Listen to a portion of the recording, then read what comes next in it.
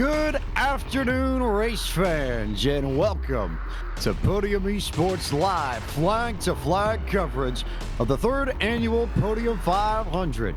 Live this afternoon from iRacing's virtual Daytona International Speedway in Daytona Beach, Florida. I am James Pike, the voice of Podium Esports, alongside Jacob Seelman. And Jacob, it is always one of the biggest, if not the biggest, event in iRacing every year. This year is no exception. There are storylines, there are tales to be told, but at the end of the day, we've got 43 drivers to sort through 200 laps, 500 miles, and at the end of this, somebody is going to walk away $1,000 richer. That they will, James Pike, and good afternoon to everybody watching at home here on Podium Esports. It has been a long odyssey to put what you're about to see today together, and so privileged and appreciative to be a part of it. This Cathedral of Speed is like no other. They call it the World Center of Racing for a reason, and the history that's made here, the history that's about to be made here. 43 drivers are in this field, cut down from more than 300 that started the week with aspirations of being able to race for the $1,000 prize that's on tap at the end of this race today. These are 43 of the best oval sim racers in the service. There are 8 eNASCAR Coca-Cola iRacing Series drivers in this field. There are past Coke Series drivers in this field trying to make their mark once again. There is a NASCAR Cup Series driver in this field. For the first time, we'll have a driver competing in the Podium 500 that will be racing in the Daytona 500 next Sunday live on Fox. It doesn't get a whole lot better than that. Too many storylines to count. We'll try to tell you as many of them as we can over the course of the afternoon here. We've got an all-star crew, an all-star field, and an all-star feel to this race. I think it's appropriate that on Super Bowl Sunday, James, we have what I would honestly consider the Super Bowl of sim racing getting set to take the green flag. No disagreement there at all. And as you said, so many different storylines. It doesn't matter if you are a presumptive odds-on favorite like a Jimmy Mullis who starts on pole this afternoon, or a Brandon Palmetto, one of the last drivers to get in, who had quite the Twitch stream last night. I noticed that it was incredible to see how much emotion he poured out of his system once he crossed the line as the very last man to make it into the Podium 500. Absolutely right, and the emotion that Brandon Palmetto showed was, it even took me aback last night. That was one of those moments that you can't replicate. That's what it means to make this race. That's what it means to be a part of this field, where somebody whose name you might not have known when the week started, you know their name now because of what they did during qualifying day, because of what they did during the duels. Those are the kind of stories that make a difference on this day, and those are the kind of stories that, as a broadcaster, get me excited and that I hope to see over the course of the next about 3 hours or so, the next 500 miles. If we look at storylines over the course of the weekend, there are the heroes, there are the underdogs, but above it all, I think we have to start, at least coming into this race, with the strength of Lockdown Racing. That's where Jimmy Mullis and Zach Novak reside from Richmond Raceway Esports.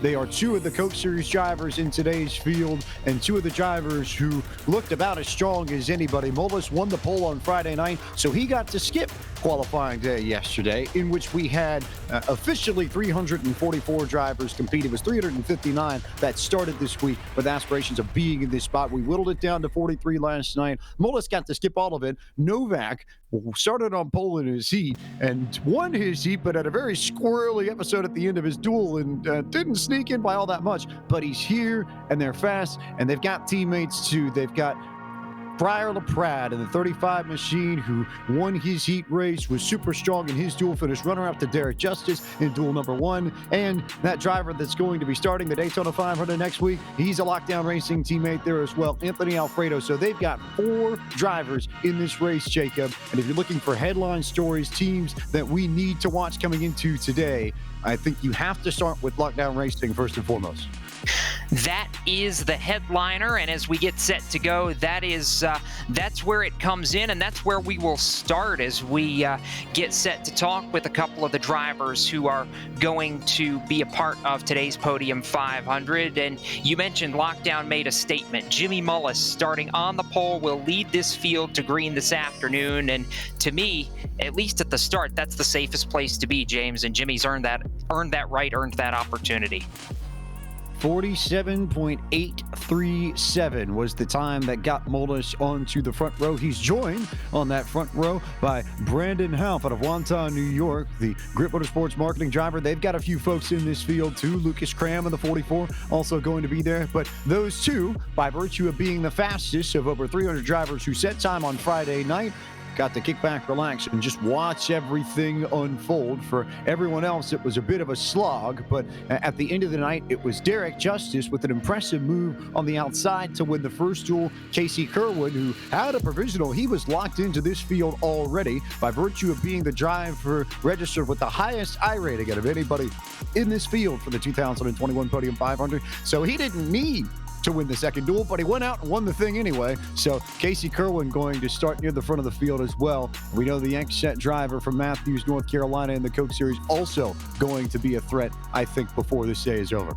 Absolutely right. Now let's bring in the driver who will lead the field to green and start on the pole for the third annual Podium 500. That is the driver of the Sunoco Toyota Camry from Richmond Raceway Esports, Jimmy Mullis. And Jimmy, you were able to relax all day yesterday through qualifying day, getting ready to go. I imagine, though, the hype, the anticipation, everything is starting to set in now, just about 25 minutes from the green flag. Oh, yeah, for sure. Obviously, getting to skip everything yesterday was nice.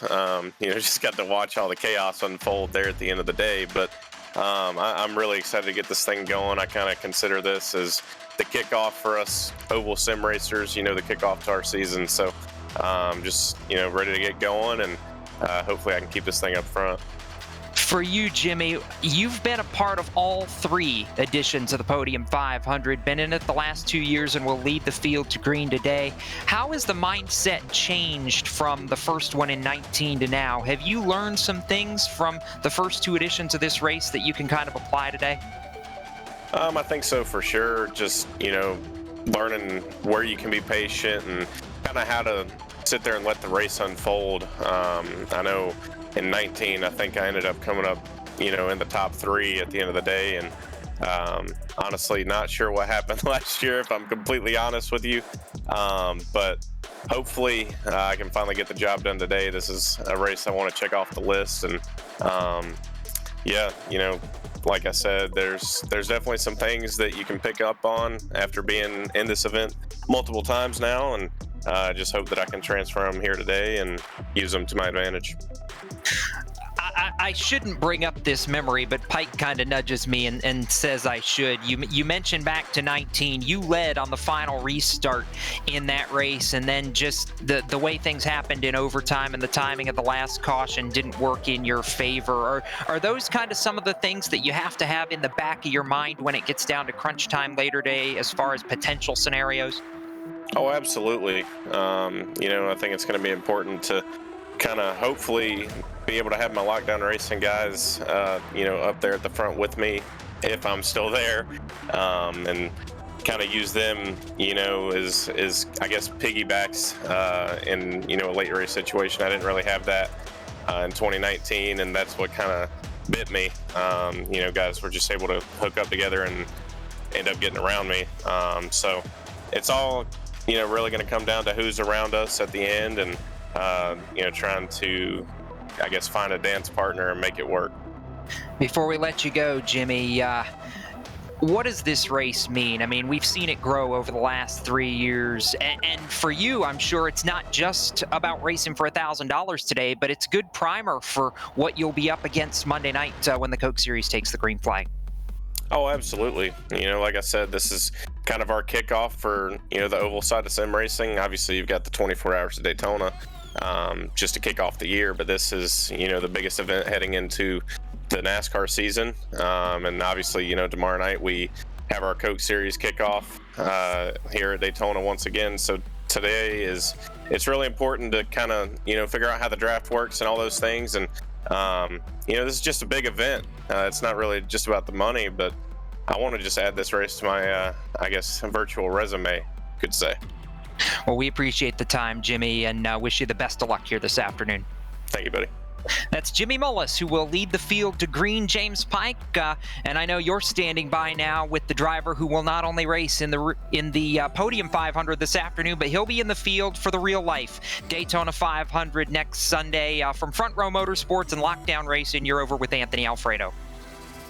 I am indeed with Anthony Alfredo out of Ridgefield, Connecticut. And to those who have watched Podium broadcasts before, you probably know Anthony best as the owner of the Esports Racing League. But today, he's competing in a different capacity as a Lockdown Racing driver, a Front Row Motorsports driver. But Anthony, more importantly, you become the very first driver to compete in both the Podium 500 and the Real Life Daytona 500 next weekend. What does that mean to you? And what does that say about the strength of iRacing? It means a lot. Well, first off, as far as the strength of iRacing, this was not an easy event to make, and major props to you guys. Obviously, I've had the pleasure of working with you the last couple of years on my personal league, the Esports Racing League, and other events that you guys have put on, and you've done a phenomenal job so far. The events have gone flawlessly, all the heats, the duels. It's been a pleasure to be a part of, and to make the show, my first attempt was more difficult than I expected and actually really fun. I enjoyed the format. It was really cool to be a part of, and now to race in the big show is a great way for me to get mentally prepared for the real life Daytona 500, as you mentioned. And to be the first to do both, so to speak, is really cool, especially for me personally. It does mean a lot because iRacing's played a major part in my career, always had a very significant role. So to do this virtually, kind of just get myself ready for next weekend and be a part of a huge iRacing event is really cool, especially because I've got some of my Lockdown Racing and XSEC Gaming teammates in this event, like Casey Kirwan and all the Lockdown guys. Jimmy's on the pole, Zach and Breyer made their way in with me as well. It's going to be a great time, and I'm just proud to be part of it. I know that it's a pretty much done deal, safe bet that you're going to be in the 500 proper next week. So given the format, given that you had to race your way in, that you weren't locked in some ways, was qualifying day yesterday even more nerve-wracking than were you maybe a little bit more on edge than you think you're going to be heading into next Sunday? Honestly, probably similar. It's a great way to get, as I said, mentally prepared, and that has to do with the nerves. I put a lot of time into trying to put down a good lap for this event. I messed up a little bit, but I wasn't too concerned, unless it was, I wasn't going to be fast enough to be on the front row, even if I had a mistake-free lap. So that wasn't a big deal to me. I was pretty confident heading into the heats and the duels, especially just because I tried to get into a comfortable spot well within the transfer spot, so I didn't feel at risk. And that game plan worked out pretty well up until the duels. I had to come from the back multiple times. I got a little too aggressive in the beginning when everyone else was riding and shuffled myself out, basically. But it was all right. I learned a lot that it helped prepare me for today. And, that mentality, like you were saying, the nerves and going through those heats, those duels, and now the big show is going to be great for next weekend. And, of course, we do have practice for the Real Life Daytona 500, one of very few events this year, but you don't get that much drafting time, not that many cars at least. So this is the next best thing. Sitting in my SimSeats driving simulator, I've got my D-Box haptics. All this makes it extremely realistic, and just to get used to these big spoilers and the difficulty of trying to see past the guy in front of you and see what's going on, wreck avoidance, just all those things are going to actually be very beneficial to me, I believe. And finally, you talked a little bit about your teammates from Lockdown Racing. To have effectively a full fleet of cars, 4 of them in today's show, how big is that for you, and how important is it going to be to work with them to try and get to victory lane? It's going to be very helpful. Unfortunately, our other guys, Brandon Coppinger, Will Cooley, and Mike Fenlison, did not make the show last night after that big wreck in Duel 2 coming off of Turn 4, but I'm really proud of their effort and everyone else. The rest of us are in the show, so we're definitely going to link up and be working together. Hopefully we can put ourselves in position to have a great shot at it. I think if we all survive and don't have any damage come the end of this thing, we can kind of get our own little tandem going and hopefully find some others to come with us so that we can try to win this thing. I think with the amount of cars we do have in this event and a pretty significant fleet of cars, should help us when it comes down to the end of things. Like I said, if we've all survived to the last lap, I think we'll be able to make sure at least one of us brings home the win. Anthony, best of luck to you and all your Lockdown Racing teammates this afternoon, and thanks for coming up to the booth to chat with us. We'll see you down on track in just a few moments. Thank you. I appreciate it. That's Anthony Alfredo, driver for Front Row Motorsports next week, but today he's a Lockdown Racing driver and going to be gunning for that $1,000 prize, Jacob Seelman. That he will. And we move now from the middle of the field to the driver who will start shotgun on this 43-car field this afternoon. However, that I don't think is going to faze him, because it's also the driver who is the defending champion of the Podium 500. Daniel Eberhardt joins us now. And Daniel, I know you didn't want to have to take the provisional. You wanted to race your way in and start a little closer to the front. But as they say here at the World Center of Racing, you can win from anywhere. Can you make your way up through the field this afternoon? Yeah, I believe so. I believe the SK Sim Racing Ford Mustangs got this track down pat. I believe the driver's ready. I believe everybody around me is ready, and I think we can make our way up through there. I don't know if I really even want to go to the front right away. I want to fill everything out, because I think we're going to go 3 wide racing right from the get-go for a little while, and then it's going to be a little calm down section in the race, and then it's going to amp really high. But with about 50 to go, if the 90 or the 09, I'm 09 for this one. The 09's not in the top 5 with 50 to go, you can probably just count me out. When you look back from a year ago to now, what are the emotions as you come in and we get to introduce you today as the defending winner of this event? I mean, how did what happened last year and what transpired at the end of the second annual Podium 500 change things for you? It's great being the defending champ, you know. I mean, it means the world to me, you know, to put on this show for, you know, just a little guy. I'm like the underdog compared to all the big names, but I don't know, you know, the nerves haven't hit me yet to go and try to run this thing. I was real nervous leading it last year, so and there's a lot more, you know, bigger names in here. It was Nick Ottinger, but I mean, he'd probably I'd trade him for the 300,000 or the 100,000 to win, other than the 1,000. But putting my name to be the second annual winner of the Podium 500 is amazing. When we look at this race and what it takes to be successful in this race, how important is patience going to be for really everybody in this field, not just yourself starting at the back? You know, you can't win it on the first lap, but you can certainly lose it early if you're not careful. Oh, for sure. Patience is key in plate racing. But there's a talent to it, and I'm always put down about that. You know, people say there's no talent, it's a lot of luck. There's talent to it, because if you look at every single plate race throughout the years and pro series and, you know, league racing and everything, you have the same guys at the front. And I guess it's because the aggression level of them guys is way different than, you know, other people. So, I mean, anybody can win this thing first to 43rd.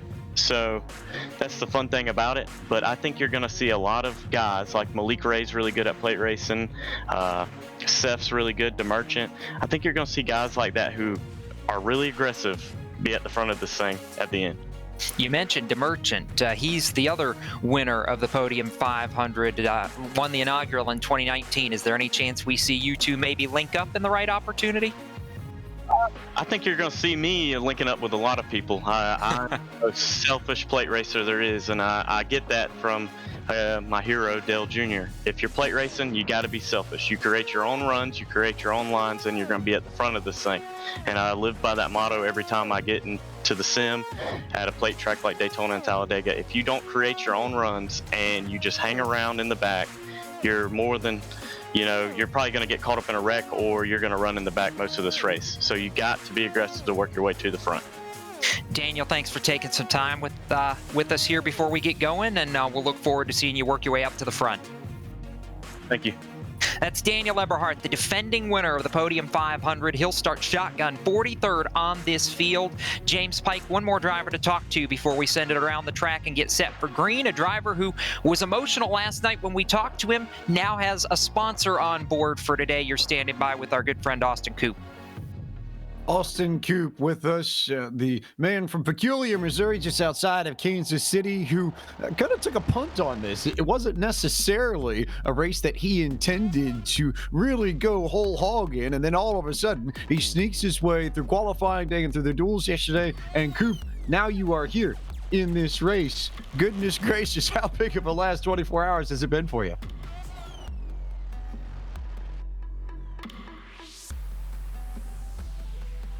We'll see if we can get Austin in a little bit. Look. Oh, I'm here now. There we go. My bad, guys. I was talking the whole time. You couldn't hear me. Yeah, well, that mute button's a little bit tricky. But yeah, so just, how big has this last 24 hours been? You've gone from, I might take a shot at this thing to now you really do have a shot at this thing. Yeah, no matter what, it's going to be, like I said, I paid money to have fun. It wasn't one of those things where it was like, I want to get money or anything like that. It's just fun. So rolling through it, I had my work day, and then 10 minutes later, it's like I got to go in. And I hadn't realized last night how much water I did not drink. I had to hydrate last night. It was the weirdest thing. I was dehydrated last night, actually. So, I've had to drink so much water overnight, and then this morning, too, because, this is going to be 3 hours, and I know it's not real racing, but I still have to make sure I'm on my game and such like that. So I have to kind of get back into form overnight, So for me, this is just a really fun opportunity to race with some real big wigs of the sport. Being in the same conversation as some NASCAR driver or with some of the Coke drivers. That's really really awesome to me. And to be here in a race like this with these sorts of big drivers, I think given how long you've been around the sim racing community, you've seen iRacing grow for just about the entirety of its existence. So to be in a position like this, what have you seen in the past 10 years, and how much has this grown to where we have an event like the Podium 500 that has become as big as it is? Well, it's really funny you say that, because last night, whenever Casey started behind me, Kelly and I were talking hey, maybe we should follow Casey just because, he's got the skill here and I don't, and I know that, and I'm cool with that. That's not a problem for me. And then at the same time, I realized I used to commentate races before he was even a pro. I used to talk about those races with him, and you guys probably remember those too. And even, going back with, Seelman yesterday, we've been here for a long time, seeing things get implemented over the years, and it's really, for me, it's wild because every time I hop on nowadays, it's I see something new, and you guys don't get to see that because you guys are on consistently. So, or whatever, it's really fascinating to see it grow in popularity, especially over the last year. This service, but also at the same time, it's one of those things where it's there's the community that's so good. You could be away for a while, and it's the community's still here. That's such a thing that not many esports have, in my opinion, and it's especially strong there. And a lot of big names that you talked about that you've seen develop too that you're going to be racing against. So the simple question, the easy question, even though I don't think it was on your radar all that much a few weeks ago, to come out and win this thing, if it happens today, can you even quantify what it would mean to you? It wouldn't be something I even think about, because it would be if I won the race, it wouldn't be something I would make a big deal about probably. But then, thinking about everything, I told myself that if I won any kind of prize money and in a big majority, I'd probably donate it. So I'll have to figure that out later on. But at the same time, it's really just going to be a matter of the amateur can do it too. At this track, not a lot of tracks you can say that, and so I think it'll be just a big moment for the little guy, a big moment for any of those who they're I could never get in the 500. I could be there for that and tell them hey, I'm no Seth DeMerchant, I'm no Casey Kirwan, I'm no a lot of these drivers, but I'm here, and I'm here to give it my shot. I'm here, might as well go all the way, right? Might as well go all the way indeed. And you've got a new sponsor today as well that will keep our eyes peeled for. You had a black car yesterday, not a black car today, Coop. We'll look forward to seeing you in all your colors out in this field. Thanks so much for the time. We look forward to seeing you in just a bit. Awesome, guys. Appreciate your time. Austin Coop with us in the booth, and he's got a little bit of work to do Going to be starting in that number 53 machine in 30th on the grid, Jacob Seelman. But again, 200 laps, 500 miles. He's got time to make it to the front. Yes, he does. A lot of time for things to happen. At this point in the broadcast, it's time to take you out into the fray and bring you some of the other voices that will help call the action during the third annual Podium 500 this afternoon. Of course, James Pike and I will be calling the tri-oval from high atop Daytona International Speedway here as we get set to go for 200 laps this afternoon. 18 degrees of banking in the tri-oval, and things can get very chaotic, very crazy in a hurry. When they exit the tri-oval and dump out of that 18 degrees of banking, they'll head for the 31-degree high banks of turns 1 and 2, where they'll race away from our view and race into the view of Scottsdale, Arizona's David Schildhouse. David, good afternoon, my friend. Thank you, Jacob. Good afternoon, race fans. So good to be here with you one more time for the third annual Podium 500. I'm super excited for today's event. Such a great lead up yesterday through all the heat racing, LCQs, and duels, and now we get down to it. I will be keeping a watchful gaze over all the action here in turns 1 and 2. A lot of exciting moves to be made, especially on the restarts. We have seen so many issues break out as guys try to get into their lane, find their drafting partner. So if something breaks out, I will let you know here. All the way off of turn 2 as the field will go down the Daytona Super Stretch and come into the view of Nashville, Tennessee's Ford Martin.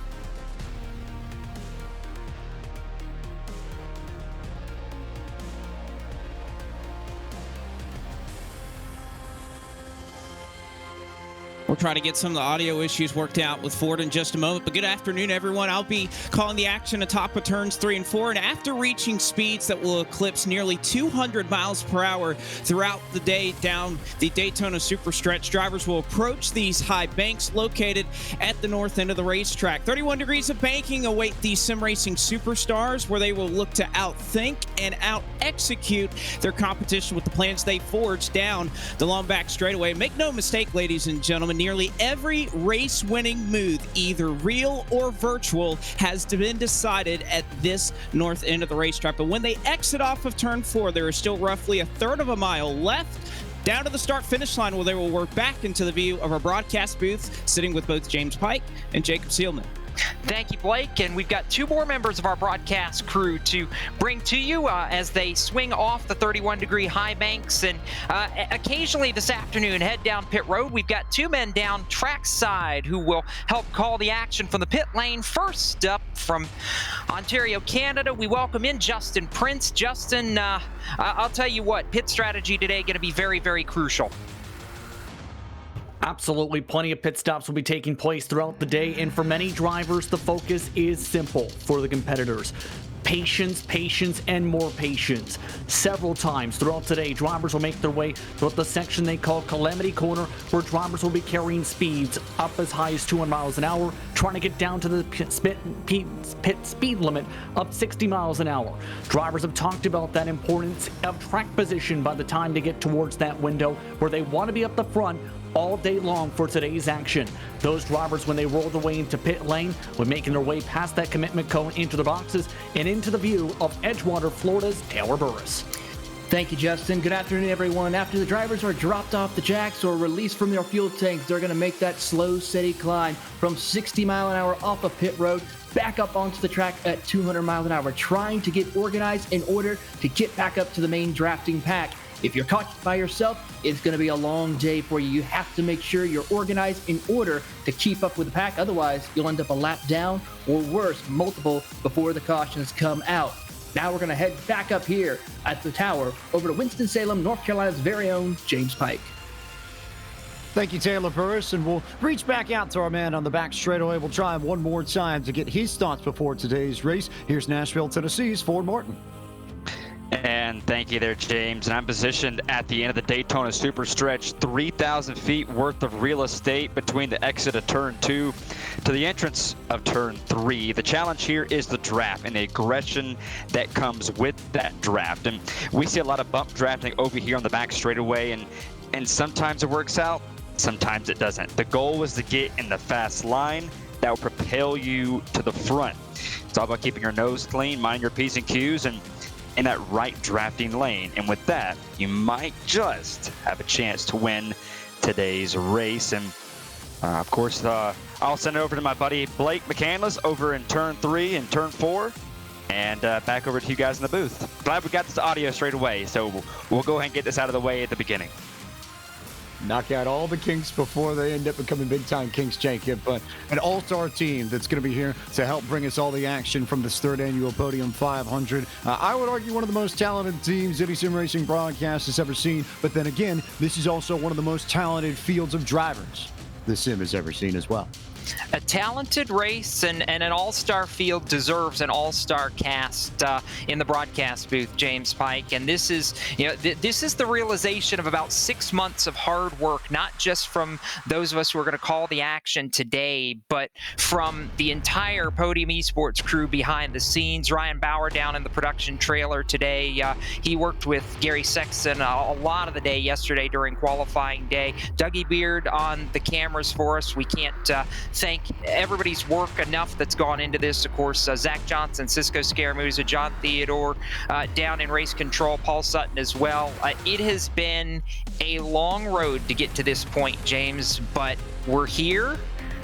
The hair is starting to stand up on the back of my neck. I'm as ready for this, for what we're about to witness, as I think I've been for any sim racing event in a long time. I mean, I've gotten a chance to look at a little bit of the practice charts. Some guys already working together, trying to time their moves, figure out what they need to perform in the Podium 500 and to have a chance when it gets down to crunch time. You can't win this race on lap 1, but you can certainly lose it if things go awry, and that's going to be the big thing we're going to have to keep an eye on here early. Want to be very, very careful in these early stages of the race. I think two things. One, to make sure that you don't make an errant mistake. It seems like every year we see at least one of those somewhere around the halfway point of the 500. And two, make sure you don't blow the motor pushing somebody. These engines can handle anywhere in the ballpark of up to about 280, 285 degrees Fahrenheit water temp. But once you start going past that, it becomes troublesome. And these drivers are going to want to push that to the edge. To be honest, that's how you get speed at Daytona. You have to get right up behind somebody in order to go as fast as you possibly can. But you run the risk of blowing that motor. If you're going to take that risk, Jacob, I think the key is to do it not on lap 99, but on lap 199, when you are either pushing someone or hopefully being pushed to victory lane.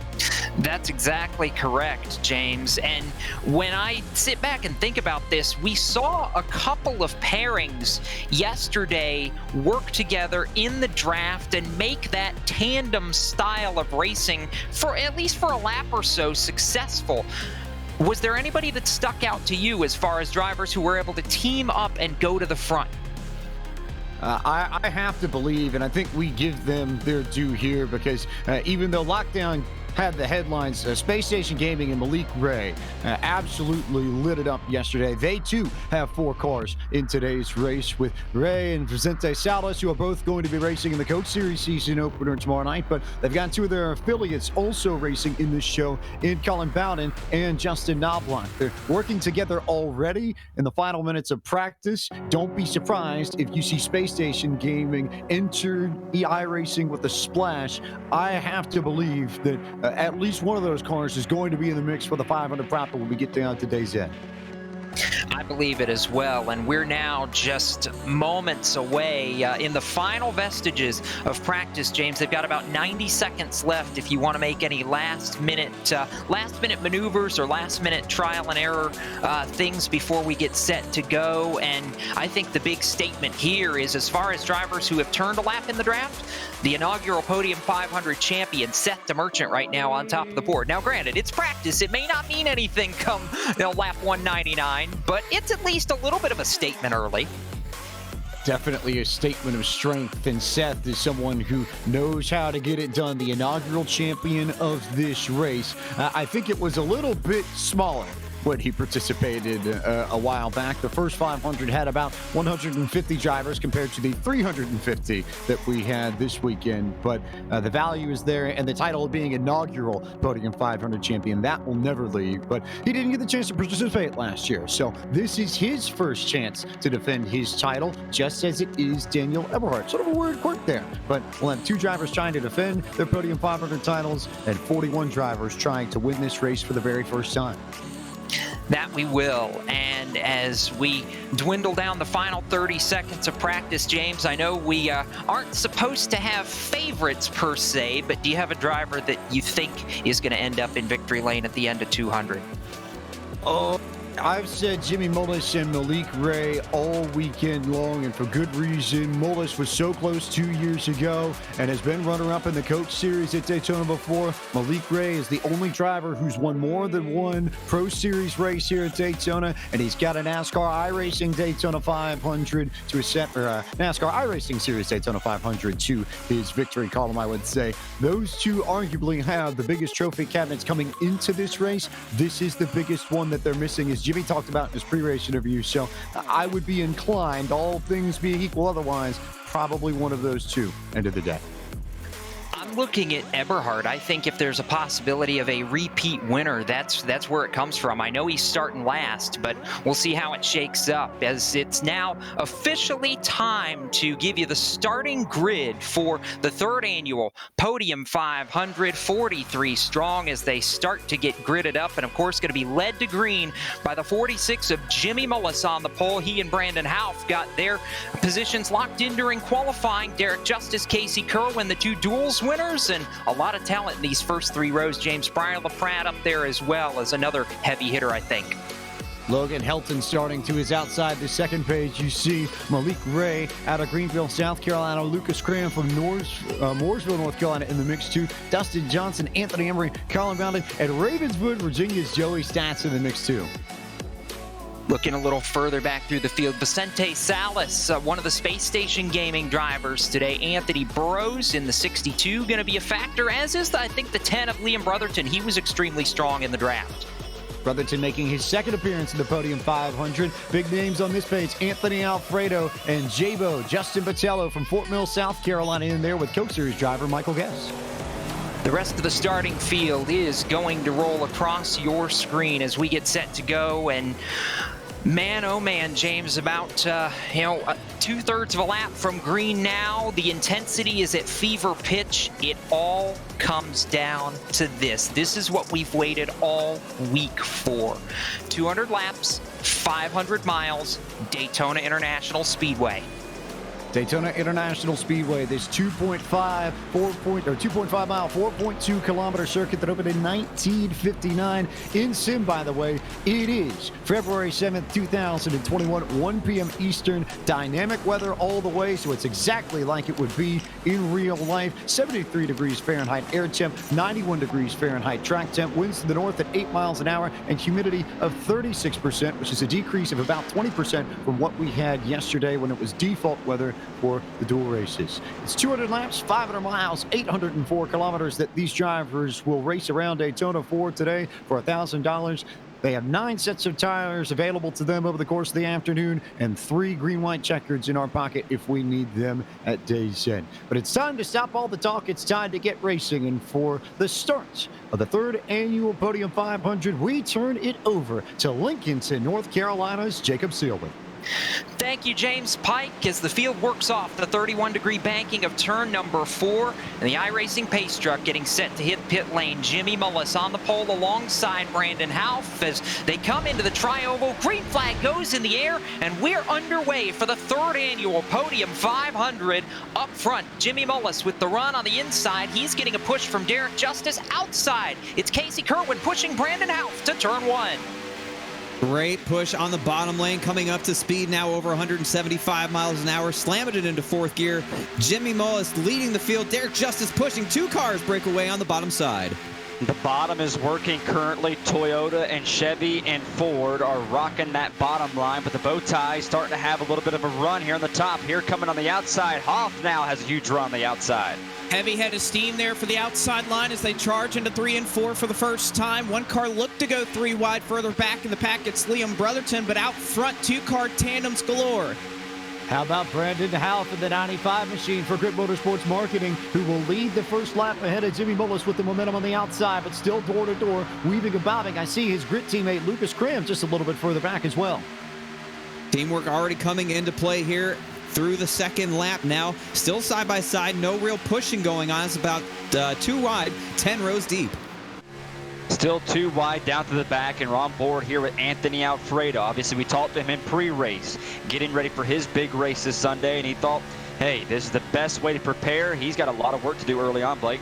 He certainly does. You can see him back in the pack, stuck there on the bottom side of the racetrack, really nowhere to go, but that's how they're going to sort things out here early. Off turn 4, Alfredo in the middle of the pack, and at the line, now Jimmy Mullis has worked his way clear. Brandon Houff led the last time by, but it's now Mullis to the point at the end of lap number 2 as they work back to the banking in turn 1. One car pokes out of line up top. Liam Brotherton in the number 10 trying to make that third lane work. Nothing doing there. He'll jump back down line in front of Vicente Salas. And that third line now is starting to form. We're going to try and see if they can get a rub. But nope, they're going to leave him out to dry. They're going to go back to 2 lines, and they're going to leave him out to dry. But it's still a 46 and the 95 side by side to 3. Well, they thought that for just a moment. Brotherton going to tuck back in line there in the second line, but otherwise it is about 7 rows too deep. All action here around the 10 spot. Big move there from Colin Bowden to try and shake Anthony Embry into that third lane, and he's got Vicente Salas back there for Space Station Gaming, right in the mix with Liam Brotherton as they head back to 1. It's Emery, it's Brotherton, and Salas up top, 3 wide, really close up against the wall. Malik Ray on the bottom there, and that's going to be the 48 of Connor Hansen stuck in the middle. And those guys are not wasting any time using that 3-car train on the top now. Almost made it 4, but still 3 wide in the middle of the pack. We'll see if they can make a run here. We'll see if Anthony Burrows can make a run there. Excuse me, that's the 92 machine of Anthony Emery trying to make that third line work. He's got some drafting help with him, though. Coming down to the start-finish line, and now it's all shuffled up at the front of the field. Casey Kirwan jumps from 3rd to the race lead. Outside the 63, Logan Helton trying to make the move. He wants the lead in 1. While Helton and Kirwan battle side by side for the lead, that third lane up to the 3rd row now with Emery leading that train. Brotherton Salas still in tow as they work off a 2. And they're still 3 wide through the pack. It was 3, now 4, almost trying to jump up right in front of the pack. I believe that was Colin Bowden that tried to shove up right in front of Emery, but didn't work. No, it certainly didn't, but they are still trying to move that train along in the 3rd line. Here comes the 92 once again, as now he pokes his nose to the outside of the 24 of Colin Bowden. 38 of Casey Kirwan now out ahead by a car length, making it work. It's Brandon Houff now at the 2nd with Logan Helton hanging out in the wings. Kirwan leads that inside lane. Helton holding on that quarter panel. 4th car's jumped up into the outside lane. That's Anthony Alfredo in that number 038 trying to make the outside lane roll. And it's only a matter of time before we see Fast Pasta make his way up to the race lead. Started 21st, currently running in the 16th position. 3 wide, that 3rd line starting to make a move, Blake. It certainly is. One car dropped to the back. He said, I'll see you later. That was Derek Justice, the JTT Doherty machine, who decided to move low in the back straightaway. And this is what he sees, 3 wide throughout the pack up front. Coming down to the line, Casey Kirwan now almost 3 wide for the race lead. He's got Logan Helton to his right flank. 3rd lane trying to make the move with Anthony Emery back to turn 1. They're up to about 2nd row outside. Emery getting a good push from Brotherton. New player inside the top 10. Michael Cozy Jr. in the 99. 4th car in that middle lane helping push that one along. 3 wide, stuck in the middle is Cozy. We're running on board with him from Hagerstown, Maryland, in that Chevrolet. Stuck right in the middle, nowhere to go. Just kind of has to ride right there behind that red 24. Yeah, he has nowhere to go. There's really nowhere to go up here at the front of the pack. 2 by 2, then count them 4 rows deep, but 3 wide behind them. 3 wide out in front. Here comes Anthony Emery in the 92 to the race lead, and they are 3 wide through the tri-oval on lap 8 of 200. If that says anything about the intensity, David Schildhouse, we're in for a barn burner of a race.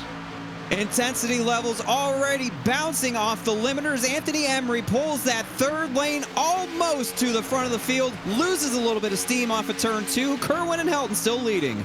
If you had the opportunity to watch the duels last night, you know that Liam Brotherton was pushing about everything that he could, a little wiggle through the field, but he's still pushing Emery to the front. Pushing Emery to the front. How about a change up front for the race lead as the 63 machine, that's Logan Helton, will cross over to the bottom. He'll take control of the top spot of the Podium 500. Big big run for Logan Helton. Got the shove and sliced down to the bottom of the racetrack in front of Casey Kirwan. It's now Helton that leads as they head back towards turn 1. Kirwan shoving him. Battle is on. Lucas Cram to the outside. Cram getting a great shove from Colin Bowden there in that middle lane. Cozy now third car in that middle lane as the top side falls away. Emery fading back to about that 4th row.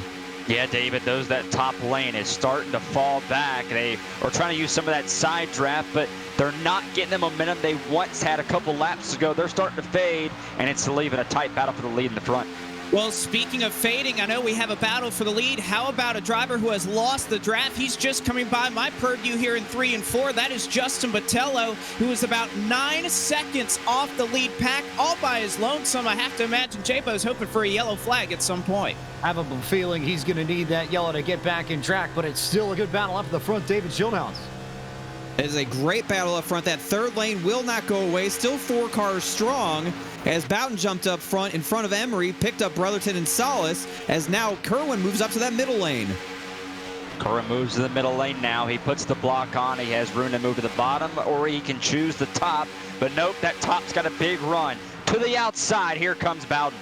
And Kirwan, oh, there's contact. There's Logan Helton, saves it on the yellow line as Kirwan about brought Brandon Houff with him. That about ripped apart the pack. It almost did, but they're still 3 wide for the lead up front, and the bottom lane's lost its momentum. Casey Kirwan falling back with Logan Helton at the line. Space Station Gaming to the front. Colin Bowden takes over the race lead. He'll go to the middle of the track. Not so fast. Here comes MCJ up through the middle. Michael Cozy Jr. with a push from Malik Ray is going to lead that middle lane off of turn 2. Leaning on each other off of 2, and a huge push. Trying the middle. Cozy trying to look left. Thought about it. Doesn't put on the block, but he's still going to hold on to the race lead as they're nearly 3 wide for second.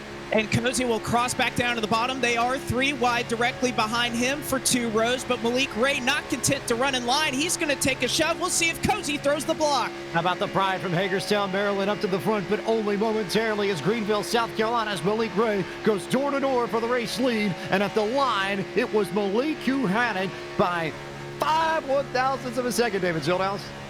Malik Ray now leads that outside lane, getting a push from his friend Michael Guest. Those two work together so well at super speedways. No surprise to see them linked up, but Cozy will pull ahead with that push from Bowden off 2. Things starting to settle down, or are they? Because that second pack we saw a little bit ago, they are now all single file through the field. They started to calm down, but things really haven't calmed down as much, Blake, in the front. They haven't calmed down from my purview as you see that third line starting to look as strong as ever. Fast Pasta looking to lead the charge out of the third lane. 3 wide now. Here comes the run to the outside. Michael Guest pops out trying to make something happen on Malik Ray.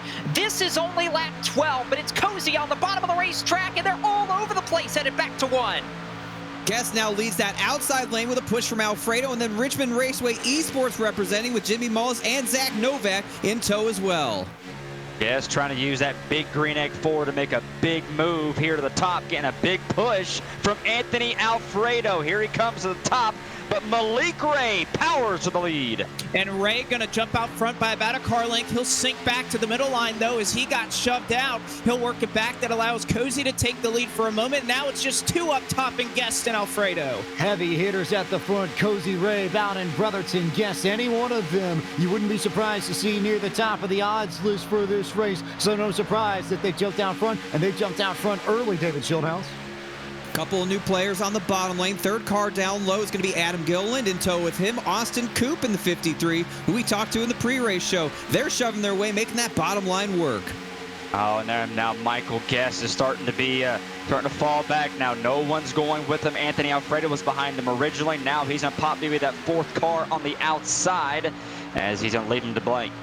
Yeah, and it looks like Malik Ray about got out of shape there. Got a nice shove there from Liam Brotherton, but he'll have to work it back in line. You see what happens as a result. Cozy ahead by about a car length off of 4. It's an interesting dynamic to this draft pack right now as they come to the line to complete lap number 14, and a lot of varying strategies for drivers who want to run at the front and drivers who want to hang out and wait a while after they've seen the chaos. Let's throw it down to pit road for the first time. Justin Prince.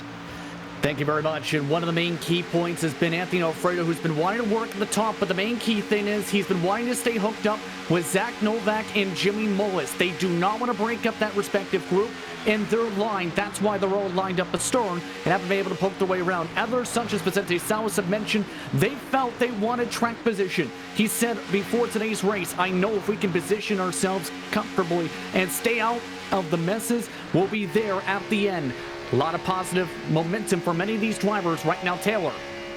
Certainly is. One driver, though, who's going to play the safe game tonight is Christian Peterson and Seth DeMerchant. Those drivers wanting to take it a little bit easy for the first 140 to 150 laps. Get through all the carnage that can ensue between now and with 50 laps to go. But once we see 50 to 40 laps to go, expect Christian Peterson and Seth DeMerchant to work their way up to the front of the field. Back over to you, James. All about Michael Cozy Jr. and Colin Bowden. Still Blake McCandless as they head towards your view. And they have not slowed up since you started talking there, James. Still Michael Cozy out front now, battling with another Space Station Gaming machine and Colin Bowden, as Malik Ray and Bowden are hooked up as they exit out of 4. Coming down to the line once again, it is 2x2 up front. Bowden edges ahead at the start-finish line. He'll take the lead over Cozy. Malik Ray, now Adam Gilliland into this for the first time. 3 wide now for the lead is Liam Brotherton leading the outside lane. Alfredo pushing him. Zach Novak in tow. 3 cars on the bottom, 5 in the middle, 3 up top. Every time you look for Anthony Alfredo in that bright green 4, he's on the bottom, then he's in the middle. Next lap, he's on the top. This time, giving Liam Brotherton a huge shove to the leader, 3 wide. They are 3 wide, dead even for the lead here at Daytona. Cozy on the bottom, Bowden in the middle, Brotherton on the top. Right now it's Cozy by just a nose. How about Liam Brotherton in the number 10 machine for Phoenix Designs? First time he's been able to get to the point all race long, but it's the 24 machine of Colin Bowden who leads at the line, but Brotherton making his presence known early, David. 3 wide, 4 rows deep, 2 new players on the bottom side. 4th car back, Blaze Crawford. Behind him, Garrett Maines. Haven't mentioned Maines yet, but now he's worked his way in as they go 3 wide, 4 rows deep off of 2. They're 3 wide, and Blake, this is a very important part of the race. They're 3 wide. It's early in the race. You don't need to be making any big moves. Work with your spotter. Figure out exactly where you need to go here in the early going. That is the case, and unfortunately, I think those spotters are telling them to abandon the high line as Brotherton left all by his lonesome. That kills the high line. The bottom starting to roll right now. Coming off turn 4, that started to break up a little bit. Back to 2 wide, except for 1 car way on the outside lane. Liam Brotherton falling back as Michael Cozy now starting to control that double yellow line. Lead pack consists of about 22 cars right now, anchored by Anthony Burrows. A little bit of a gap back to another group headed up by Connor Anton, but that 2 wide really leading the way. 2 wide, 2x2. Chevy versus Ford on the front 2 lines. But here comes Malik Ray giving a huge push to his teammate Colin Bowden right there to lead. And he tries to shove him for just a moment, but they've sort of settled things out right front now. About 2x2, about 8 rows deep throughout the lead. Everybody just hanging tight out front. Seems like things are calming down just a bit, but Adam Gilliland in the 8 machine, former driver in the Coke Series from the way back, up to 3rd. That's the highest he's been so far all day, David. Adam Gilliland doing a great job shoving Michael Cozy Jr. on that bottom line. Still getting help from behind from Austin Coop. And Blaze Crawford there on that bottom side as well. 3 wide. Here goes a big move off at 2 by Gilliland, looking for the lead. Looking for the lead, giving a huge push here. That Chevrolet marching his way to the front, and right there all over his rear tailgate is Colin Bowden as he pushes him to the lead. And Gilliland, will he clear back down? Not for the moment. Now he makes the move. Move Adam Gilliland to the top spot, in control of the race. Coming to complete lap 20. Adam Gilliland, your new race leader. Still a long way to go, though, but Adam Gilliland with the prowess at Daytona in the past. He's a former eNASCAR Coca-Cola iRacing Series winner at this racetrack, trying to do it again in the Podium 500. Gilliland and Cozy back to the banking. The 3rd lane is back, now headed up by Vicente Salas, getting a push from Liam Brotherton. Looks a little bit disorganized. Daniel Eberhardt, 3rd car on the outside lane. Cozy took the peek there to that 3rd line, chose to come back down. Now he's going to take a peek for the race lead. Here comes the 99, charges forward. He goes right to the bottom in front of Gilliland. And as quickly as Gilliland had the lead, it's snatched away by Michael Cozy and may be taken away once again by Colin Bowden. But whoever is in the lead, they are changing up here at the front. Swapping left and right also. How about Austin Cooper? We talked to in pre-race. First time he's been near the pointy end of the field. And the 53 machine is that third car on the inside as the space station cars control the outside lane. Here comes Colin Bowden now as they come up on a slower car. That's Justin Botello going one lap down. We mentioned that he lost that lead pack, now falls off the lead lap as Cozy bypasses him and others as he sticks to the bottom side. This is a really important part when you're catching lap traffic like this. You got to figure out, oh, look at that one, around he goes in a turn 3. Justin Botello into the inside. It looks like Travis Brown is in it as well. They're collecting it off the banking, and there's a second wreck that's happened. This is going to take out several cars. The 35 of Brian LaPrade is around. Vicente Salas is involved. Another car, heavy damage. That is Zach Novak in the Richmond Raceway Esports machine. In the ensuing chaos after Justin Botello and a couple of others get spun to the inside, they get collected for our first yellow flag of the day. Justin Botello was the first car to go around. They were trying to work their way as best they could around the 20 machine, who was hanging there on the bottom, and it looks like Travis Brown was the first one to come down, or got bounced off, actually. Looks like he pinged off one of the Space Station Gaming cars. That was Vicente Salas. Looks like 4 cars that were going for room for 3, and Brown comes up into Salas, who bounces off of Garrett Maines. Those two eventually come down to the inside and somehow, some way, tried to keep it together until they clipped each other again in 3 and 4, and that's where all the chaos ensued as Salas bounced off the Prad. Maines went sideways, and we had a few cars. Logan Helton was in the mix. He got some damage in this. Anthony Burrows in trouble along with the number 25 machine as well, Jacob Seelan. Well, that certainly shakes things up early, and it's a stark contrast to last year's Podium 500, James, isn't it? We went about 130 laps green during last year's race before our first yellow. This time, though, an early caution at the end of lap number 22 puts us under a slower pace. Adam Gilliland currently your leader. Michael Cozy Jr. rides in the second spot. Austin Koop, Colin Bowden, and Malik Ray, the rest of the top 5. Pit stops underway. We'll throw it down trackside. Justin Prince. Some tempers flavored on the radio, to say the very least, from the incident scene, as several drivers with significant damage. Zach Novak, heavy front end damage. Several more getting onto the jacks. 2 tires coming for several drivers to repair minimal damage. Others taking 4 tires now and trying to go for some quicker pit stops, Taylor, for some of these competitors for track position. Certainly are. On this end of pit road, a couple of cars such as Logan Heston missed their pit box as the rest of the field makes their way, but it looks like coming off of pit road will be that number 99, a Michael Cozy Jr. winning the race off pit road, followed by Liam Brotherton, Malik Ray, Michael Guest, and Colin Bowden, your top 5 as they race off of pit road to rejoin the pace truck. So the field will start to reform behind the pace truck, and we'll get you a look at where your favorite driver is running right after this. From Daytona International Speedway, this is coverage of the 3rd annual Podium 500 live on Podium Esports.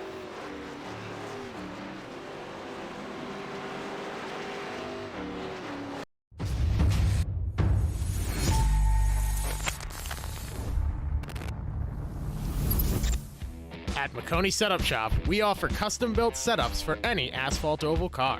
Prices starting at just $5. Weekly setups available for all Legends, late models, modifieds, and NASCAR trucks, Xfinity, and Cup cars. Do you need one-on-one driver coaching? We've got you covered. Visit www.McConeySetupShop.com and find yourself in Victory Lane. McConey Setup Shop, handling all your setup needs so you don't have to.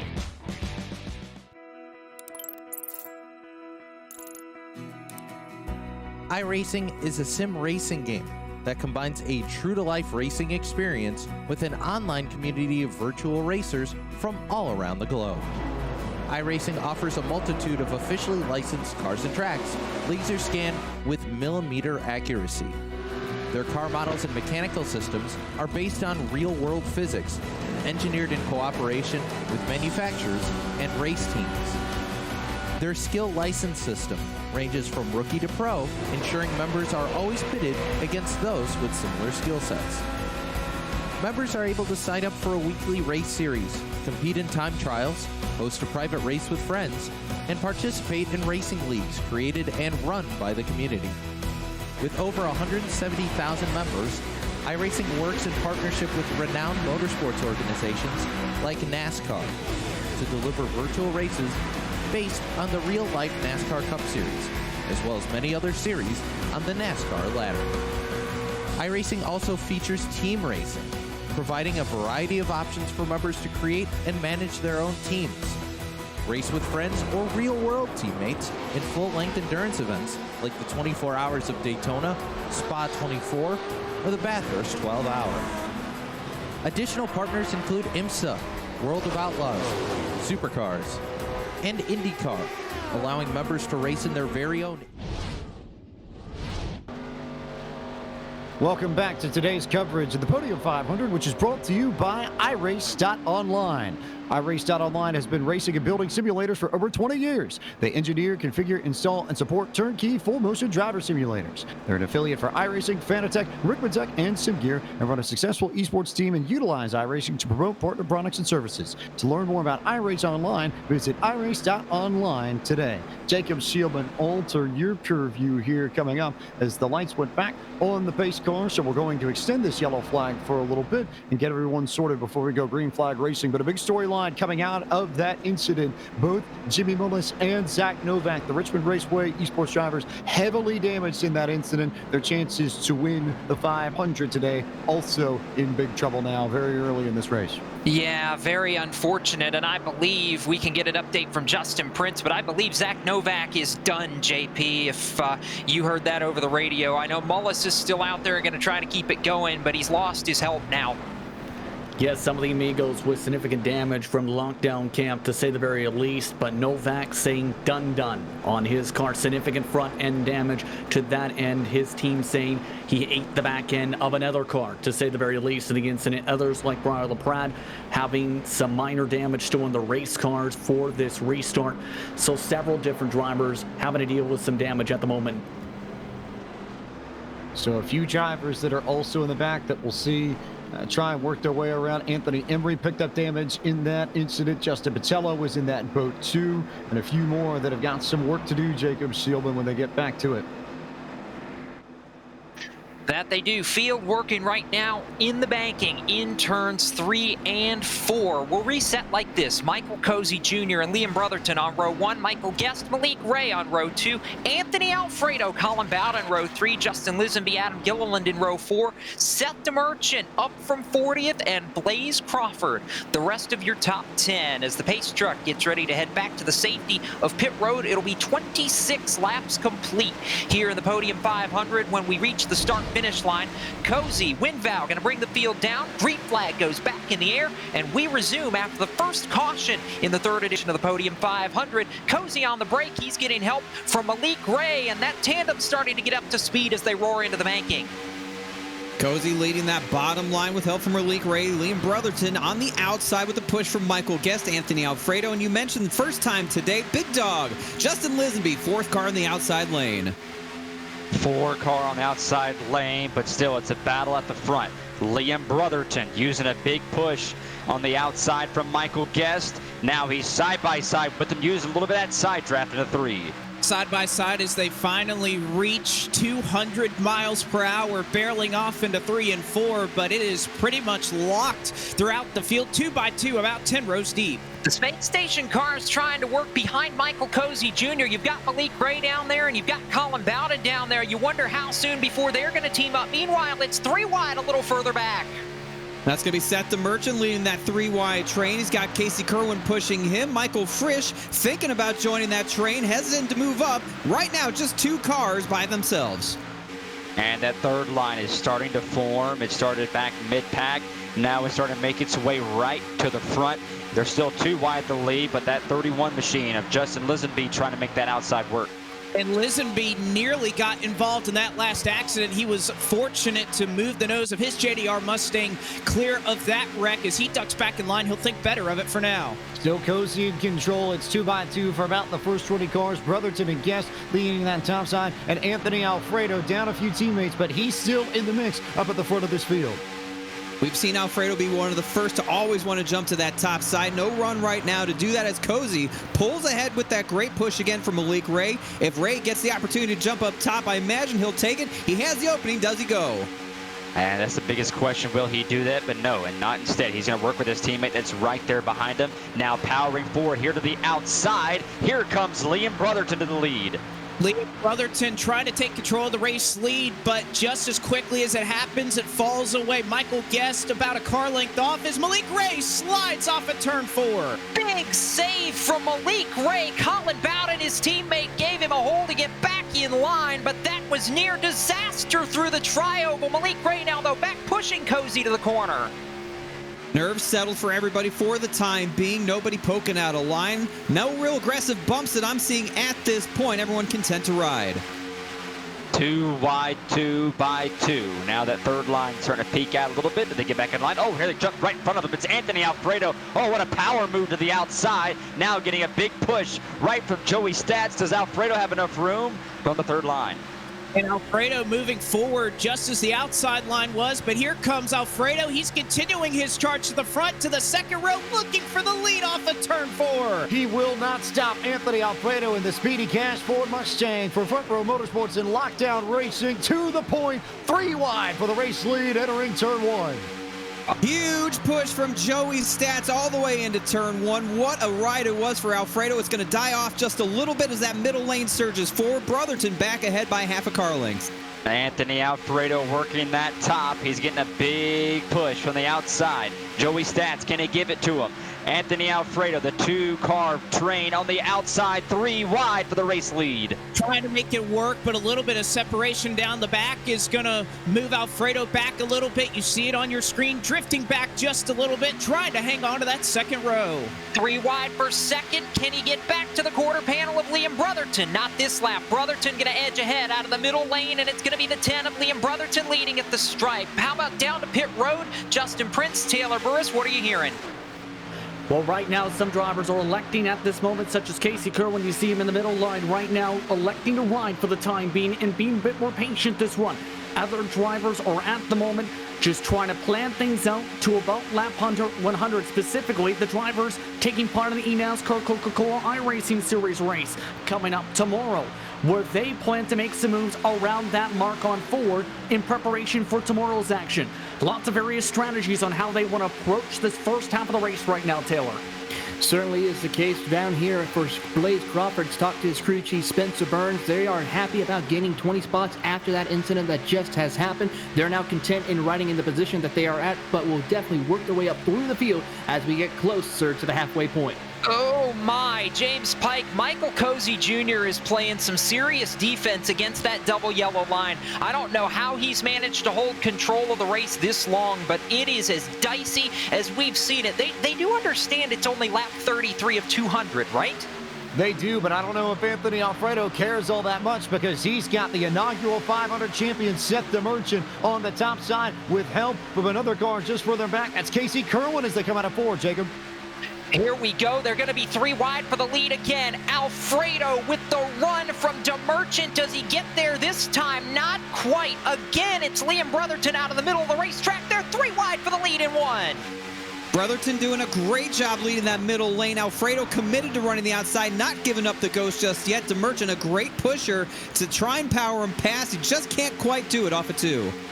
Can't do it, and it's still 2 cars working the top, and it's almost surprised we don't see more cars try up there and go and join. We see Casey Kirwan back to the field going diving inside and out, but still 2 wide for the lead.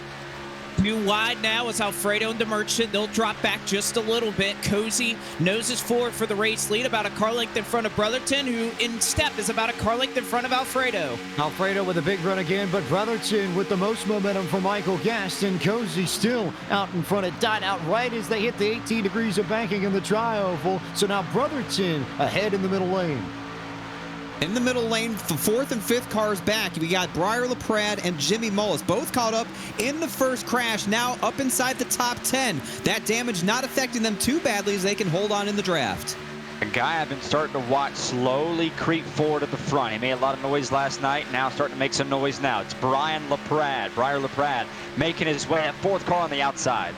4th car on the outside line. He's trying to join that line in front of him of Lisenby, of Michael Guest, of Liam Brotherton, all trying to chase down our race leader in Michael Cozy. Adam Gillen just about ran over the 24 of Colin Bowden on the exit of 4. It was tight there between he and the 8 car, but everybody's still in good shape. And how about Jimmy Mullis with all that damage still pushing his way to the front? Mullis made a huge leap up in front of Austin Coop to join the top side. Now 4 cars strong up there, 4 in the middle, 5 on the bottom. Cozy pulls out. Here comes Malik Ray, jumps out of line. Malik Ray trying to flex his muscle now, and he'll make a huge power move to the outside. Liam Brotherton giving him a big shove. Here comes Anthony Alfredo. They are 3 wide for the race lead. And they are testing the waters here early on. Big shove to the back of Malik Ray. Big shove to the back of Michael Cozy Jr. as well as now the top 2 barreling off. Giller a little out of shape off of 4. Anthony Alfredo's run fizzles out a bit. Brotherton thought about going to the high side, but it's Malik Ray who's now in control of that second lane as the space station cars have been split up. Cozy with a nose ahead entering turn 1. Alfredo charging 2. Alfredo to the quarter panel of Malik Ray now. Seth DeMerchant doing everything he can. Can't quite get to the back bumper. That run will die off as Cozy and Malik Ray lead the field down the Daytona Superstretch. Down the super stretch they go. Anthony Alfredo trying to make that third line work, but it's still 2 cars up there, and that's what we've seen. And Malik Ray, oh, he shoved right in front of the 99 of Cozy for the race lead. And there was contact as Malik Ray shoves himself across the nose of Michael Cozy, but it's going to work out for the Space Station Gaming Ford, new leader here at Daytona.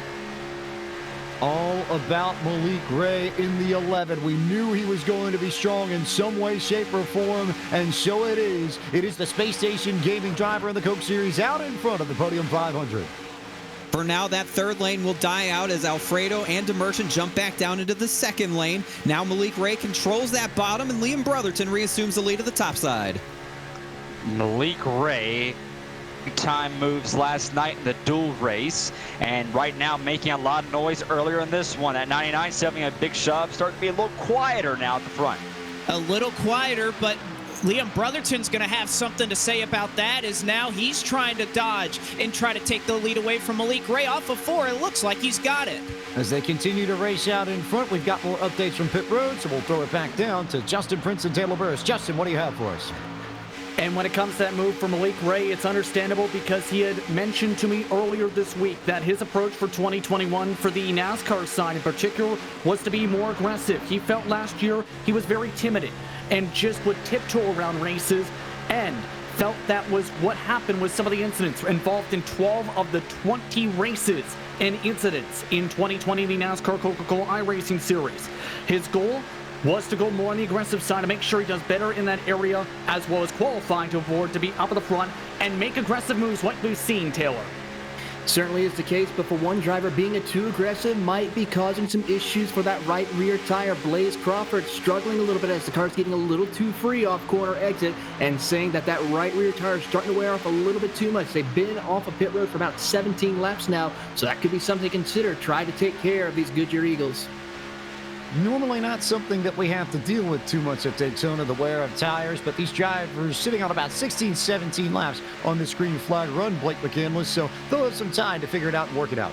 They'll have a little bit of time, but right now up front, 3-wide battle for the race lead. Malik Ray on the bottom, Liam Brotherton in the middle, and then here comes Fast Pasta once again. He's got drafting help from Lisenby and DeMerchant off of 4. How about Alfredo again, still poking at the top side. DeMerchant's still there. Brotherton, Guest, and the 26 machine of Joey Stats, who talked about being a little guy from small town West Virginia to make the show, and he's making some noise as the third car in that middle lane as they come back to turn 1 at David Schildhouse.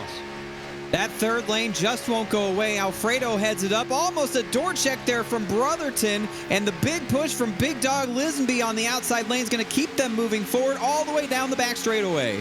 Currently, it seems that Malik Ray working that bottom is the preferred line, the fastest line currently right now, because that third line and the middle line starts to stall out. They can't get around him on that bottom.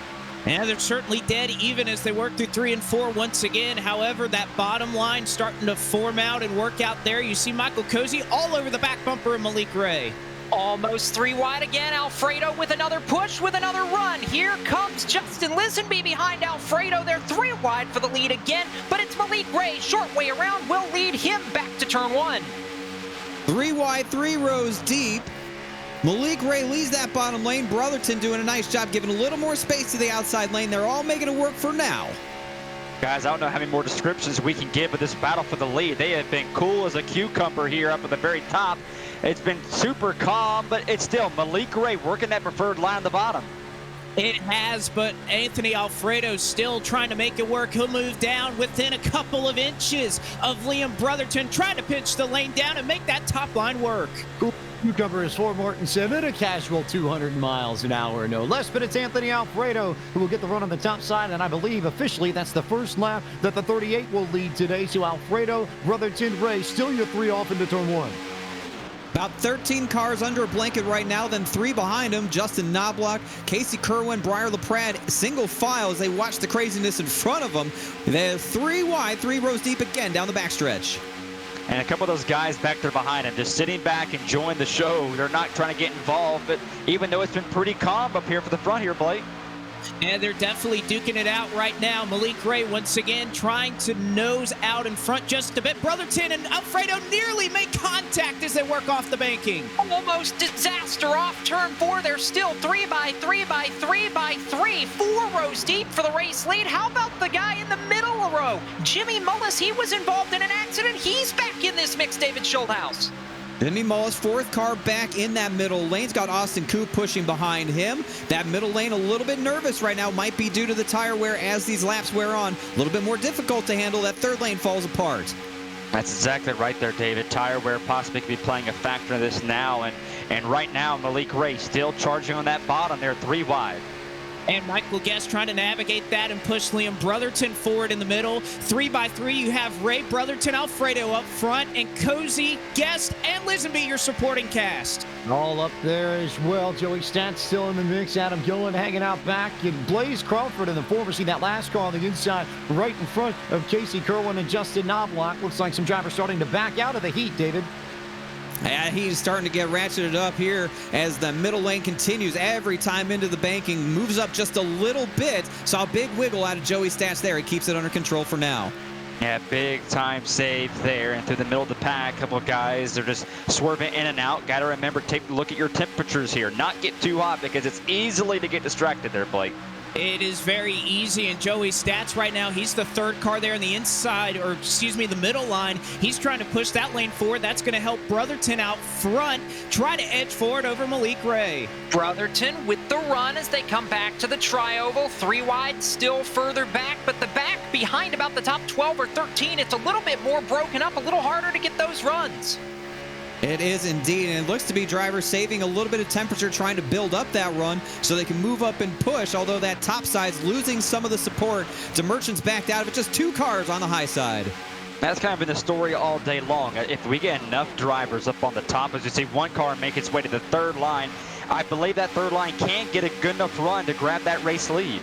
I think they can. They're going to have help in just a couple of moments from Austin Coop, a driver we were talking to pre-race. He's excited to get up here. He'll make it 3 rows deep, 3 wide at the front. As they race for the lead, Justin Prince update on a few drivers who were involved in that wreck.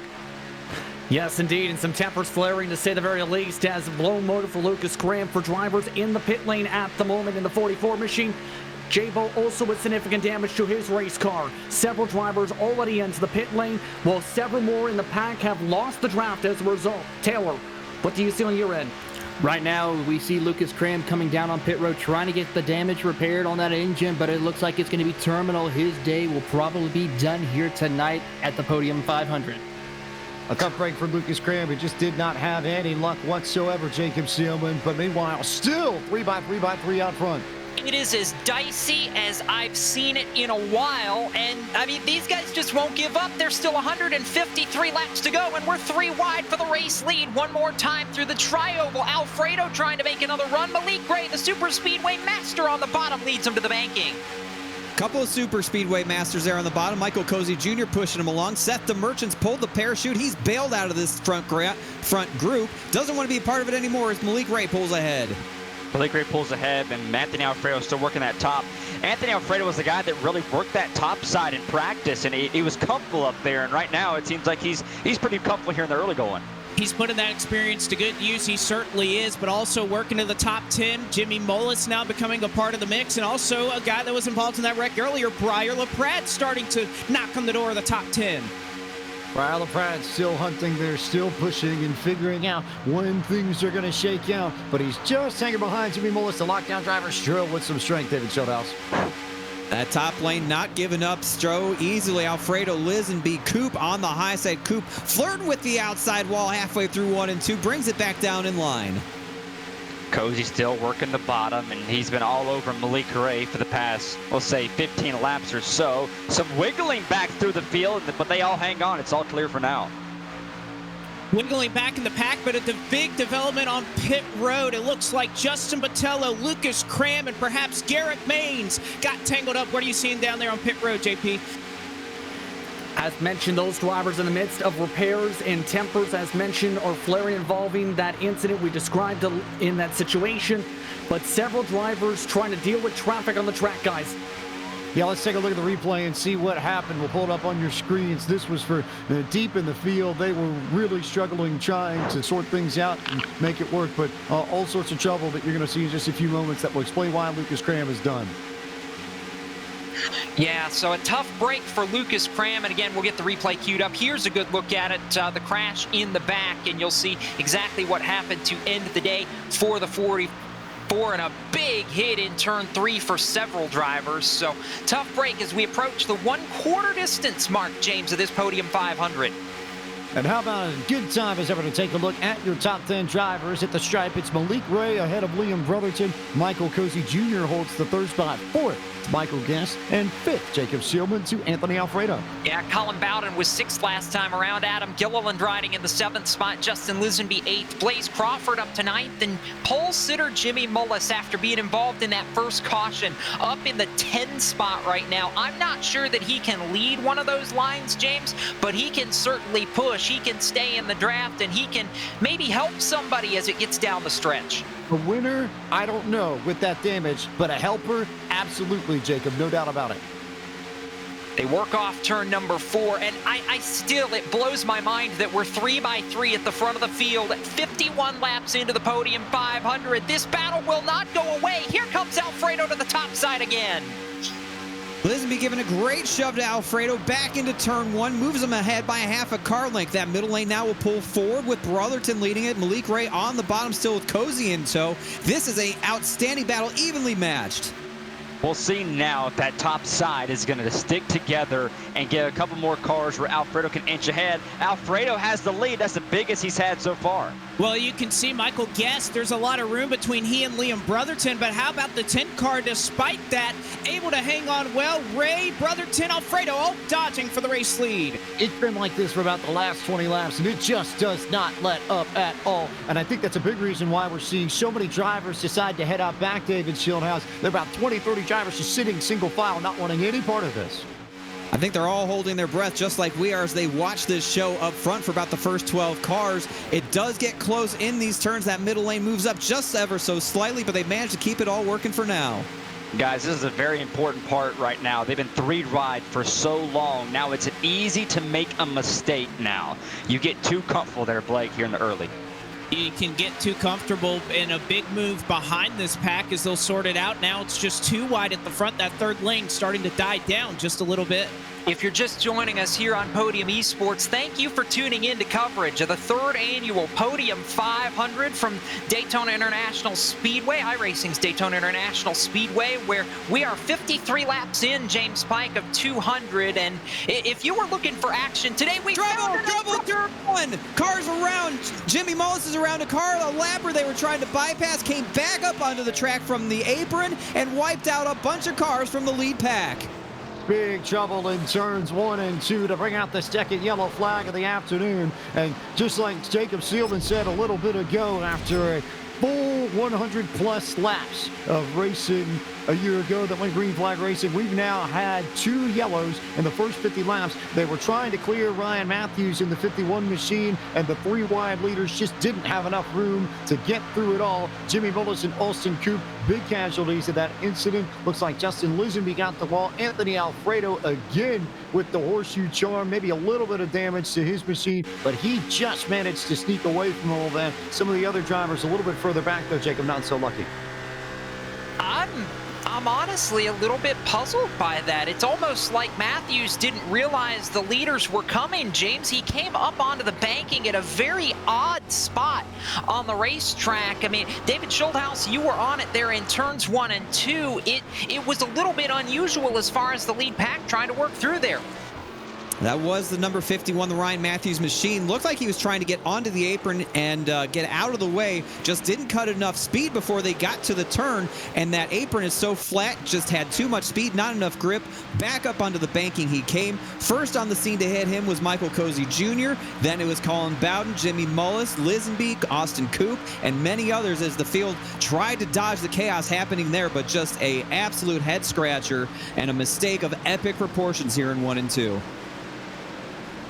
Well, James, under caution now for the second time officially in this race, working lap number 55. And you want to talk about the complexion of this race being a little different than what it was a year ago. This is a markedly different race than what we saw last year, as we're going to throw it back down to pit road, Justin Prince. And should be worth noting that tempers were flaring on the radio just before that, involving lap traffic in trying to sort out where they wanted Matthews to go originally before these stops. Now, chaos has ensued. One driver's overran their box and Ray. The rest of the drivers, though, into the boxes. Several different drivers electing to go with 2 tires during the stop, Taylor. They certainly are, as they go up onto the jack as the rest of the field tries to make their way off of pit road. Malik Ray is off, but here comes the rest of the field as the battle for the pit road starting spot. It's going to be Malik Ray over Liam Brotherton, Justin Lisenby, Anthony Alfredo, and Blaze Crawford, who is out there struggling involved in that incident, is their top 5 all the way from pit road. Malik Ray winning the battle off of pit road and what has been a strong race for the number 11 car so far. Jacob Seelman, Brotherton, Lisenby there. Not really too much on the strategies across the board. Looked like 4 tires and fuel for everybody. It looks like this is going to be a reset here as we work lap number 56, and when we come back, we'll take you through the front runners for the restart. Right now, though, we're going to take a quick step away. So live from Daytona International Speedway, this is coverage of the 3rd annual Podium 500 here on Podium Esports.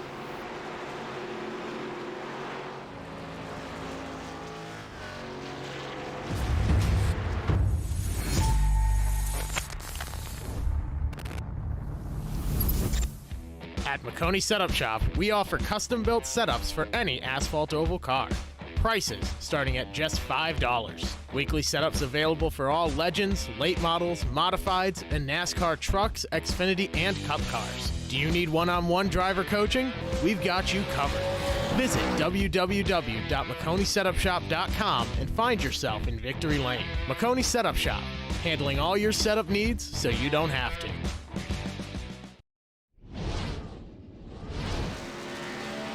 Welcome back to coverage of the 3rd annual Podium 500 here on Podium Esports. James Plank, the voice of Podium Esports, alongside Jacob Seelman in the booth, with David Schulthouse, Ford Martin, Blake McCandless in the turns, and Justin Prince and Taylor Burris down on pit road, bringing you all the action from iRacing's virtual World Center of Racing under our 2nd yellow flag of the afternoon as we work lap 57. Restart coming here on lap 58 of 200. Malik Ray, Jacob Seelman going to be the man in control. Malik Ray will be the man in control. Liam Brotherton will line up 2nd. Anthony Alfredo, who just scraped the wall a little bit in that last incident, rides in 3rd. Blaze Crawford 4th. Briar LaPrade, Joey Stats, Casey Kirwan, Seth DeMerchant looking for a 2nd Podium 500 win. Christian Peterson and Daniel Eberhardt. So both of the Podium 500 champions up from deep in this field ride 8th and 10th respectively. You know, I joked with Daniel Eberhardt before the race that, you know, he and DeMerchant, you know, would they get together? And now they're going to have an opportunity to be together on this restart, James. Have a feeling they will. Also of note, Ryan Matthews, he's pulled it behind the wall after that incident. He was the lap car who started everything for the 2nd yellow, and Colin Bowden has pulled it behind the wall. So that's one of the Space Station Gaming cars down and out of this year's Podium 500. Field coming back into turn 4 for the restart. It's Ray and Brotherton gonna line up on the front row. We'll have to see, maybe is there a little bit of teamwork among the cars that are towards the front of this field is going to be the question. There's a few guys up here with friends, but it's decently mixed up, and well, it looks like we thought we were going to be ready to go, and now we will go. Green flag, so a little bit of a late restart there, James Pike, as they head for turn number 1, but the field now getting up to speed. David Schildhouse, Malik Ray in control. Malik Ray in control on the bottom with a push from Alfredo. He's got his friend Briar LaPrade in tow, along with Casey Kirwan, the outside lane, a little less organized. Just 2 cars now, Blaze Crawford and Liam Brotherton looking for more help.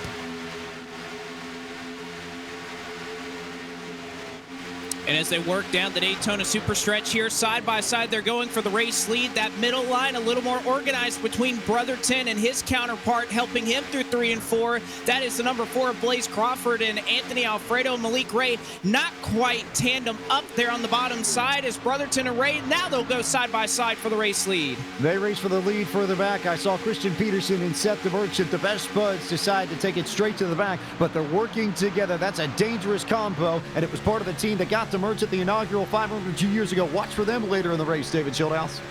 Now that top side a little more organized. 3 cars, but the bottom side reforming now. Briar LaPrade trying to pull back up to the rear bumper of Anthony Alfredo off at turn 2. He's got help from behind from Joey Stats. Alfredo, the last time by, he was pretty comfortable on the top, at least that last green flag run that we had. Now he's on the bottom and pushing Malik Ray as they lead to 3. Yeah, he'll push Malik Ray out front. There's a nice little bit of energy there on the bottom side as they are stacked up 2 by 2, about 7-8 rows deep. Couple drivers out of this race. Colin Bowden for sure out. Maybe Johnson out of this race as well. Up front, though, the battle getting hot and heavy again. Malik Ray, Liam Brotherton. Business is picking up headed to turn 1. Just like we saw before the caution flag, Malik Ray, Liam Brotherton leading this field as they've done for much of this event. That outside lane losing a little bit of energy as Malik Ray surges ahead. Still 2 by 2 as we take a look here at Malik Ray. Now Anthony Alfredo charges to the top. He used a big run. Now does he have the opportunity to go low? Fast pasta to the lead. And what a move by Anthony Alfredo. A great push by Liam Brotherton. Moves fast pasta in the Speedy Cash Ford up at the front of the field. Anthony Alfredo in control of the inside line for the first time this afternoon, and outright in control of the Podium 500 as the Sauce Mafia goes crazy as their man leads the field into turn 1. Lap after lap after lap on the outside, he couldn't get it done. Now finally, Alfredo leads the field in Podium 500. Malik Ray on his back bumper, the outside lane trying to get formed, just can't do it. And they can't do it indeed there, David, but still, Alfredo on the bottom. He's got Malik Ray to the bottom with him on his rear bumper. Then you have the 35, Briar LaPrade there working on the bottom. And that's LaPrade. That's a teammate there to Alfredo. So perhaps behind Malik Ray is a little bit of help there for Fast Pasta. We'll see if Ray tries to go to the middle, though, to challenge for the lead. Ray comfortable on the bottom of the racetrack, and this is as calm as we've seen the lead pack in a while. Mostly 2 wide through the field. Top 3 cars single file. Brian LaPrade up in this mix. Can he get to Alfredo to help give a push? Look who's back inside the top 10. 3rd car on the outside lane. It's Michael Cozy Jr. A little bit of damage in that first caution. The car seems to be up to speed, and he's pushing that outside lane with Blaze Crawford. And it's good to have him back there again. Now on board, Michael Cozy Jr. started 25th, currently running in that 7th spot. Now a 3rd car, I believe that's Casey Kirwan making a move to the outside. They're making a move to the outside. Malik Ray is making moves up front. New leader in control of the field. It is once again the number 11 Space Station Gaming Machine of Malik Ray. But how about that 3rd line? Casey Kirwan with drafting help. Kirwan with help. Brotherton to the point. Blaze Crawford in there pushing Brotherton to Justin Knobloch pushing Casey Kirwan up top into turn 1. Huge shove from Justin Knobloch propels Casey Kirwan forward to about that 2nd lane. The run dies off. Gonna need more help as Kirwan rides the wall. Inside lane moving ahead. Knobloch right on his bumper. Does he bail on him? No. Yes, he is. He is going to go 2nd line, but Kirwan will jump right back in front of him for that outside line on the 2nd row as Malik Ray moves to the bottom. And Malik Ray will move to the bottom once again, in control of the race lead, directly in front of Liam Brotherton. Now you have a new leader on the outside. It is Blaze Crawford. He's hooked up with Michael Cozy Jr. Crawford and Cozy trying to make the run. Logan Helton is back there. A lot of young talent on the outside of this outside lane of this lead pack right now. Maybe a third lane, not right now. Blaze Crawford going for the lead. Crawford, Cozy, Helton. Now here comes Adam Gilliland poking a nose out back in line. Kirwan behind Gilliland. That inside lane surges ahead. Too wide. Great racing action here. That top line starting to fade a little bit as that third line is starting to form. Only 2 cars up there currently. The bottom is the preferred lane. Liam Brotherton all over the rear bumper of Malik Ray. Yeah, he's trying to shove him into 3 and 4. Crawford trying to keep up as that bottom line. It's definitely got some good formation to it. Brotherton may be able to make a move for second off the corner. He goes across and makes contact with Blaze Crawford. There goes Liam Brotherton to the top side, and he jumps right in front of the 4-car of Blaze Crawford to take the race lead. Adam Gilliland and Daniel Everhart working the third lane. Oh, that was close. Brotherton made it work. Crawford cut him a little bit of a break. Cozy now third in line. That third lane, not enough energy. Gilliland all by himself. Take a deep breath. Now, 2 wide. Now, instead of being 3, Malik Ray leading the charge at the bottom. Liam Brotherton on the outside in that Toyota Camry on the outside. Ford versus Toyota into 3. And it looks like the Toyotas have the upper hand for now as Brotherton noses ahead by just an inch. However, Malik Ray charging back on the bottom. Blaze Crawford, he has a little bit of air on that nose. He can push Brotherton for a while. Crawford pushing Brotherton. Brotherton with the surge to the outside lane. A near dead heat at the start-finish line. Malik Ray leads it. No, Brotherton by 1/1000th of a second back to the corner. Malik Ray shoots ahead by about a full car length. Alfredo giving him plenty of shove. Big movement here from that inside lane. Brotherton needing some help. Can't quite find it in the form of Blaze Crawford. That outside starting to fall. Here comes Anthony Alfredo, makes a move to the outside. He's going to lead Malik Ray. Anthony Alfredo with a huge push with Liam Brotherton. Alfredo to the lead. And Alfredo will make the crossover move, and he'll complete it. So once again, an exchange of the race lead between Anthony Alfredo and Malik Ray. He made that look so easy, did Alfredo, but Ray's going to give it right back to him at the start-finish line. He leaves Alfredo behind, goes up top. It's Alfredo who leads at the stripe by 8/1000ths of a second, but Malik Ray back to the race lead as they hit the high banks. And Ray back down in front, picks up Alfredo and LaPrade on the bottom, leaves Brotherton to the outside, all by his lonesome. We've seen that outside lane struggle a little bit to get up to speed as Alfredo and Ray keep swapping positions. Hey, I know Alfredo lost the lead, but I don't think he's complaining too much because he's got a partner right there behind him, LaPrade, right on his rear bumper. So those 2 Fords will be connected, but Malik Ray on the inside with Brotherton the out. Malik Ray leading this pack that is 2 by 2 for 7 rows, 1 row of 3 wide. The rest of the field, however, single file, all watching the show.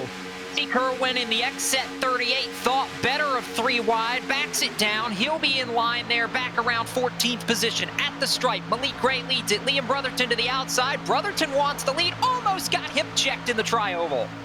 Oh, big wiggle there from Blaze Crawford into turn 1. Aggressive pushing there by Michael Cozy Jr. Nearly sent the number 4 machine around. He keeps it straight for the time being. He does, and that third line starting to form just a little bit there on the outside. Only 2 cars powering back there as Casey Kirwan giving a huge push in the out, but still 2 wide for the lead into 3. 2 wide, 2 by 2, but how about that third lane looking a lot like Derek Justice and Briar LaPrade from the duels last night. Kirwan's got a big shove, and Lisenby is looking to the front. Lisenby, Kirwan, and Daniel Everhart, the 3 up on the top side of the racetrack, and they've got a run on Liam Brotherton. They'll be door-to-door, 3 wide for P2 as Malik Ray shuffles from the bottom to the top to keep them all at bay. Malik Ray trying to work the lanes, leaves the bottom for Alfredo, moves up, nearly makes contact with Lisenby on the entry to 1. That's going to stack up the outside line, lose all their momentum. Here comes Alfredo looking for the leadoff 2. Alfredo there for the lead. They were trying to side draft there on the very top as Lisenby tried to come down. Now Lisenby will come down in line, but only for that middle lane. Now, as a huge push, Malik Ray to the lead. Now he'll creep in front of Alfredo. And Malik Ray able to cross back over as they finally have sorted things out after that big moment in 1 and 2. They are now 2 by 2 throughout the pack. Alfredo may look for the race lead here. Nice move for Malik Ray. Almost got stifled there because Alfredo nearly got into the back of him. It was nearly a crash as they worked through turn 3. Alfredo with a nifty move to the outside. Now he wants the lead back in 1. Alfredo up in front of Brotherton now to lead that outside lane. He's going to leave his teammate Briar LaPrade to deal with Malik Ray on the bottom. Alfredo getting pushed by Brotherton. Brotherton giving a big push to Alfredo. It's been the Malik Ray, Anthony Alfredo show the last few laps with Liam Brotherton right there giving a big push to Alfredo as he comes to the bottom. And Alfredo will cross over. There is lap traffic. It is Lucas Cram who is doing his best to get out of the way. He'll go off the apron, allow these leaders to duke it out for themselves. As Alfredo, he'll go to the block. He throws it on Malik Ray. Oh, they were so loose for a split second there. It looked very, very dangerous. But Malik Ray keeps it together, as does Alfredo, and it's the 11 machine back out in front in turn 1. Malik Ray back down to the bottom, right in front of Alfredo. That leaves Brotherton one more time to lead that outside lane with Lisenby in tow. Alfredo and Ray putting on an absolute dazzling show here at Daytona. Yeah, a lot of back and forth there, David, as Alfredo jumped in front of Malik Ray. Now Malik Ray jumps in front of Alfredo, working that bottom line. Now can Liam Brotherton finally get to that bottom? We'll see if he can do it, but the move by Malik Ray, he had zero room in front of Alfredo, but he shuts the door, trying to make it pay off as he's trying to fend off Brotherton, who has a charge to the stripe. Move to the outside. Here comes Casey Kirwan up the top lane, 3 wide for a moment, but he's got no help. They're trying to get the outside lane formed. Malik Ray on the bottom. He and Alfredo lead it back to the corner. No movement on that way high side. Kirwan thought about it for a moment and he needed Knobloch to go with him. Couldn't do it. Malik Ray will move ahead off 2. Malik Ray still working that bottom. Alfredo there with LaPrade behind Alfredo. Make that all Ford Mustangs there on the bottom lane. Yeah, the Fords are trying to gang up on a Toyota and a couple of Fords there on the top side. Lisenby, though, I tell you what, Justin Lisenby has looked awfully sporty right now. Great pusher. He's trying to give Liam Brotherton the lead. Lisenby just hanging there with Casey Kirwan. They're going to leave Liam Brotherton out to dry, and he's going to get sucker holed in the middle as Malik Ray goes to the middle. He's got no help. That's going to clear room for Alfredo and Lisenby to make the charge to the front. Big dog with the big move on the high side. Here comes Justin Lisenby. Now Alfredo will move up to cover the bottom. Here comes Briar LaPrade, and that's going to be teammates leading bottom and middle lane. See Kirwan trying to give Lisenby everything he's got under that Ford Mustang, but still, Anthony Alfredo, a big push from Malik Ray as those two make their way into 3. Yeah, Alfredo able to keep out front as a trio of Ford Mustangs lead each line, but Alfredo has drafting help behind him, and Briar LaPrade, that's helping him off of 4. Really surprised. I was surprised when Alfredo James jumped up front and left LaPrade there, and now they're side by side for the lead again. That's broken everybody's momentum. Lisenby now no help from behind will fade out of this pack as Alfredo and Ray one more time resume their battle. Just swapped positions. Brotherton watches on from behind the Malik Ray machine. Hey guys, it's been an Alfredo and Malik Ray show so far early in this one. A lot of back and forth play, and guys, I'll tell you what, Anthony Alfredo's really been in control of this field after a near wreck there a couple laps ago. Well, he's tried to control it, but Malik Ray is having something to say about that. But here comes the charge once again from Fast Pasta on the bottom. They approach Austin Coop. Lap traffic, he'll stay clear. They decided to slow down a little bit up front as they work underneath the lap traffic of Austin Coop. It's still Alfredo and Ray out front. And the question will be whether or not these leaders can clear Coop, which they do so with ease. So it's still 2x2 at the front of this field. One car jumps out of line about 5 rows back. That's Casey Kirwan in the 38. He looks a little bit antsy, wants to make another run to the front, just has no help to do it right now. No help, certainly indeed. Liam Brotherton usually been the guy that's been pushing drivers all race long so far. Did last night in the duels. He creeps outside a little bit, try to cool that car down as he's been all over the rear bumper of Malik Ray. He certainly has as they work through 3 and 4 once again, 2x2 for about the first 8 rows as they work Brotherton again. You can see him trying to cool that car down, trying to get back up and give a shove to Malik Ray. Coming down the line once again, one car peaks below the yellow line for a moment. Everybody gets back in line. Alfredo leads that lap as we cross 75 laps complete. Now Adam Gilliland jumps out of line now. He's pulled the parachute, goes to the top side, going to give up that middle lane in a few positions to Casey Kirwan and Justin Lisenby. No change up front. LaPrade is right over Anthony Alfredo, giving a big push there, holding down the back straightaway. Here comes Brotherton, giving a big push to Ray. This time a big push. He pushes him right out there to the front. And once again, Malik Ray shoves down to the bottom of the racetrack directly in front of what was the race leader in Anthony Alfredo, but give it back to Malik Ray as they continue to exchange the lead here at Daytona. As Malik Ray continues to lead this race, we'll remind you that today's broadcast of the third annual Podium 500 is brought to you by Spotlights by Midwest Simulations. The Spotlights visual spotter system by Midwest Simulations now has more options available to fit your setup. Keep your eyes on the track and let Spotlights watch the rest. Get your advantage on the rest of the competition today at www.midwestsim.com. It is a dogfight at the front, and they have just been fist sprawling it out, back and forth and back and forth. Blake McCandless, it's Liam Brotherton on the front now. It's Liam Brotherton at the front. It's Casey Kirwan on the top side, 3 wide as they work off the banking in 3 and 4. Kirwan trying to find some help. He's finally able to find it in Adam Gilliland. Going to give some help. Meanwhile, the bottom lane's still organized. They're trying to get that third lane back going, but they're a long ways back at this point, about 6 car lengths from the lead. Malik Ray leads that middle lane. Now Justin Knobloch jumps down. Brotherton bounces off of Michael Guest. They keep it rolling forward. Big move from Knobloch. He's looking for the lead off too.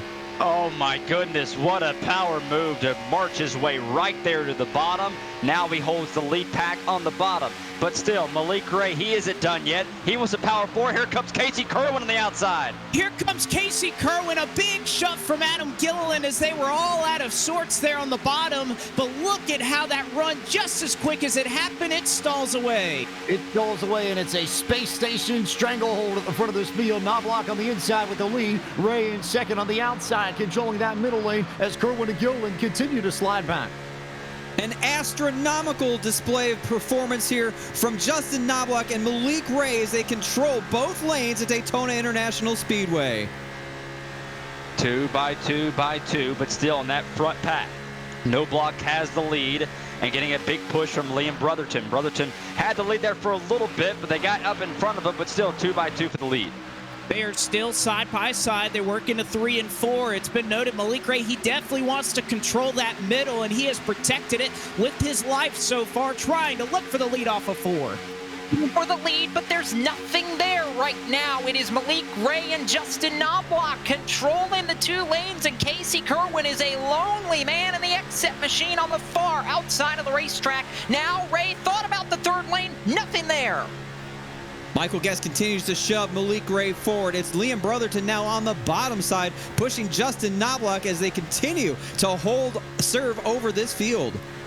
Guys, I've noticed Casey Kirwan's been a guy that lays back, tries to get a good run, trying to make that 3rd line work, but still nothing to show for so far. Nothing to show for it for him, but out front, a pair of Space Station Gaming machines controlling this race. But here comes that 3rd line once again. Former champion Daniel Eberhardt, a big run looking for the lead. Eberhardt to the front, trying to defend his 500 title, and to the race lead goes the man from Warner Robins, Georgia, just like he did on lap 208 a year ago to win this race, the 09 out front for the first time this afternoon. Eberhardt led it at the stripe, but Malik Ray surges back forward in the middle. Kirwan and Gilliland on the top side are going to fall back, but former champion Daniel Eberhardt has found his way to the front. Eberhardt went from all the way to the top to all the way to the bottom and rocketed himself to the race lead, but Malik Ray still doesn't want to give it up just yet. And Malik Ray trying to add to the 4 dominance that we've seen up front. Alfredo, Ray, Eberhardt, you name it. Another 4 trying to look for the race lead. It's Knobloch once again trying to get it back.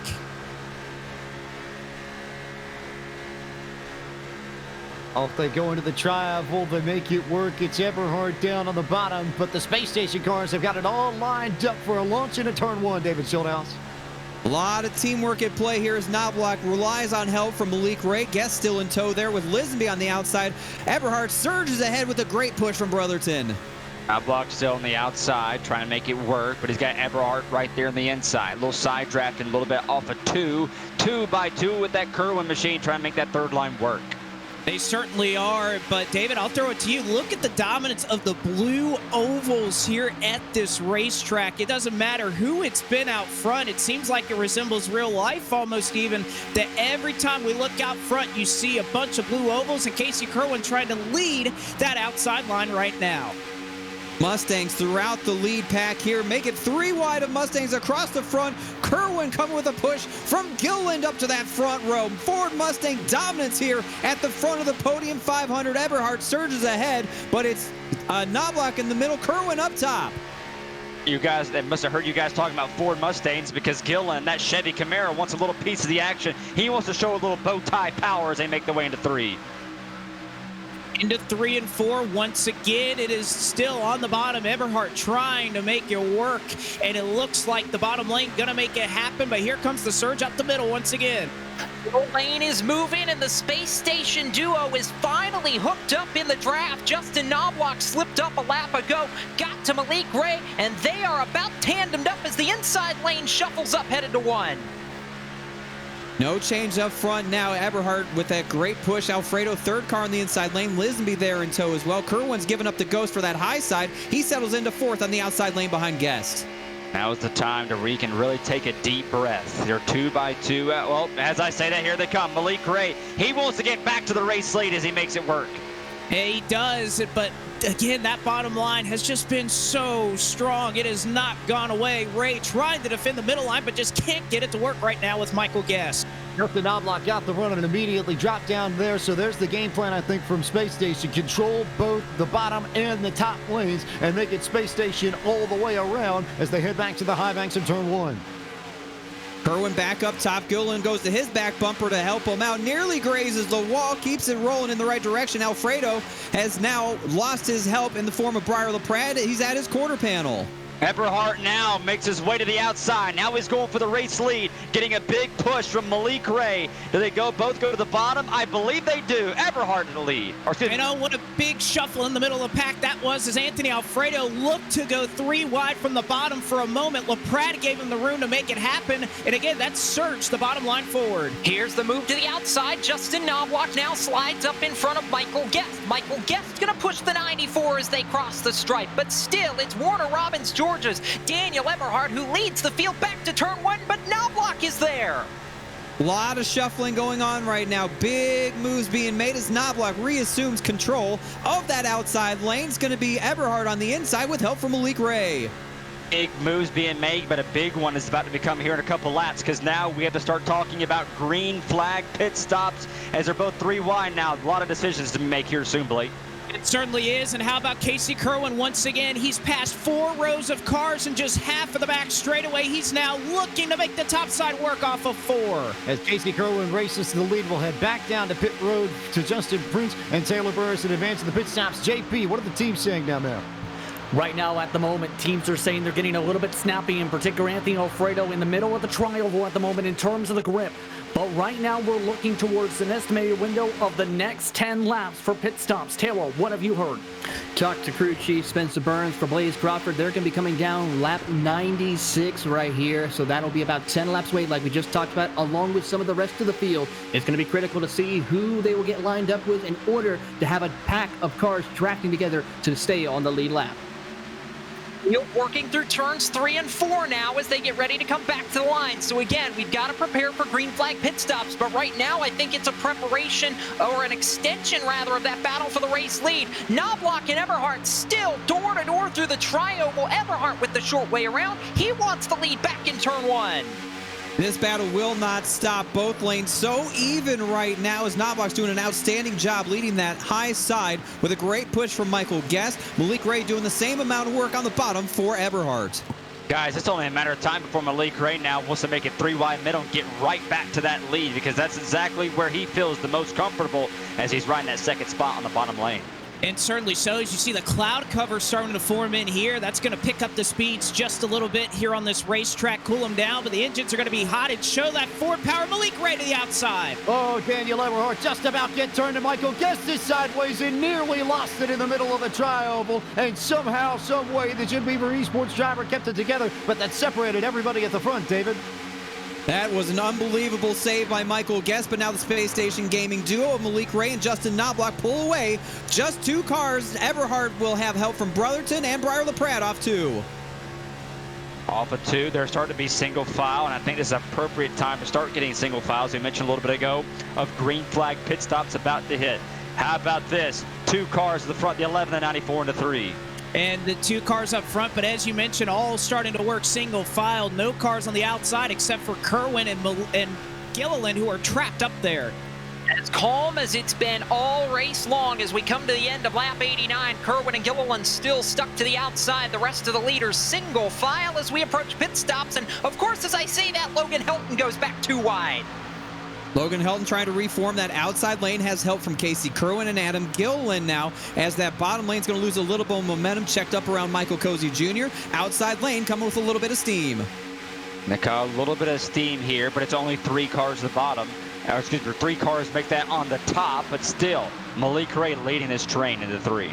He is, but look at the run that outside lane got. They were in about 10th. How about Logan Helton? He may have the lead when they hit the stripe. How about Logan Helton and Casey Kirwan and Adam Gilliland with that run down the middle lane? The outside here as they go 2 by 2, and Helton, who was caught up in that first yellow flag, now back to the point in the number 63 machine. Logan Helton thinks about moving down, can't do it. Kirwan has to duck out of line to save his temperatures. That's going to completely shake up that huge run from the outside lane. Helton and Kirwan stuck on the high side as the bottom lane pulls ahead. Gilliland using that Chevy Camaro from the top of that top lane, then he shocked and rocketed right down to the bottom as he makes his way into 3. Making their way into 3, but you can see that desperation is starting to set in. They need to get to the bottom. They want to get in before green flag pit stops. Everybody but Helton and Kirwan glued to the bottom of the racetrack. I almost heard the voice crack over the radio. Casey Kirwan was loud. He wanted to go last time by. You saw them try to make the run. It did not work. They're still stuck on the outside as Malik Ray controls the bottom. They almost made it work. Logan Helton could not clear down last time by, has a hole to do so. Now will do that and fall in line behind Adam Gilliland. Kirwan looking for a space between Logan Helton and Daniel Eberhardt. Helton shoots down from the top, now down to the bottom. Now, can Kirwan jump in line? Yes, he will. Now it's a single car lane all the way.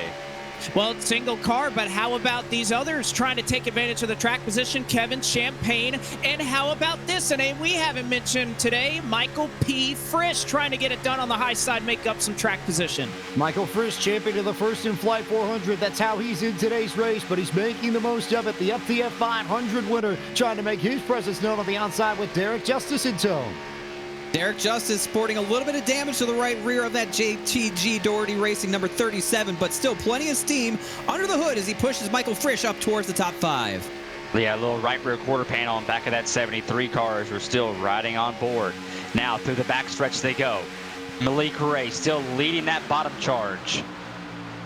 Brayton leading the bottom. Michael Frisch, though, looking for the race lead. He may have saved some fuel. He goes from about 7th at the stripe. He's going to look for the lead off of 4. Turn 4, battle for the lead is heating up once again as they come down to lap 93. We're expecting pit stops in a matter of moments, but Michael Frisch and Derek Justice playing the role of pusher now. He wants to get Frisch to the lead. New names at the front of this field. Michael P. Frisch knows how to win big races, has put himself right on the door panel of Malik Ray as they work off of turn 2. Hey guys, we're talking about him, but let's talk about Derek Justice a little bit. Made a big move last night in the duels. Now here he is, giving a big push to the back of that 58 Chevrolet. The bow ties making the top work. It's definitely a team effort for Frisch and Justice on the top. The champion of the FTF Daytona 500 this year, the First in Flight 400 last year, looking to go to the top spot as the rest of the field making their way onto pit road. Here they come to pit road and into the purview as Malik Ray goes sideways and just about saves it, Justin Prince. Malik Ray known for his aggressive pit entries, just drifting his way on in. Gilliland having to slide his way into the box. Several more drivers now finding the way into the stalls as Knobloch finds his way onto the marks. Ray able to hit his box as several other more drivers off the way. Alfredo having to move forward in his box, losing several seconds. 2 tires coming for Justin Lisenby. Joey Stats right now, along with Vicente Salas, getting tires on their cars. 4 tires for Malik Ray after skidding into pit box. He is released off of pit road. He's going to try to battle with Casey Kirwan as they come off of pit road. Casey Kirwan wins that race off ahead of Malik Ray, as well as Justin Knobloch, Liam Brotherton, and Michael Guest, your top 5 off that race of pit road. James, big thing here. Malik Ray skidding to that pit entry. He had a speeding penalty last night because he overcooked pit entry, and I'm a little worried about that he might just have gotten another one.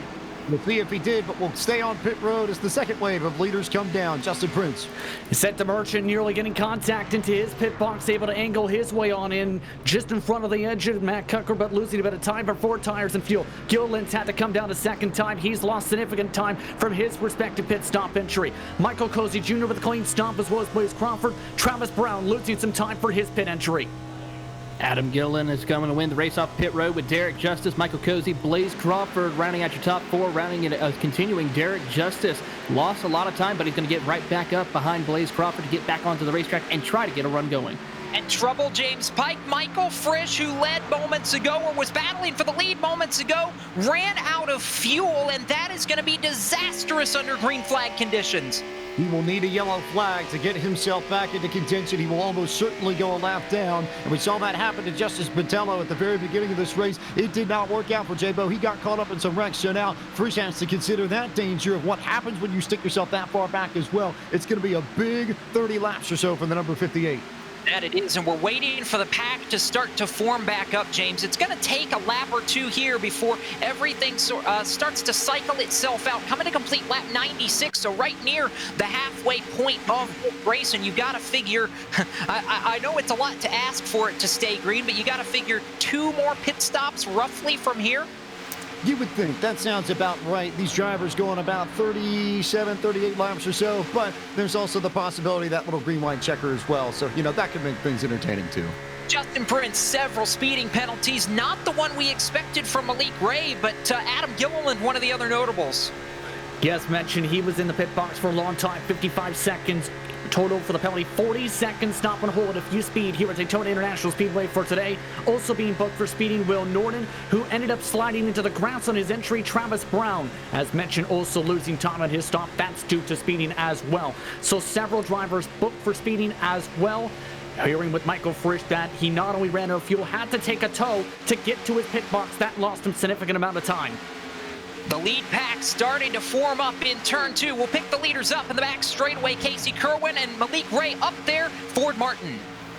Down the back straightaway they go. Malik Ray back where he was comfortable all race long, working that bottom lane. Now here comes Michael Cozy now as Ray is side by side with Gilliland.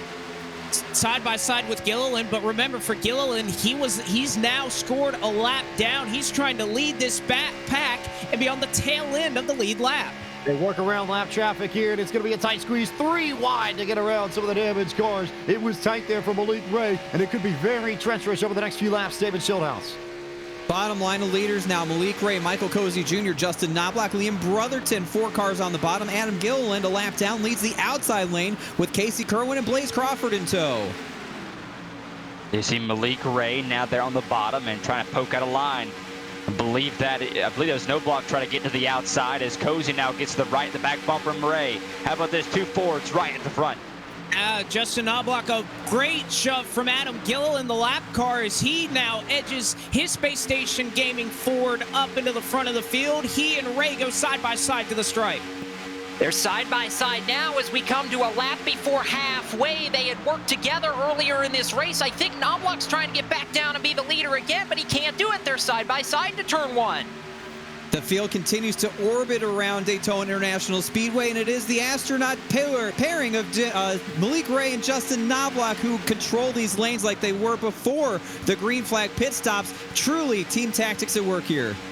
Knobloch on the outside, Malik Ray on the inside. 2 wide as they make their way into 3.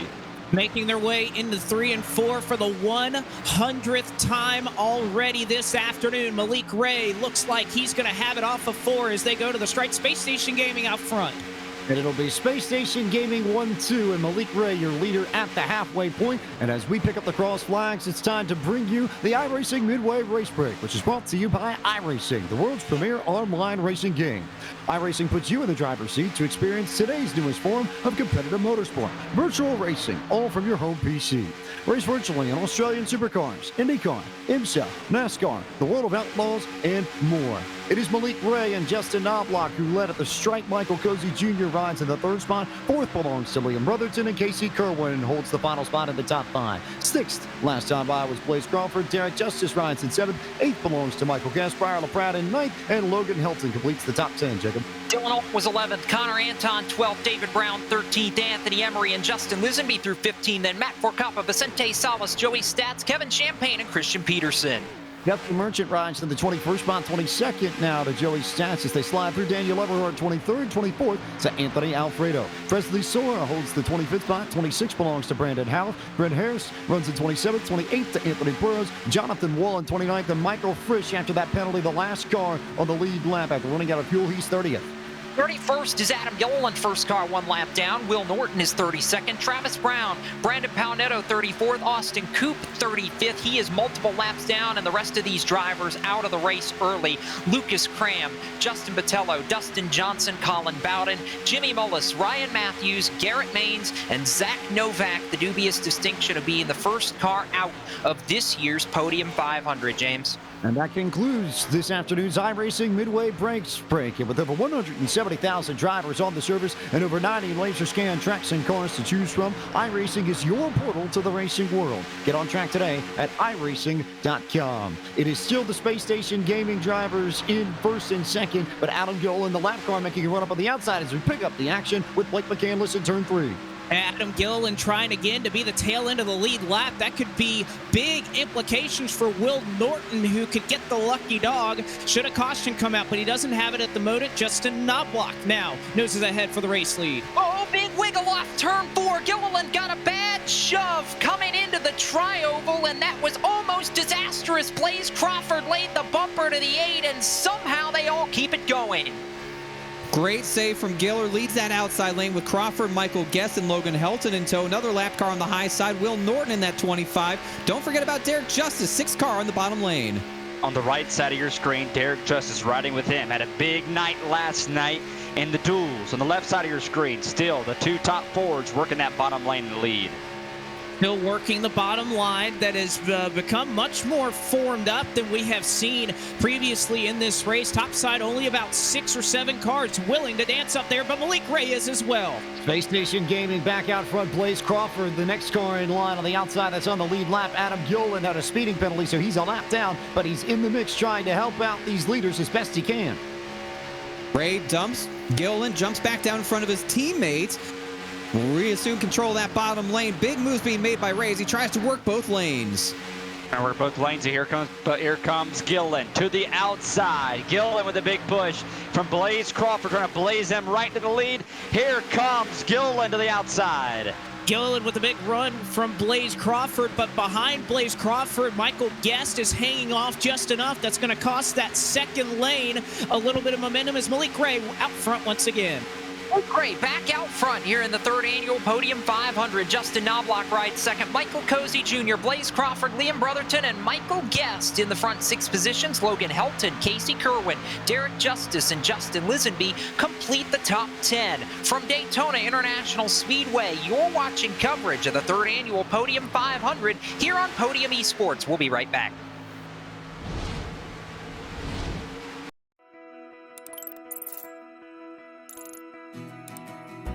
iRacing is a sim racing game that combines a true-to-life racing experience with an online community of virtual racers from all around the globe.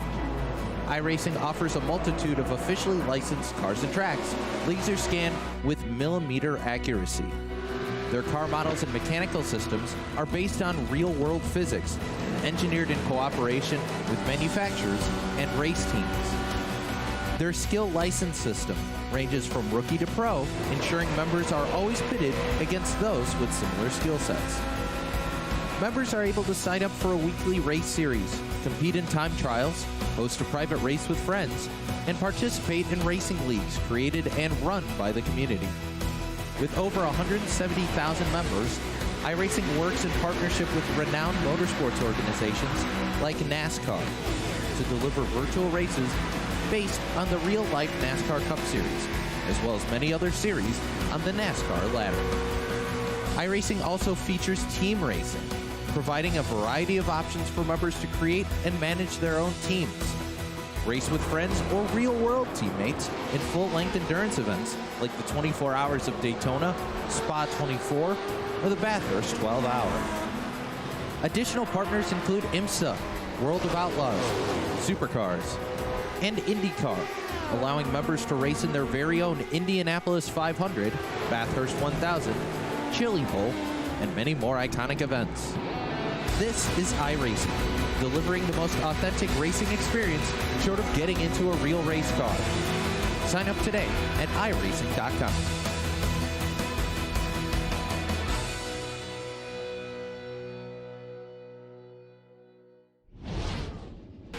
Welcome back to coverage of the third annual Podium 500 from iRacing's Daytona International Speedway here on Podium Esports, and it has been all Space Station Gaming at the front of the field the last little bit. Justin Knobloch and Malik Ray have controlled the bottom two lanes. They're trying to form up three wide, but not there yet. As we come back here and the field works down the back straightaway, we'll take an opportunity to lay out for a moment and give you some sights and sounds from the World Center of Racing as we go iRacing full throttle.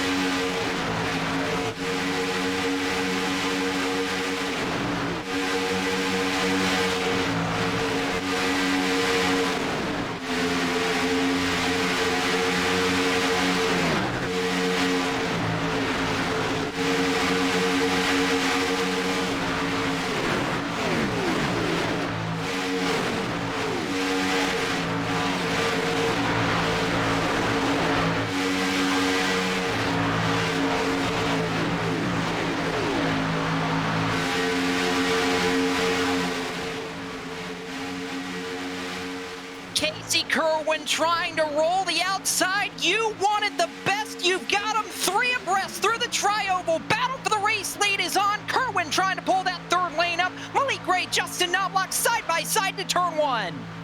Kirwan riding a great shove from Daniel Eberhardt. Anthony Alfredo, big surprise. He's in the top lane as well, trying to shove them forward as the Space Station duo continues to work the lanes.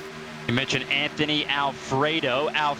We haven't seen him in a while up front, now making his way up on that top side. But how about this? Justin Knobloch to the lead in the 94. Knobloch has control of the race lead in the middle line, but there is steam building on the top. Casey Kirwan drafting help from Daniel Eberhardt as they work off of four. Eberhardt shoving Casey Kirwan up that third lane. They want to go triple stack for the race lead. Knobloch in the middle lane of the racetrack with drafting help from the lap car of Adam Gilliland. Malik Ray on the bottom with Cozy. Cozy trying to give the shove to turn one.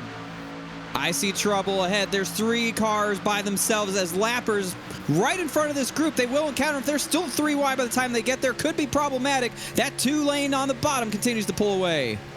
That's going to be problematic because that can really shuffle the deck. But this top lane starting to get a lot of momentum here. Here comes Casey Kirwan to the outside. And Casey Kirwan shoots out to the race lead as Justin Knobloch getting in within mere inches of his Space Station Gaming teammate of Malik Ray. 2x2 and three wide behind them. With forward, all in the front on these three rows that pace this Podium 500 and Space Station Gaming still with their tandem of Justin Knobloch and Malik Ray out in front as the leaders continue to catch that lap traffic. Lapped car, second car on the outside lane. Lapped car, third car on the bottom lane. And Will Norton and Adam Gilliland continuing to push this whole group along. Don't leave them out just yet. Doing a great job to keep everybody in the right direction. Malik Ray still leading the charge on that bottom lane. They were three wide. Now they're back down to two wide. Blake, it's still those two forwards side by side together. They certainly are, and there's side-by-side lap traffic in front of them. I think that's why the field kind of formed up 2x2 off of four. Knobloch still leading the charge. Knobloch leading the charge. Justin Prince, everybody getting a little chippy on the radio as we'll throw it down to you and Taylor on pit road. Yes, indeed, a little bit with some more of the traffic coming ahead of Anthony Burrows, Jonathan Wall, and Austin Cooper all trying to run up against that wall. But for the most part, many drivers, especially those in control of the bubble, have been trying to keep a nice and loose field. They've been having some fun conversations. They've been talking about their plans for the future for Space Station Gaming and their racing program. And right now, those two drivers in Knobloch and Ray are very comfortable and very loose up at the front. Taylor. Talked with Jake Matheson, spotter for David Brown. He decides that they're going to be running up towards the back, just trying to conserve and survive here till we get closer to the end of this race. But right now, running comfortably in their position right now as they're off of turn 4. Lead comes back to the stripe. It's still the Space Station Gaming duo controlling this race, David Schildhouse. They've mastered this 2 lanes right now. It's when that 3rd lane gets up there that it's dicey. It is indeed when it gets dicey, but there just hasn't been enough support to make that 3rd lane run really well just yet. Right now, Malik Ray, Justin Knobloch doing everything they need to. Those first 7 lanes are all 2 wide, but if you look on your screen, as you look back through the field, there are a couple 2 wide back to the field. It's mostly all single file as those guys are just kind of taking their time here early. They are single file about behind the 8 rows of 2 wide up here at the front of the field. But right now, Malik Ray and Sacramento's own Knobloch once again going for the race lead. Cross into the country. The Californian with the run, James Pike, and Adam Gilliland from the Texan. He's trying to make it happen. They're still side by side, almost bouncing off each other. Not leaving a lot of room between the two of them, but his teammates, you got to imagine they are coordinating this to a high degree. Michael Cozy Jr. sitting patiently, 2nd car in that inside lane. 2 by 2 by 2 through about the first 7, 8 rows. Michael Cosley now on the bottom, giving a push to Malik Ray. Gill in the lap car, giving a push to No Block here for the lead. Yeah, they are definitely doing it up here.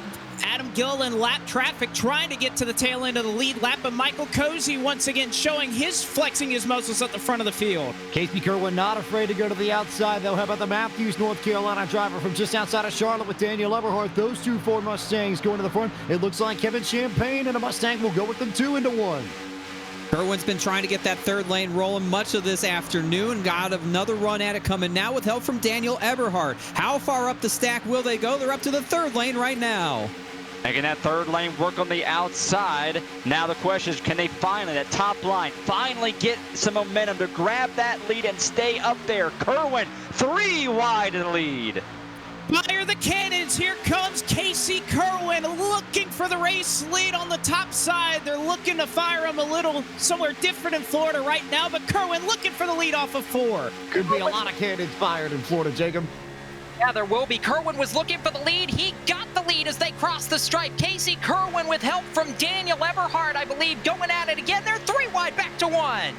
Kirwan thought about trying to clear down in front of the Space Station Gaming duo. Couldn't quite get it done. That top lane will lose all of its momentum as the bottom and middle will surge ahead once again.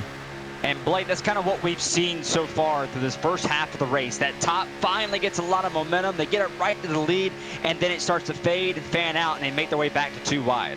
And as quickly as it happens, it fades away. You're exactly right. Is Kirwan going to have to shuffle back in line 2 by 2 for the first 4 rows now? It is still an unbelievable showing by Space Station at the front. It was Lockdown Racing that had the momentum coming into today. It's Space Station who's had it in the actual race. They've been really strong, but Kirwan again trying to peek to the outside incidentally behind in Lockdown Racing's Brian LaPrade. Talked about it yesterday, doing some market research to figure out when that run will work, how many cars it takes. Kirwan banking some knowledge for later in this race. Haven't mentioned Brotherton in a while, and now we can make our way over to Justice, tailing his way to the back of the field. Has a little room and going to use a little bit of these runs here as he likes to just lay back a little bit, not be right there in that field. That's all they've been doing down the Daytona Superstretch, taking those runs into 3 and 4, but nowhere to go right now. Field locked in 2 by 2. Again, 8 or 9 rows deep, but Kirwan looking to make it happen. A little bit dicey again. There's a couple guys squirrely in this lead pack. Oh, Justin Lisenby got a little squirrely with the push from Anthony Alfredo as they cross the stripe. It'll be 80 laps to go here. Still a long ways to go. Knobloch and Ray still in control. Kirwan jumped out of line momentarily, had no help from behind from Eberhardt, but you know what he wants to do. It's very clear he wants to make that 3rd line work.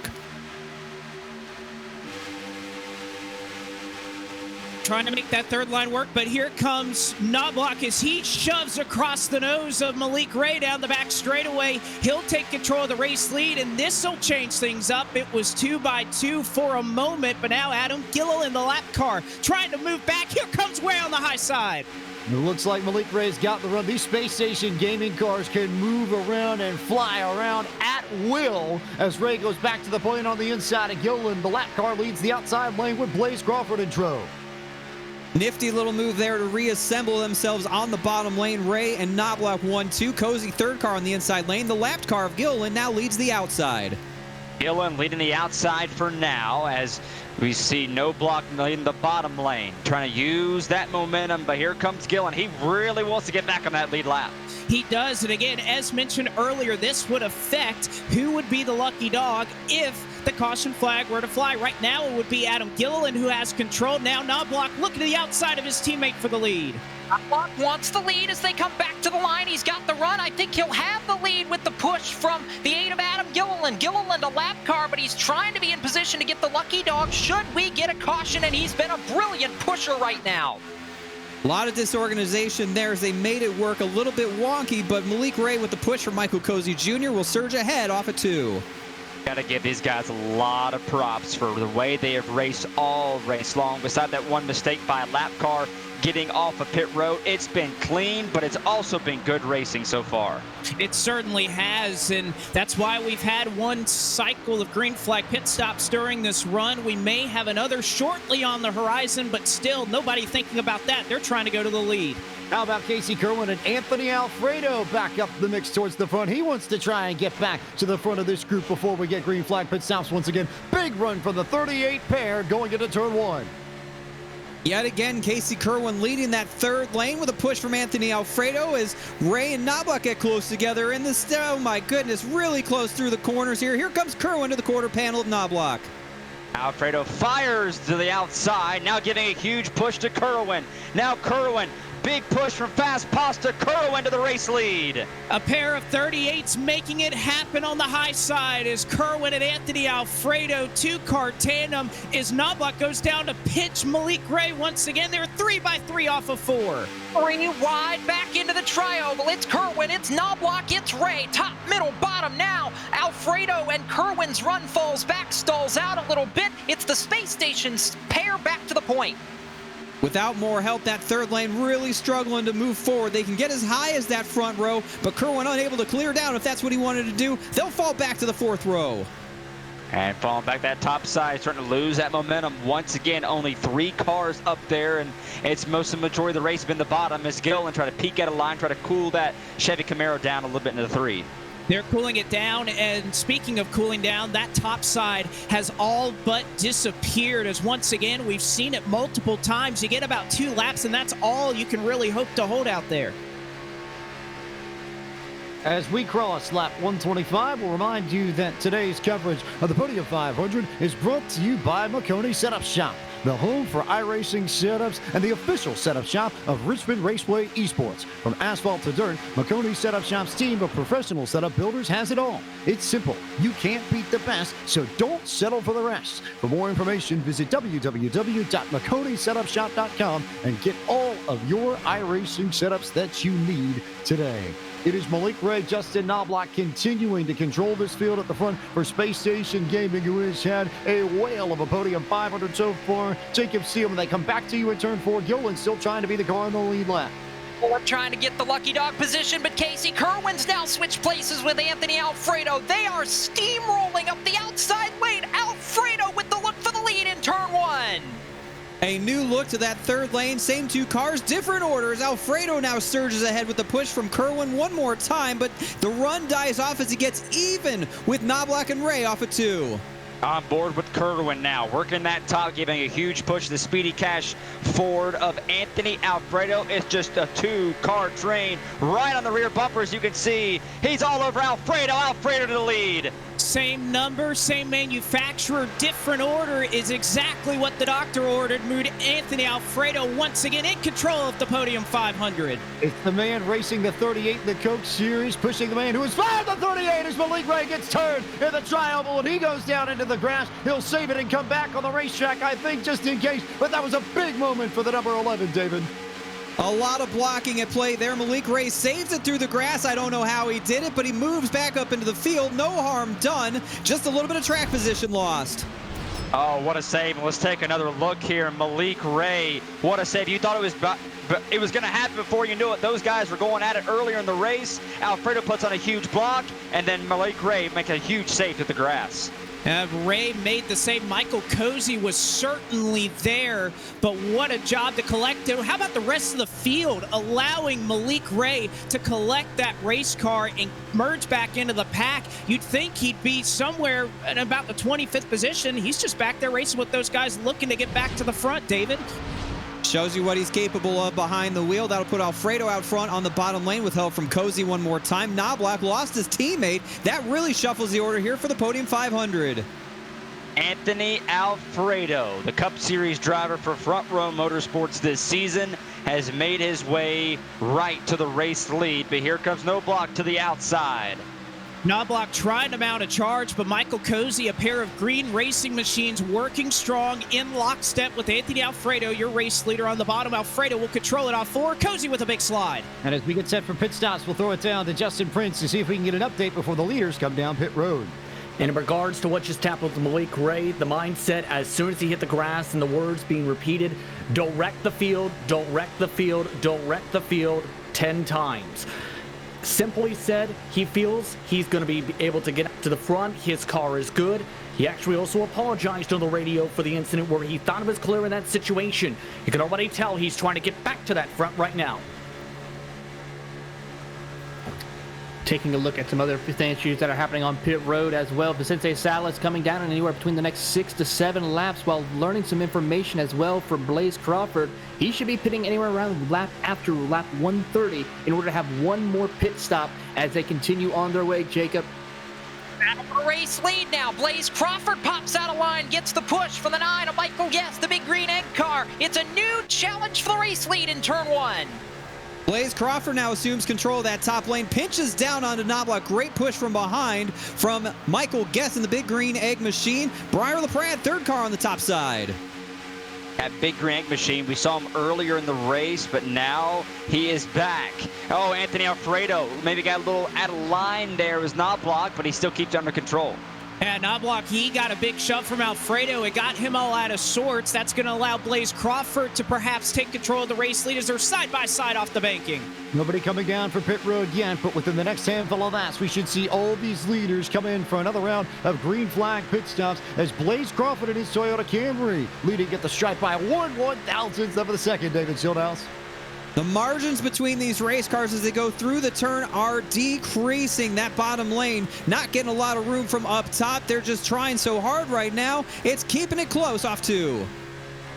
Knobloch there on the inside lane. Then we got Blaze Crawford on the outside. 2 by 2 through the field. Alfredo there right on the back bumper, the 94. Yeah, he's trying to shove him forward, but again, Blaze Crawford getting a great shove right now from Michael Guest in the big green egg machine. You also have Briar LaPrade, early damage, but he's worked his way back in the picture as they're starting to come down pit road. They are. Justin Prince starting to get the first wave of pit stops here as we're inside now, 70 laps to go.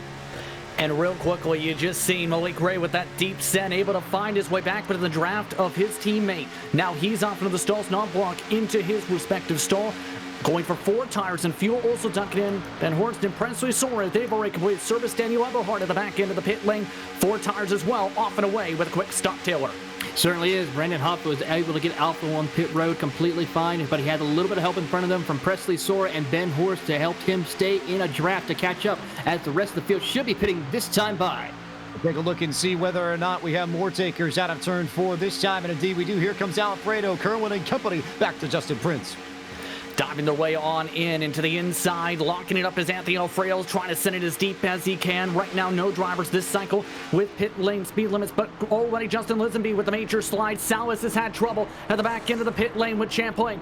They had contact as Salas trying to send it hard and went from 10-15 car lengths into the door of a car behind. Rest of the cars on the Jackson for service. Tough break for Salas as he decided to take a tow. Anthony Alfredo has been released off pit road. He's going to continue on his way as they work his way off pit road. He will beat some of the rest of the field except for maybe Casey Kirwan, who will beat him off just a little bit. They're going to try to get organized as they come off of pit road. They'll come off of pit road 2 by 2. We're still waiting on Crawford and company back to pit road for Michael Guest and company. Dumping the way in 3 wide as several drivers trying to lock it on down. Briar LaPrade, comfortable in his race car, has been quiet on the radio. Liam Brotherton also ducking in with Michael Guest. Guest a little bit to the right in his pit box. Frisch into his stall this time with no issue. Drivers in for 4 tires and fuel amongst the drivers, Taylor. Rest of the field is trying to work their way through the field, as the one is also going to be pitting as well right now. The one of Matt Forkba, as he's trying to get to the inside as well, but he's going to have a tough time getting on pit road, as he's only just one of the few cars left on track who has yet to pit. That big shakeup. We'll get a look at the replay, but Vicente Salas and Champagne were the 2 cars involved, as you'll see on the replay here, and this was mass chaos, basically. Everybody coming down to pit road, and there you see trouble, and actually, no, sorry, James, we're watching. Now we'll get the replay as on the right side of your screen, the rest of the leaders coming in, and there's the replay of the Salas Champagne incident, James Pike, and that's a big hit for Salas.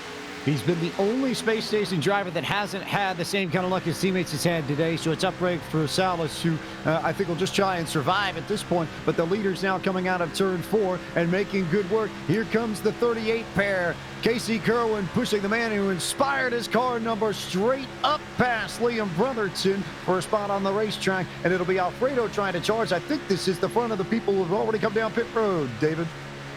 It is. Alfredo's going to reassume control as there's a large pack of cars on the apron coming up to speed. A huge pack that just completed service. How will they all blend back in? This pack on track right now is going to blow past them down the super stretch. Now you got to be really careful here with those guys coming down pit road and then exiting pit road. But Alfredo does a solid job of getting around those guys very cleanly. Alfredo back to the race slate as a double 38s. Yeah, Alfredo too strong as they're on the high side. He's just going to go right up to the race lead. Dylan Alt and Derek Justice, they nearly get hip checked as they're trying to get up to speed. Alfredo and Kirwan now right against the double yellow line. And how about 3 cars with help on the bottom of the racetrack? Exit and lockdown. Alfredo, LaPrade is back there behind Kirwan. They control the field in 1. Nearly a huge moment for Justin Knobloch as they exited the tri-oval. It was a little bit of contact. He saved it. That's 2 huge saves for Space Station Gaming. He still rides inside the top 10. Oh, but here comes Casey Kirwan, makes some contact. Oh, he comes to the outside of Alfredo. Now they're 2 wide for the race lead. 2 by 2. Brotherton trying to give a shove to Casey Kirwan as again a pair of 38s leading this field. You got the 35 working with Alfredo. You've got 3 of those drivers who are going to work together, 2 lockdown drivers, and then the XSET driver. Of course, Alfredo, a content creator for XSET Gaming. That announced when XSET announced their team lineup of Casey Kirwan and Ryan Loser. So a bunch of friends leading this Podium 500.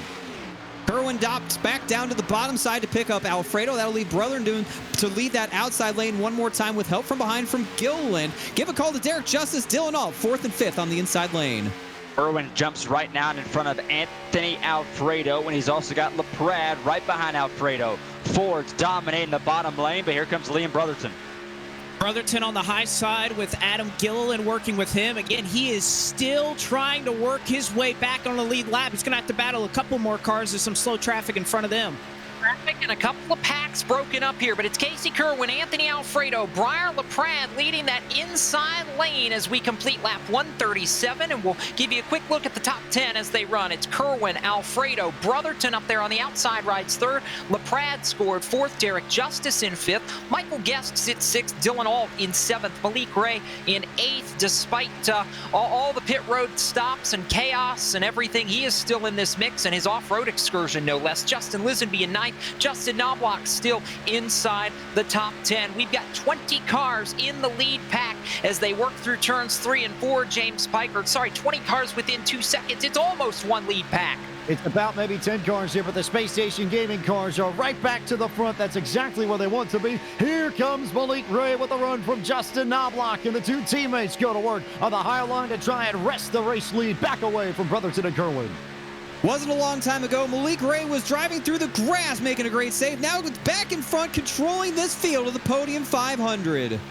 Knobloch now is the lone man. Does he cut right in front of? Yes, he does. Right in front of Michael Guest. He chops down into that outside lane. Wow, what a move, because he was close to getting freight trained. And Ray is able to cut down there, and pretty much that third line completely dies out. As you've seen, the pack has really caught up, about 20 cars after green flag pit stops to have a shot at the race lead. Coming back into the tri-oval now, 139 goes up on the board, so still a long way to go. It's now Malik Ray out in front, side by side from second on back behind him. Dangerous tandem back here about the 11th row. Christian Peterson for the first time emerges towards the front of this field with a big push from his friend Seth DeMerchant. Keep an eye on that pairing out of Horizon Racing. Christian Pedersen there in that top lane. See if he can make that third line work way back in the pack. But DeMerchant now, boys are on board with him currently, pushing him in that machine to the outside lane. And DeMerchant trying to make that third line work. There's a trio of cars up there that are trying to move forward. It's led by the 23 of Christian Peterson, Seth DeMerchant, and of course with him is Matt Coker. Remember, CP and Seth DeMerchant worked together 2 years ago to win the inaugural Podium 500. They're back together in this race and back storming on that outside lane and making a charge quickly to the front of this field.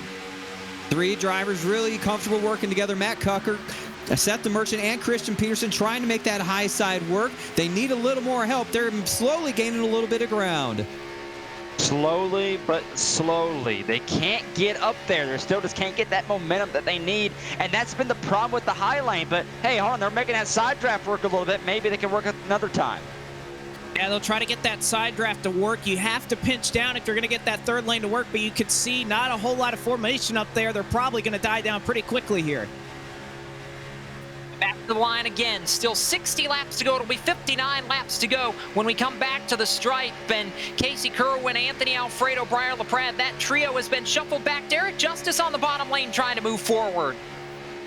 That top side now creeping up to the second row. Christian Peterson sniffing the right rear quarter panel of Adam Gillen as they almost brush the wall, trying to keep some distance between each other. I mean, he is sniffing that wall upstairs, and he's almost rim riding the outside retaining wall to see if they could try something different to get a good run down the back straightaway. Trying to rim ride right now. It's stalling out here in the third lane, but Malik Ray gonna move up in front and makes contact with Brotherton, able to hang on. Here comes Kirwan to the lead. That was so tight, and that allowed Christian Peterson to draw ever closer to the front. It could be 3 wide for the race lead in just a few moments, but Malik Ray still has control from the middle lane. That fast lane is where you want to be if you're the 11. Now he'll drop down to the bottom in 1. Ray picks up the bottom one more time with Casey Kirwan, Anthony Alfredo, Briar LaPrade on the bottom.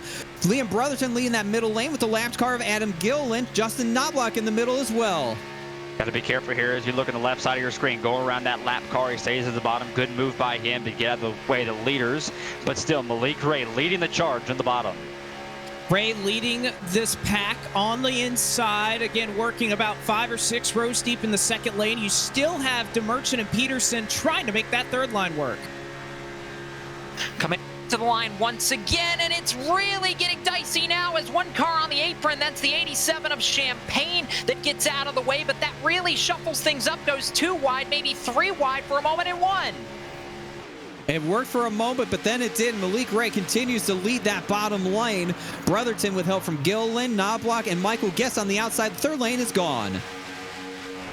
Third lane is gone now for sure, but it's Malik Ray leading that bottom of the charge. And he's got Kirwan, Alfredo, LaPrade skyrocketing behind him at the bottom. And Alfredo and LaPrade, there's really just nowhere to go with that second line, pinching them down. Haven't made up any progress, but they're just stuck where they're riding for now. I don't think they're going to mind that all that much at this point. It's a decent time to ride as DeMerchant tries to make it work. There goes another space-saving car. That's Knobloch who tried to control both lanes and just about got turned by Michael Guess. The intensity definitely starting to ratchet up, David Schildhouse. Knobloch now will lead the third lane with help from CP, DeMerchant, and Cucker up there up against the wall. Knobloch a late move, but he's making it work. Guys, you've seen all these cars going dip, diving, inside, outside, switching lanes. You got to be careful, but I think we might be seeing the later parts of this race is based the way this field is running right now currently, Blake. Yeah, I think so, but here comes the third lane. Justin Knobloch, enough organization there to make some moves. He's got Christian Peterson with the clean nose and Seth DeMerchant to make him work.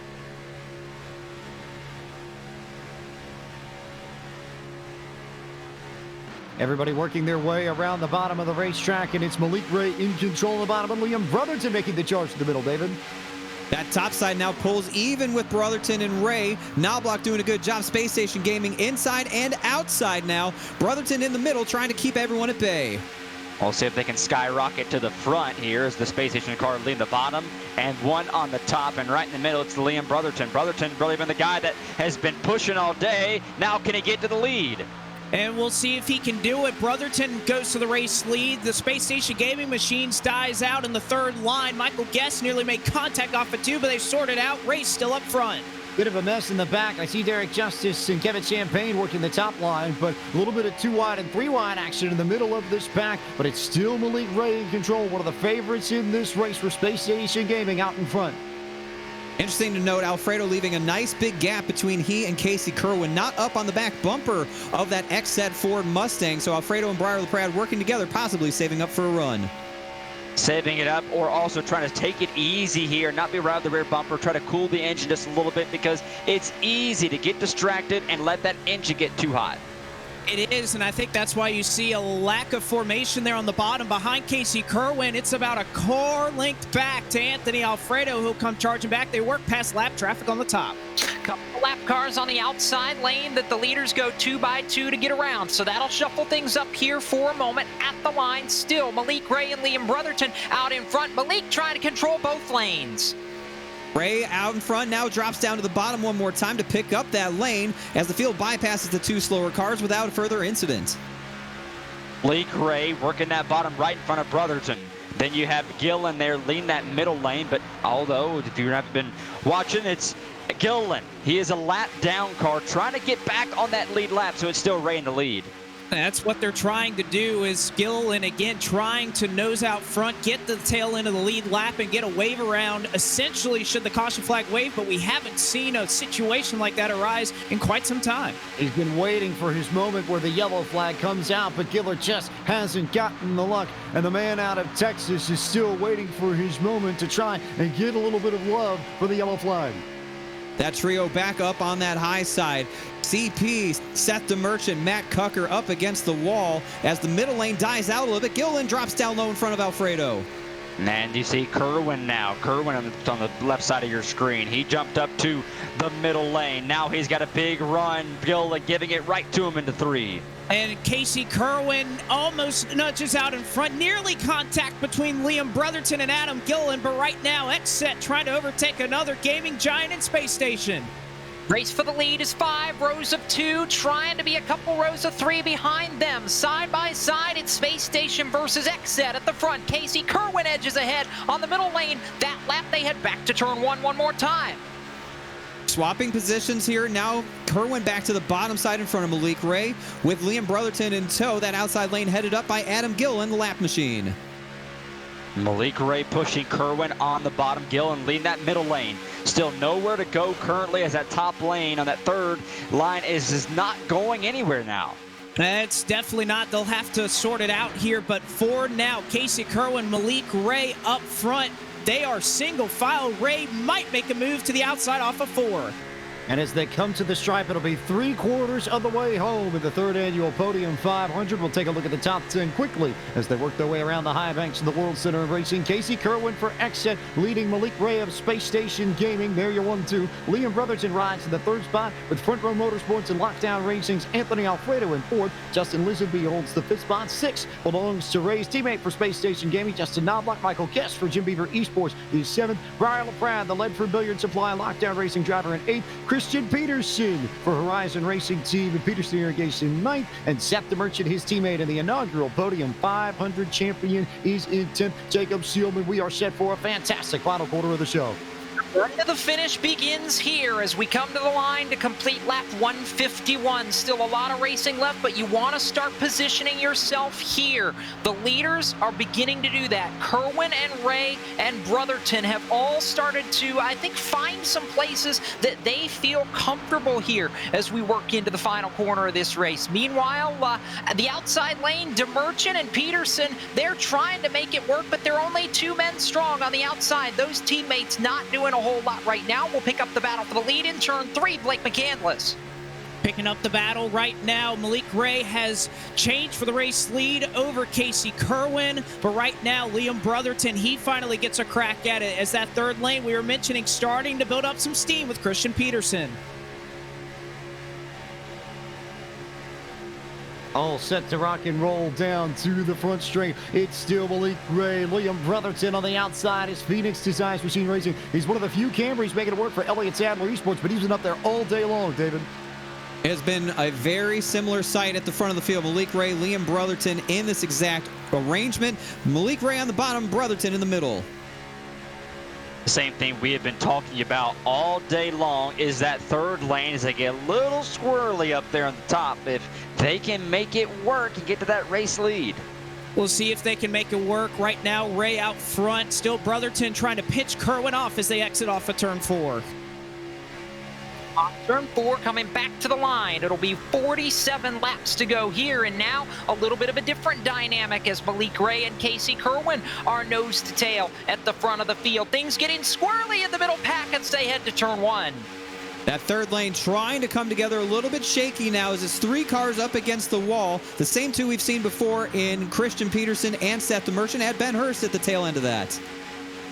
And ladies and gentlemen, you see on your screen the very top in that top lane, that second car, we see DeMerchant. He has really been almost rim riding that wall, leaning on that right rear quarter panel on the wall last time by.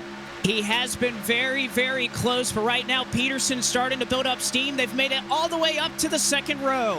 They keep on charging. It's CP Peterson in the 33 and Ben Harris to lap down, working that outside lane in the third group, trying to draw even with the lap car of Adam Gilliland, but Harrison Gilliland also racing for the lucky dog if we happen to get a yellow, David.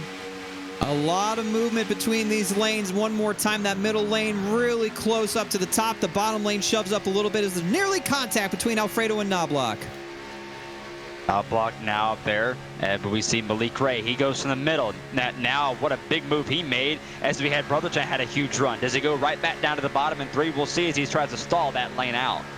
And right now, Peterson with the big charge as they were wiggling back in the pack. It's allowed him to come all the way up to the second row. Ray up front, but they're 3 wide behind him.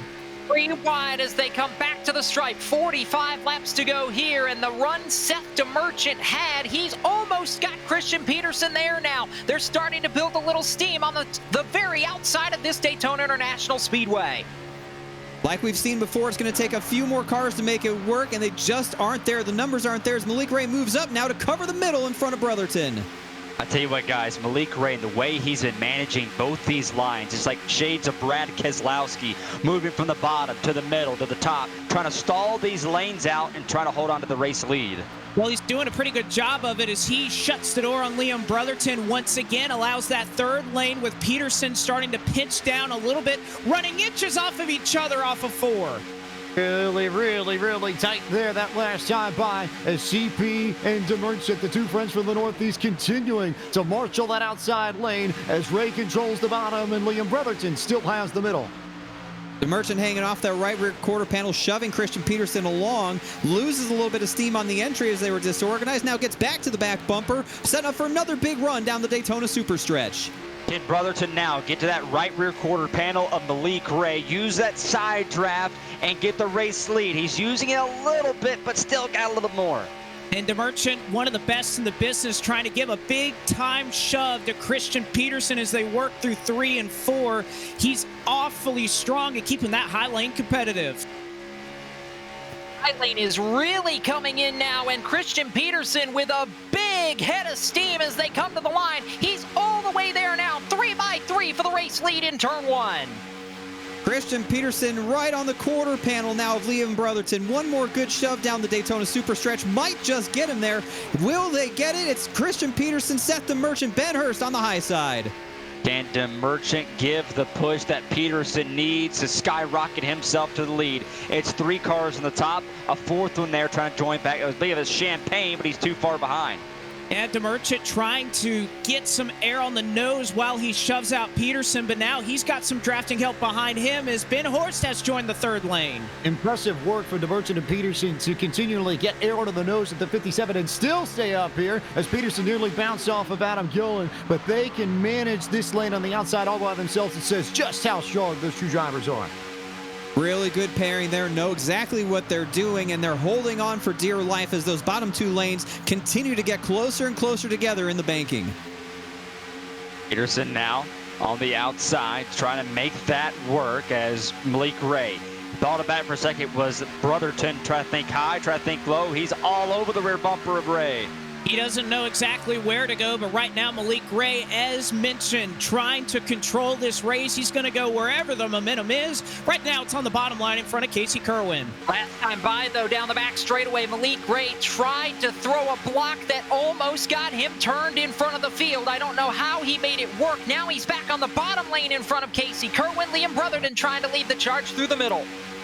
Brotherton continuing to ride that momentum from Adam Gilliland. Ray moves up just a little bit to give some more energy to that middle lane. That's going to spring Kirwan to come forward and should bring that third lane forward as well.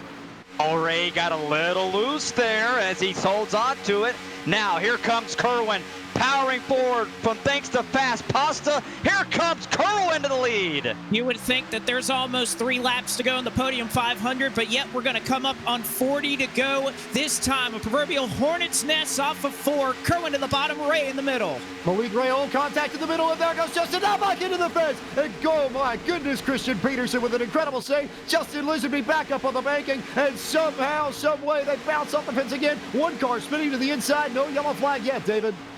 That's David Brown around on the apron. I don't know how they all kept it together, similar to Malik Ray, but with 5 times the cars, we stay green as the field flies apart. Oh my goodness, that should have been about 7, 8, 9, 10 car wreck, but somehow majority of the cars keep it straight. We keep going. Here's another look through the field. We'll take it away with you, Blake. And we'll look at it right here. You can see middle of this pack, it looks like Knobloch. Yeah, it was Knobloch and that car on the bottom, the Grit Motorsports machine, I believe, they got together. You see they scatter around, and the 83 eventually comes back up onto the banking while everybody's saving it. They make some door contact, and all of a sudden, that is the lone car somehow, out of all of that spins around, and we stay under green. We stay under green, and James Pike at this point, what that's done is basically blown the front pack apart, and now it is a group of 6 at the front of the field, led by Malik Ray, and without a caution, it is possible, I'm not going to say, probable, but possible that they could be left to settle it amongst themselves. We'll see how well these groups come back together immediately. I can tell you that Christian Peterson, even with a little bit of nose damage at that incident, Seth DeMerchant with some damage too, but they're both already gaining back on Malik Ray, so that group should be able to close right back up and make it at least a 10-car battle for the lead. The question is whether or not this Brian LaPrade, Matt Cucker company group back here can get back to the front as well, David Schildhouse. 6 cars in that front group, then 4 cars in the next one. The 4 are coming up, so it should be a group of 10 to head the field off of 2. This is exactly what this top 7, almost 10 cars here would love to see. A little single file racing, but the question is, can they remain calm and cool enough where they don't have to feel like they have to dig out a line earlier? Well, we'll see if they can do that. They have anywhere from about 10 to 15 laps to when they'll have to come down to pit road for the final time. They'll try to sort it out and keep their lead until that happens. Pack starting to build up a couple more cars again. Pit road, Justin Prince and Taylor Burris, down to you. And most drivers are talking about their final pit stop windows at the moment within the next 8 or so laps. For a majority of the field at the moment is the discussion, particularly for the front runners. But the mindset of note for Casey Kirwan is they're going for the win.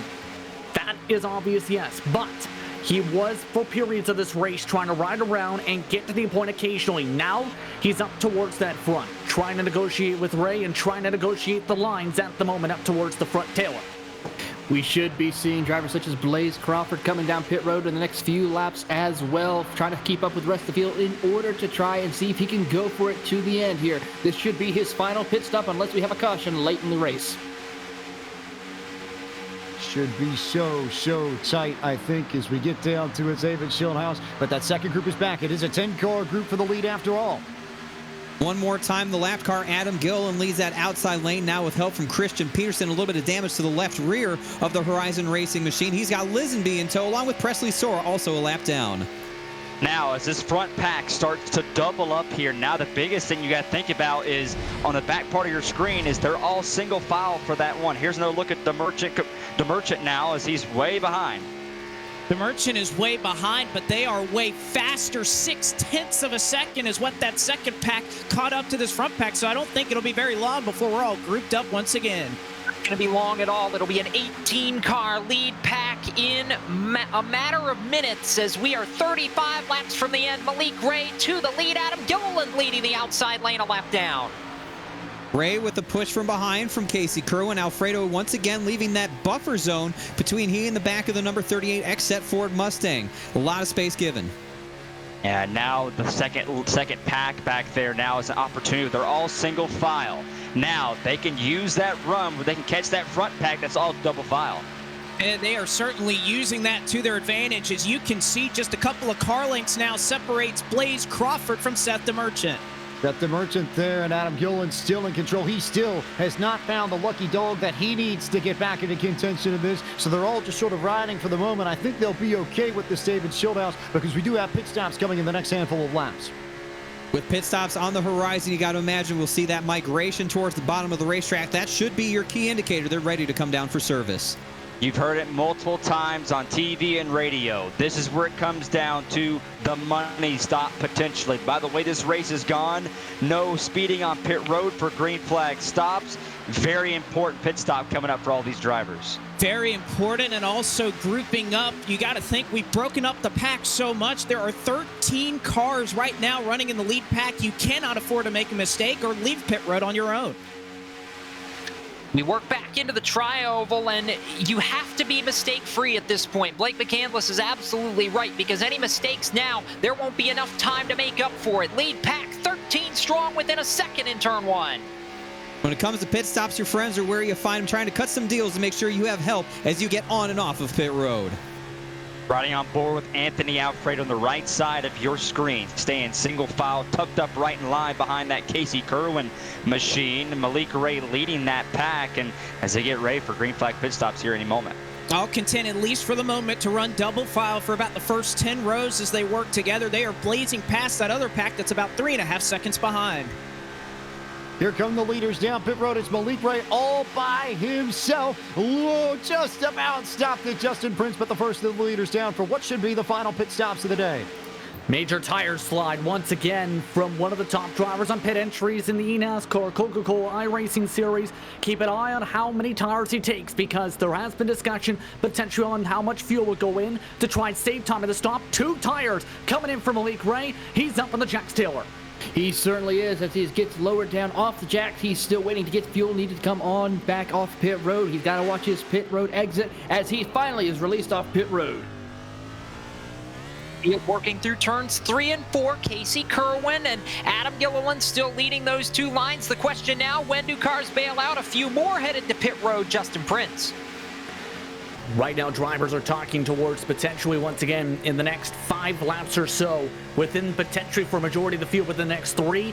Some are already talking about this time by potentially. So the window is open for drivers to duck their way towards the stops here, James.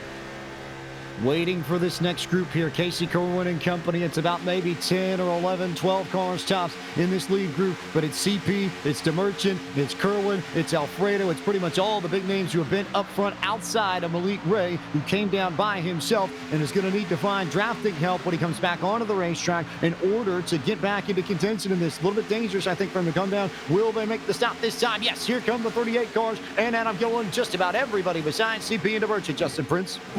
And Kirwan trying a similar ascent and just barely able to make it towards the speed limit. He was one of the drivers discussing things where he needed to try and stretch it towards the limit. Near contact down the middle of the pit lane as Brotherton and Helton nearly make contact. Several drivers making their way to the boxes. Alfredo taking right side tires. So is Michael Cozy Jr. along with Wall. Furcapa already trying to get off and away, having a backup in his stall.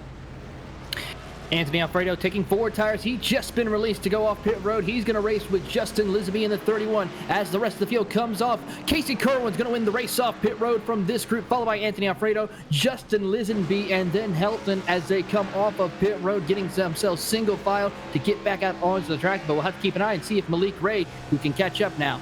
Lead pack was Christian Peterson, Seth DeMerchant, Derek Justice, and a couple of others. They are now in pit road. This should conclude the final round of pit stops, Justin. And into the pit boxes goes Blaze Crawford, a little bit further back into the stall, but able to hit his mark. So does CP. Majority of the drivers going up on the right side. Jacks down to the back half of the pit lane. Michael Guest going with left side tires though. Seth the Merchant off and away, so is Matt Cucker. Both drivers drag racing their way towards Taylor. Here they come as they come off of pit road. Seth the Merchant has a little bit of a nose advantage, but it's going to be Derek Justice in that number 37 who will win that race ahead of Christian Peterson as they'll now get single file and continue on their way. Now back to it as we'll watch and see where Kirwan comes out in relation to Justice. You've got the leaders making the charge on the right-hand side of your screen. You've got the folks just coming off of pit road on the left-hand side of your screen, and they're just about going to merge together right in front of you, Ford Martin.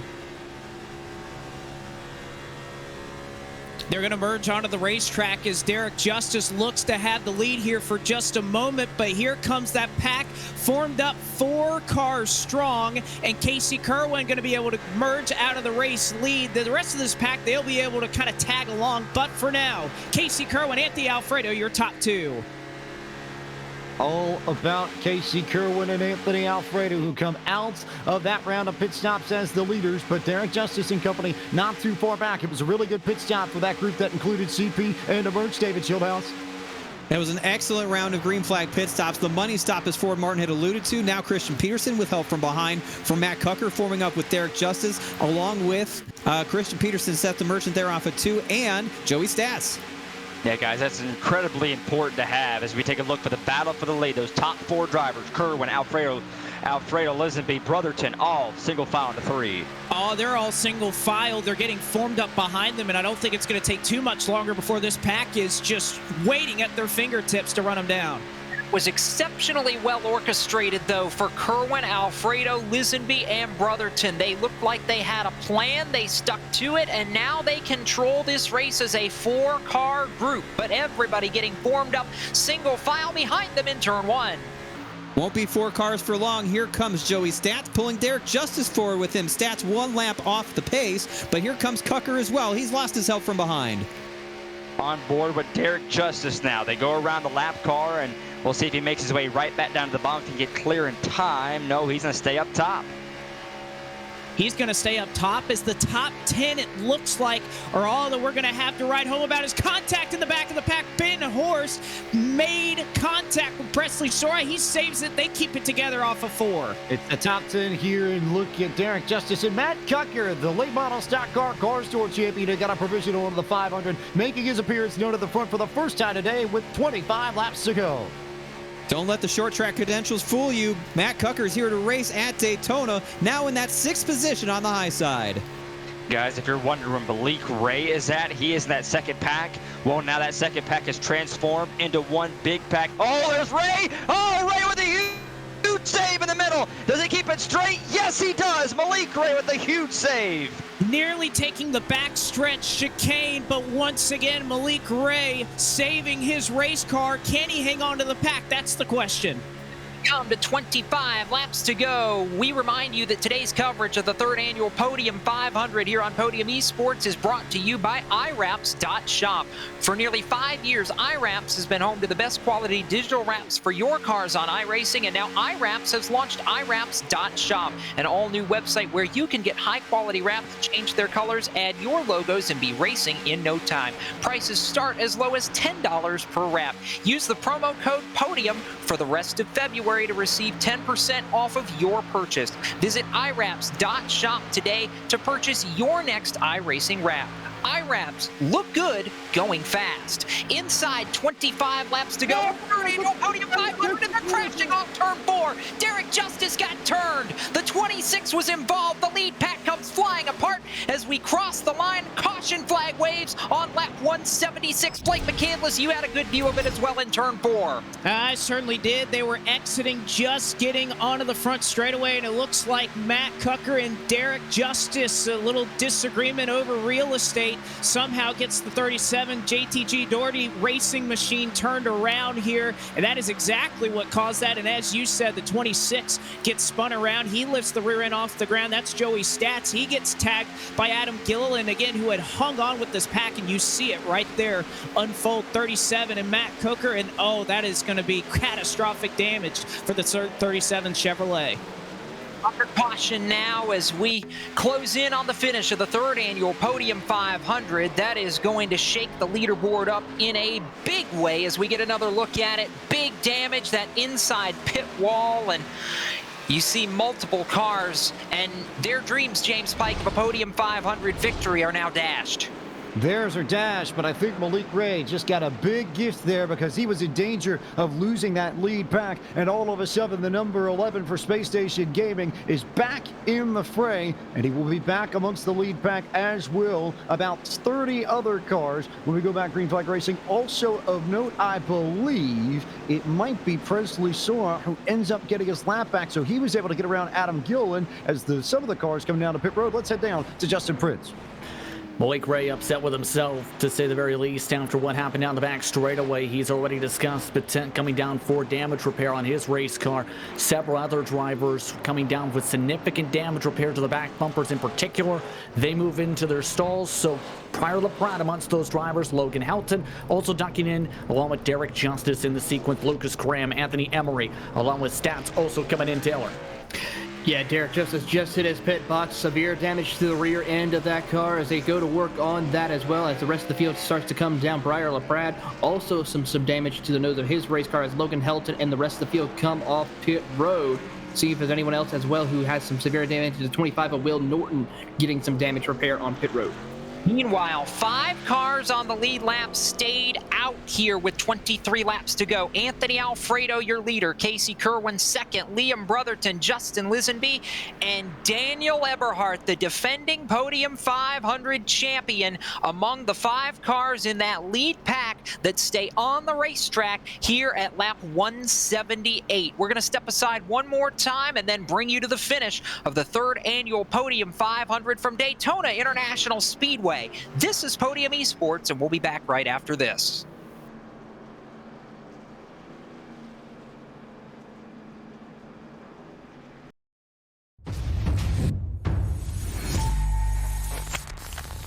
I'll be back.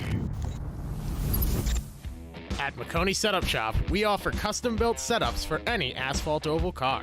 Prices starting at just $5. Weekly setups available for all Legends, late models, modifieds, and NASCAR trucks, Xfinity, and Cup cars. Do you need one-on-one driver coaching?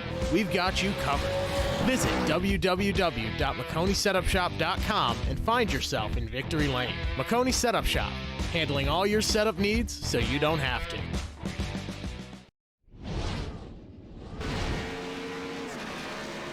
Welcome back to Podium Esports coverage of the third annual Podium 500 from iRacing's virtual Daytona International Speedway in Daytona Beach, Florida. James Pike, the voice of Podium Esports, alongside Jacob Seelman, high atop the World Center of Racing with David Schillnaus, Ford Morton, and Blake McCandless in the turns. Justin Prince and Taylor Burris down on pit road with Ryan Bauer punching all the buttons in the production trailer. Cameras by Dougie Beard as we get set to bring you the stretch run and the finish of this third annual Podium 500, which had gone green for a while, Jacob Seelman, but now that everybody's bunched back up, it's 30 cars in the lead lap. It is going to be all out mayhem in the final 20 laps of this race to decide who goes home with the $1,000. That it will be. It'll be 21 laps to go when we get the green flag.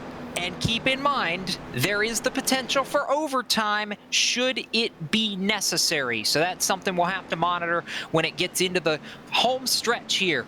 They set up like this: Anthony Alfredo and Casey Kirwan on row 1, Liam Brotherton and Justin Lisenby on row 2, Daniel Eberhardt and Michael Cozy Jr. on row 3, Malik Ray, Logan Helton row 4, Connor Anton and Anthony Emery, 2 names that I don't think we've called all day long, up inside the top 10 now as we get set to come back to a restart. 19 cars, including Derek Justice, scored on the lead lap, and James will extend this caution one more lap at least. Race control wanting to give it a little bit more time to get lined up and get settled in here.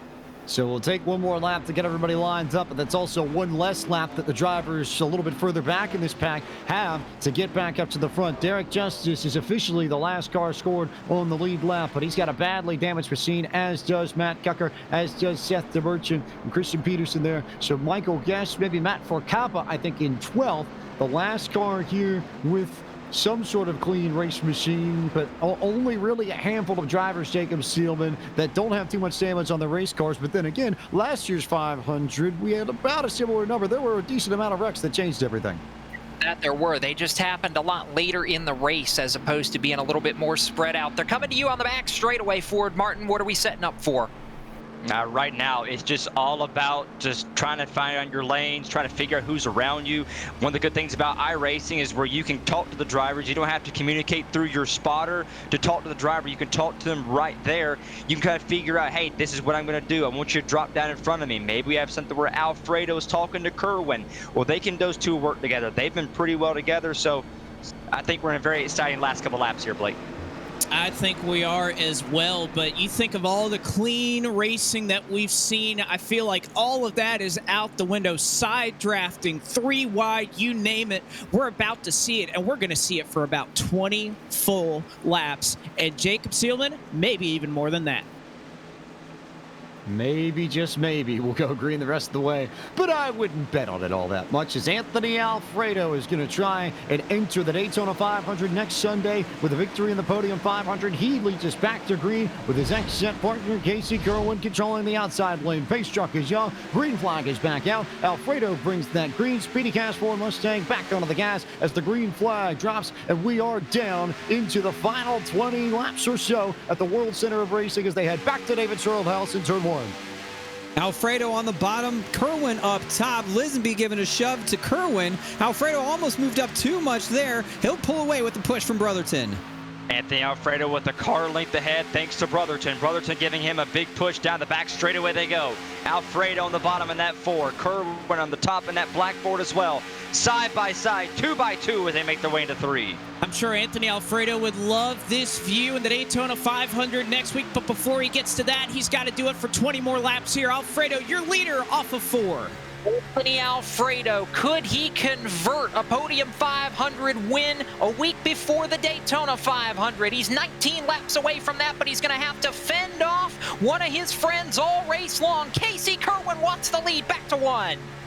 Kirwan riding the momentum from Justin Lisenby. Michael Cozy Jr.'s reassumed that top 5 position. 3rd car in the outside lane. Couple blue ovals hold those first 2 spots on the bottom and the top. They've been dancing partners all day long. Now they're competitors. Side by side, 2 by 2. Kirwan with an edge. Is he clear? He might take it. And he doesn't look like Kirwan was able to take it. That middle line had such a move going on in the middle line, but you see Alfredo, he only has 1 helper with him. 1 helper because Daniel Eberhardt dropped way back, so there's a big gap between the 09 and the 10 of Liam Brotherton, but that outside lane still going strong. Here comes Malik Ray making that 3rd lane up for the first time since we went back green flag racing. Malik Ray to the top shelf with help from Anthony Emery. Now inside the top 10, Malik Ray to the outside of Michael Cozy Jr. as they work through the banking. Cozy drops down low. Almost feels like Malik Ray has had 9 lives today, and he's used just about every single one of them with every single save. For the first time all day, we've seen the bottom kind of discombobulated, not fully together. Now they finally get back here into 3. And now Malik Ray all by his lonesome. It's a car length back to any help there on the outside line, but you can see, giving no room, he's got help now from Eberhardt. Whoa, Eberhardt threaded the needle. You couldn't have put a piece of paper between he and Malik Ray with the 92 back there of Anthony Emery, but now Eberhardt shoving Malik Ray. It's a challenge for the lead in turn 1. What a power move by Daniel Eberhardt. That middle lane is wobbling. Logan Helton out of shape, holds onto it as the bottom lane loses its momentum. That's going to help this top lane move forward. All race long, it's always been the top hasn't been enough to get to the bottom where they can grab the lead. If anybody could do it, I believe it's Malik Ray, and he might just do it. Malik Ray to the lead. Malik Ray takes the top spot after going 3 wide for the lead. He shuts the door in front of Anthony Alfredo. Eberhardt with the shove. Kirwan off the bottom, trying to make it work. I don't think we need to explain how badly Malik Ray wants to win the Podium 500. You can see it in the way he's driven all day long. He wants this bad, and now he's in control of that inside lane as they climb back to the 31-degree banking. Big stack up in the middle there. Christian Peterson nearly lost control as Anthony Emery got into the back of him. They keep it rolling straight for the time being. That 3rd lane with Eberhardt up top with Lisenby. Oh, boys and girls, look at those front to bottom. Alfredo and Ray, those guys have had history all race long. They're back together, nose to nose. And Malik Ray going to make that car wide. I don't think he can make it 3 lanes wide. Here comes Casey Kirwan, shoved from Justin Lisenby, looking for the top spot. Kirwan wants it off turn 4. Lisenby trying to help him get there on the bottom. Anthony Alfredo shoving Malik Ray. It's almost 3 wide, 5 rows deep as they cross the line and head back to turn 1. Eberhardt pushed Malik Ray to the lead. Now he's getting pushed towards the lead by Ben Hurst in that 33 in the outside lane. Don't forget about the 42. That's Dylan Alt. Oh boy, it's getting intense now. Here's Kirwan working that middle lane, getting a push from Lisenby. Ray on the bottom with the push from Alfredo. 3 wide for the lead, but here comes Eberhardt on the outside. He's got drafting help from Ben Horst, and they are dead even a drag race. 3 wide through the banking and 3 and 4. They'll come to the stripe this time. 15 laps to go. Give the nod to Malik Ray off of 4. Ray a car length ahead of Kirwan, a car length ahead of Eberhardt, and they're inside, middle, outside in that order as they come to the stripe. 14 laps to go in the Podium 500, and still any one of these top 20 cars have a shot at the victory, David Schildhouse. Very little room being given now between these lanes. Everyone right on top of each other. The slightest mistake could trigger a big wreck. They're all rolling the right direction for now. Working the bottom, Malik Ray's there. He's got Alfredo right in his rear bumper. Still 3 wide for now. Still calm, but any moment you'll see one person make a move. Make one move to win the Podium 500. And it may be coming from Daniel Eberhardt right now, who wants the track position again. Dead even as they exit off the corner. He's going to have a run off the top. Defending Podium 500 champion trying to make it 2 in a row. Daniel Eberhardt with the 09 all the way there, and Daniel Eberhardt leads at the stripe, but he's not clear. He'll fall back. It's a 3 wide battle for the lead in the banking. Eberhardt made it to the line, but Kirwan will surge ahead as they enter 1. Now Malik Ray fights back on the bottom with that push from Alfredo. Here comes that middle line with a big surge. Having the big surge, but can they get enough to jump right in front of Malik Ray? Ray's been the guy that's been in control of all the lanes so far when he's been the lead, but Kirwan now using that middle lane to the lead. And that middle lane definitely stacked up a little bit better than the bottom at the moment. Right now, that gives Kirwan just a bit of a nose of his Ford Mustang over the Mustang of Malik Ray. Dead heat between Kirwan and Ray, but here comes Eberhardt on the outside of the 09. They cross the stripe, 12 laps to go in the Podium 500, and Eberhardt now inching out ahead of the entire field as they head to 1. Eberhardt gets clear, drops down to the bottom, and picks up Malik Ray. Daniel Eberhardt takes control of the Podium 500 now on lap 188. Oh, what a teardrop move there by Eberhardt. Back down to the lead. The Fords have been in control all race long, and he jumps right in front of Malik Ray. Eberhardt to the race lead after starting in the 43rd spot. We have seen multiple drivers come from the 3rd lane and eventually take the top spot. Right now, working in the favor of the 09 as they make contact back in the pack, but they keep it together. Ben Horst and the 63 of Logan Helton that banged doors as they exited turn 4 across the line. Daniel Eberhardt with help from Malik Ray. They're the top 2. Back to turn 1. Eberhardt leads this train. For the time being, the back-to-front challenge complete for Daniel Eberhardt. Can he hold on for another 11 laps? Lap cars trying to escape this fray to get to the apron. Good move by the lap cars, getting right out of the way. Now it's still 2 wide. This is the part where they can get all shuffled. What happens here? Here comes Malik Ray to the outside. Oh, they get twisted. Oh, can he hold on to it? Brotherton stalls down the racetrack. Now he shuts up. Oh, it's a huge 4-5 car wreck behind him. And that Huge all happened right in front of Blake McCandless. Tell us what you saw from your angle. Huge wreck in the middle of 3 and 4 here. Liam Brotherton, he has significant damage on the nose of his Toyota. Connor Anton is involved. Joey Stats was also collected up in the wreckage. Ben Horst, Matt Cooker, a couple of cars as they wrecked right in front of me as they entered turn 3. You could see on your replay, Liam Brotherton got out of shape. Justin Lisenby, heavy damage. The 23 also shunted into the outside wall. A few more cars involved. Jacob Seelman, Travis Brown, one of the casualties. So Moonham not going to make the miraculous run to the 500 title, and a few more big competitors taken out. Most notably, though, Liam Brotherton, who had controlled that middle lane for a good chunk of this race with Elliott Sadler Esports out of contention for the Podium 500. And then there were 10 laps to go, James Pike, and now the list of contenders is whittled a little further. The 23 of Christian Peterson was another one involved in that. I believe Briar LaPrade got a piece of it. He had been towards the front most of the day. Michael Guest in the 9 car likely out of it, but the 2 drivers, or rather the 4 drivers that I saw as far as heavy hitters that got through unscathed, Malik Ray, Daniel Eberhardt, and then the X-Set pair, Casey Kirwan and Anthony Alfredo. Alfredo's a content creator for X-Set this year, working behind the scenes with Lockdown Racing, and of course driving for Front Row Motorsports in the Daytona 500 next Sunday. Meanwhile, Lisenby leading a couple of cars onto pit road. Justin Prince. Lots of drivers currently in the midst of discussions after what happened in that incident. Anthony Alfredo in particular, hyped up after being able to save the race car, to say the very least right now, guys, on the radio, because one of the main talking points for him was he thought it was similar to what happened last night in his dual race with the save.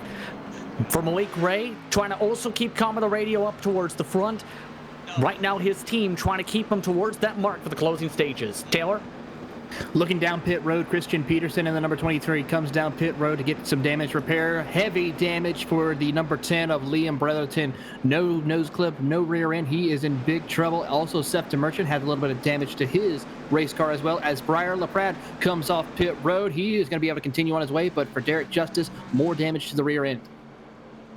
So lots of cars trying to get their machines fixed up, and a few less names that we are going to be talking about. But the main story, as you said, Jacob Seelman, Ray, Eberhardt, Kirwan, and Alfredo up there. But how about the 63 of Logan Helton, who was swept up in that very first incident that took out Jimmy Mullins and company back around lap 20 or so? Here he is with a little bit of damage, but still in the mix and in 4th position when we go back green flag racing in just a bit.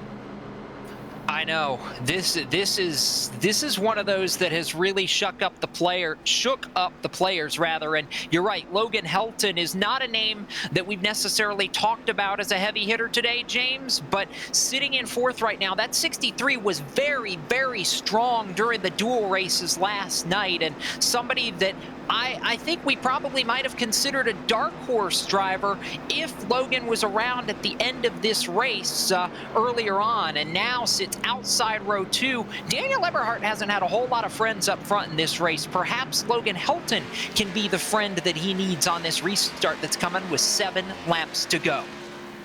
So now they will line up 2 by 2. Lights are off on the pace truck. The restart to come on lap 194. There will be 7 laps to go in the 3rd annual Podium 500. And the top 10 will line up like this. It'll be Malik Ray and Daniel Eberhardt in the inside and the outside of the front row. Casey Kirwan, Logan Helton, Anthony Alfredo starting right behind the number 38. So the 38 is going to be in tandem down on the bottom. Anthony Emery restarts 6th. 7th will be Michael Cozy Jr. Seth DeMerchant, even with the damage, will restart 8th. 9th will be the 98 of Presley Sora, and Matt Forcappa will restart in 10th. And Blake McCandless, we are going to be in for a whale of a final 10 laps.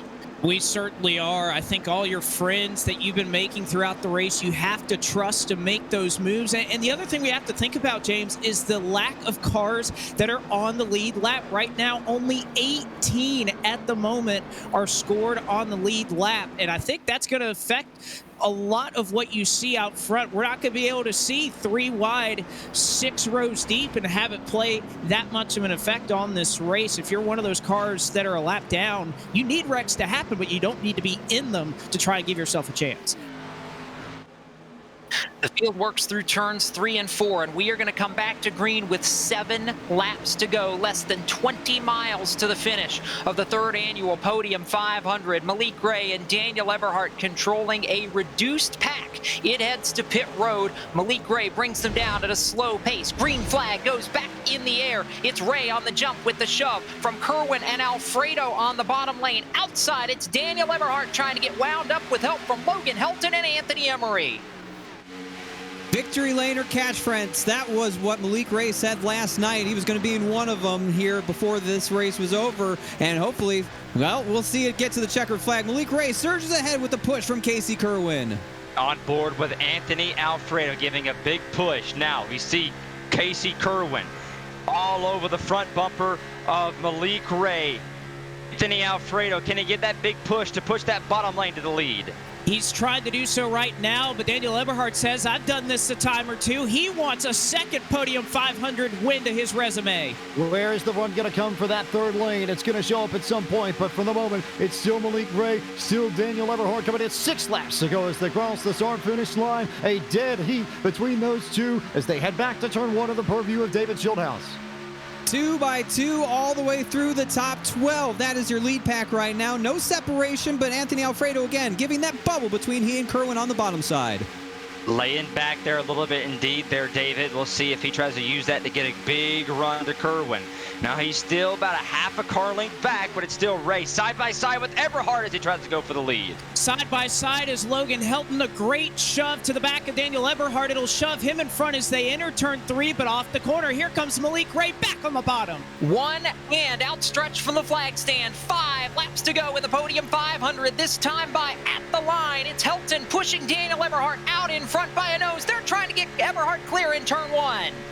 A little bit of a check there. Eberhard down to the bottom, covers the spot in front of Malik Ray. Eberhard once more back in front of the field for the Podium 500. Malik Ray, I don't know if he liked that move or not because Eberhard shot right in front of him. Now Ray all over the rear bumper of him. Side by side, down the back straightaway they go. Here comes Logan Helton on the top. Malik Ray trapped into the second line, and Logan Helton trying to make it happen on the top side, but you see that second lane, not a whole lot of formation right there. Malik Ray looking to push Eberhard and get a path clear up top.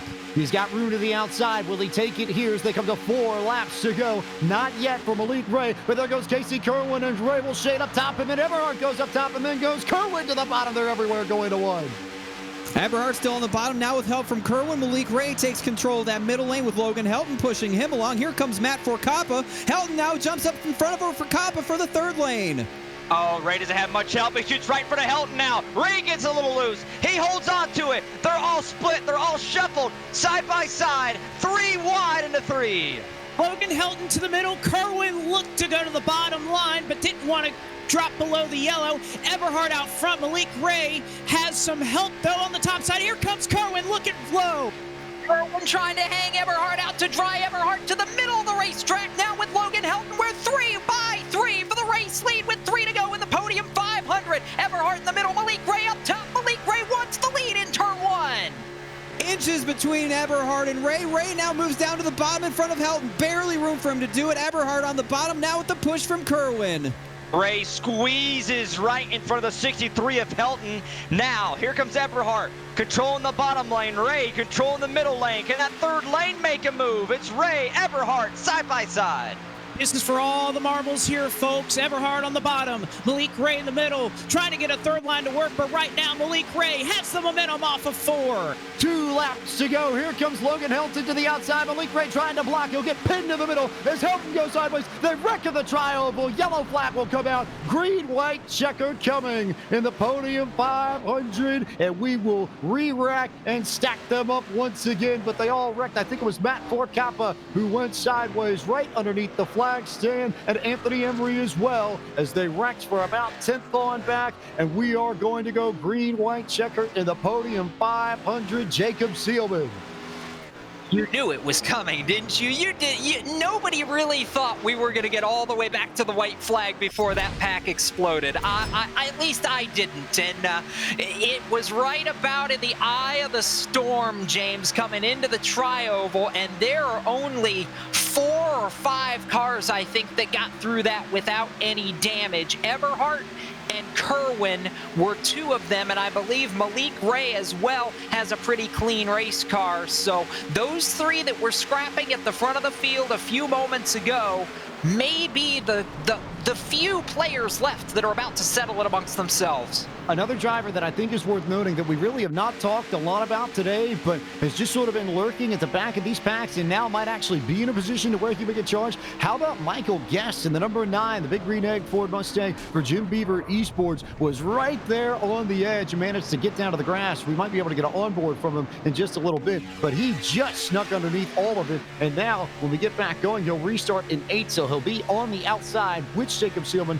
if you want to make a run on a green-white checker checker, I think you have to be up there. If you're on the bottom, you're defending no matter what. But if you're on the outside, I think you have a chance to maybe go up top to steal this thing. Absolutely. We're getting a look on board with Michael Guest, and how did Guest and the Big Green Egg get through that? It was like the Red Sea parted for the Jim Beaver Esports number 9, and we'll see if we can't get a look from the blimp cam here in just a moment and get a high overhead look. Here it is as we work down the back straightaway and into the work into the tri-oval rather, and there it is from high overhead, and there's that second pack behind. Now, James Pike, one more thing that I want to note on here, that as you look at surprise players at the end of this race, you mentioned Michael Guest. I want to shout out Presley Sora, who 50 laps ago was a lap down and now rides 7th in perhaps the biggest race of his life. How about it from Presley Sora? He was the one who got that lucky dog that Adam Gillen had been racing for about 50 laps or so. It never came to the 8. It instead went to the 98 when we got the yellow for Justice and Conquer spinning out of turn 4. And now, based off of the lucky dog he got there, Presley Sora absolutely has a chance to win this race, Jacob Seelman. Absolutely, and though I know there's a lot of debate right now as to, fault or who caused the wreck, but listen, at this point, you're inside 3 laps to go in the $1,000 to win Podium 500. If you're not trying to fit your car through a maybe not so advised space to try and win this race, you're not doing your job right. And to me, that is a racing incident on a super speedway inside of 3 to go for $1,000. I see no fault on anybody there. There's going to potentially be contact. There's potential for making a mistake in the draft. It's no holds barred at this point. Game on, let's go and see who cashes the check. David Schildhouse, I want to turn to you on that, because I think you know as well as anybody that this is a racing incident first and foremost. And when you have so many variables in play, you can try and control them, but you add the adrenaline and the nerves of the situation, and it becomes almost impossible to keep everything in your bucket. Well, let me start by saying this. Malik Ray didn't do anything wrong. He's leading that lane. He's got to do everything he's got to do, and if you expect him to do anything less, I don't know if you've been watching for the past 2.5 hours.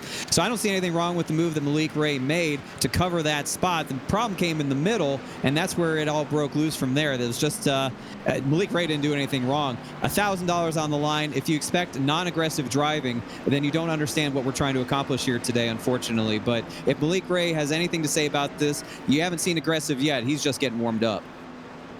Blake McCandless, you know how it is with this racing. You saw the madness in the FTF 500 last weekend. What did you see out of that incident?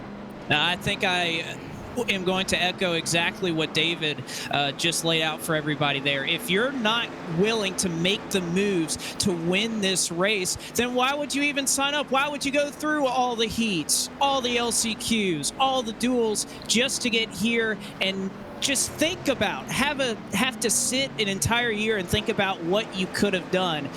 Going for it all, I don't blame Malik Ray in the slightest for the moves he made there. It was some jockeying back in the pack that I think ultimately caused that wreck. And again, if you think that was aggressive, we are just getting started here. Potential 3 green-white checkered attempts here. So if you think you've seen it all, you haven't seen anything yet. Remember that it was the 3rd green-white checker that got it done last year. 208 laps we put up on the board. We're going to start 203 when we come back around this side by. Eberhardt, Kirwan, Ray, Helton, Alfredo, your top 5. DeMerchant, Sora, Guest, Forcapa, and LaPrat, the rest of the top 10. But the field in the control of Daniel Eberhardt as the pace truck will pull down to pit road, and we will get our first of 3 green-white checker attempts in the 3rd annual Podium 500. 2 laps to go when they come back to the stripe. Green flag back out. Daniel Eberhardt going. Malik Ray got a great restart behind him and shot right into the rear bumper of the 09 machine. But it is Daniel Eberhardt and Casey Kirwan that will go up through the gears and bring us back to speed and back to David Schildhouse in turn 1. Everyone getting back up to speed. Everyone pushing as hard as they can. Not a lot of room being given, but it's clean for now. Kirwan leads the outside lane with Logan Helton pushing him along. On the inside lane, Ray all over the back bumper of Eberhardt. They're right on the rear bumper. Kirwan trying to use that outside. The help from Helton side by side as they come back into turn number 3. Well, they're still linked up, but the question is, when is the move going to come? Eberhardt to the bottom, Casey Kirwan in the middle. Helton and Ray make contact. They still keep it together. DeMerchant trying to build up a run out of 4. We get to the white flag. This race is official, and we'll bring it back. It's 2 by 2. It's Daniel Eberhardt on the bottom. Up top, it's Casey Kirwan. White flag in the air. This will be the last lap of the Podium 500. Battle for the win is in turn 1. Eberhardt low trying to bring it home. Barroom brawl broken out here at Daytona International Speedway for the final time through 1 and 2. Eberhardt with Ray and Alfredo in tow on the bottom. Kirwan up top with Helton down the Daytona Superstretch. Down the back stretch they go. Kirwan on top. Eberhardt low. Luke Ray tinks out a line. Does he make it 3 wide? Kirwan to the race lead 3.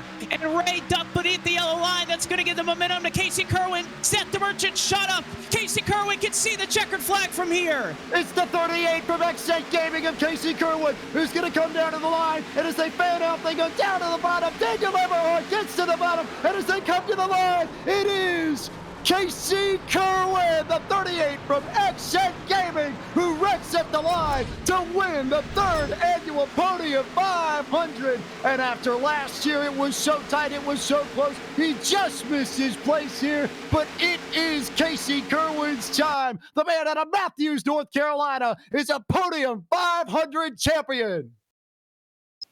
Oh my goodness, and it's a parking lot junkyard in the Tri-Oval. They all crashed coming to the line. Eberhardt tried to make the move down low. Exit Gaming going nuts right now. Justin Prince, the radios have to be electric on pit road. Absolutely a big-time race and a big-time move in sequence of events and a big-time moment for Casey Kirwan. He talked about this earlier this week in preparation for the eNASCAR race as well, where he was mindset focused on just trying to be in position up at the front the whole way, in position to win the race. And guess what? He stayed up at the front just about the entire day, and it helps win him the race. A big-time moment and a big-time finish for Casey Kirwan. 45 degrees sideways across the line. Alfredo up on his side, James Pike. If you want a highlight reel, I have nothing else for you but the last 500 yards of that race. Absolute mayhem. And at the end of it all, Exet going to debut in the eNASCAR Coca-Cola iRacing Series on Monday night, fresh off what I have to argue is maybe not the biggest win of Casey Kirwan's career, but certainly one of the biggest. Oh, it will go right up there with his pair of Coke Series wins, no question. But in this case, I would almost argue even harder, although he did get to sort of shortcut everybody. He got the provisional as the highest rated driver in the field. Do not take away from what Casey Kirwan did sideways at the line to win the Podium 500 and now burning it down on the front straightaway. But what a tremendous moment for the man from Matthews, North Carolina, who will rank his name in the books with Seth DeMerchant and Daniel Eberhardt as a Podium 500 champion. An unbelievable drive. And I just had this hunch, Jacob, that once they came unglued and Malik tried to go to the bottom behind Daniel Eberhardt going into turn 3, that might well just be it. But Casey Kirwan gets it done, the Podium 500 champion in year 3. That was the move of the race right there for Casey Kirwan to be able to still have the push from the 63 of Logan Helton. Malik Ray was the one that ultimately decided that race. Like you mentioned, James, when he left Daniel Eberhardt, hung him out to dry going into turn number 3. There was no drafting help, no organization on the bottom. That middle lane to outside lane stayed committed, or at least Logan Helton stayed committed to Casey Kirwan and gave him the push off turn 4. Eberhardt tried to go below the yellow line and get the job done, but just ran out of real estate. 35 1/1000ths of a second, the margin of victory. How tight, how close, how wild, I think, as we will now take the opportunity to head to the full field rundown and tell you how the story of this 3rd annual Podium 500 shook out. At the end, it's Casey Kirwan for Exet and the 38 machine with help from the man who inspired that number 38, Anthony Alfredo, who goes to victory lane to the Podium 500. Daniel Eberhardt comes up one spot shy in his title defense, but a very respectable P2 for him. Logan Helton with a charge late in this race to come home P3. Malik Ray was strong all day long and wraps up the Podium 504. Anthony Alfredo in his first attempt in the Podium 500 comes home with the fifth spot. Sixth one to Michael Guest in the 9 machine for Jim Beaver Esports. Seth the Merchant in his first title defense. Didn't race last year, but a respectable P7. Presley Sora with that rebound to get back to 8th. Matt Fort Campa was quietly a top 10 car all day long, finishing 9th. And Blaze Crawford in the number 4 machine rounded out the top 10, Jacob. 11th in this race went to Michael Cozy Jr., who raced at the front of the field for a good portion of the day. Adam Gilliland 35th, but ended up 12th at the checkered flag. Started 35th, rather, and ended up 12th. Briar LaPrade came all the way back for a 13th place finish after being caught up in one of the big crashes late in the race. Justin Lisenby was 14th, and Anthony Emery was 15th. Brandon Houff, the outside pole sitter, never really had a car to challenge at the front of the field for most of the day. He was 16th in the last car on the lead lap, and multiple cars one lap down at the finish, including Will Norton in 17th, Moonhead, Travis Brown in 18th, Jonathan Wall in 19th, and Kevin Champagne rounds out the top 20. 21st in this race, one lap down, Derek Justice, who ran in the wall with about 30 laps to go and never could recover. Ben Harris finishes in the 22nd spot. 23rd went to the 69 of Matt Gucker and Michael Frisch in 24th. Christian Peterson finished in the 25th spot. 26th went to Joey Stats. Dylan Alt came home in 27th. 28th to the 36 of Brandon Palmetto. David Brown and Anthony Burrows complete the top 30.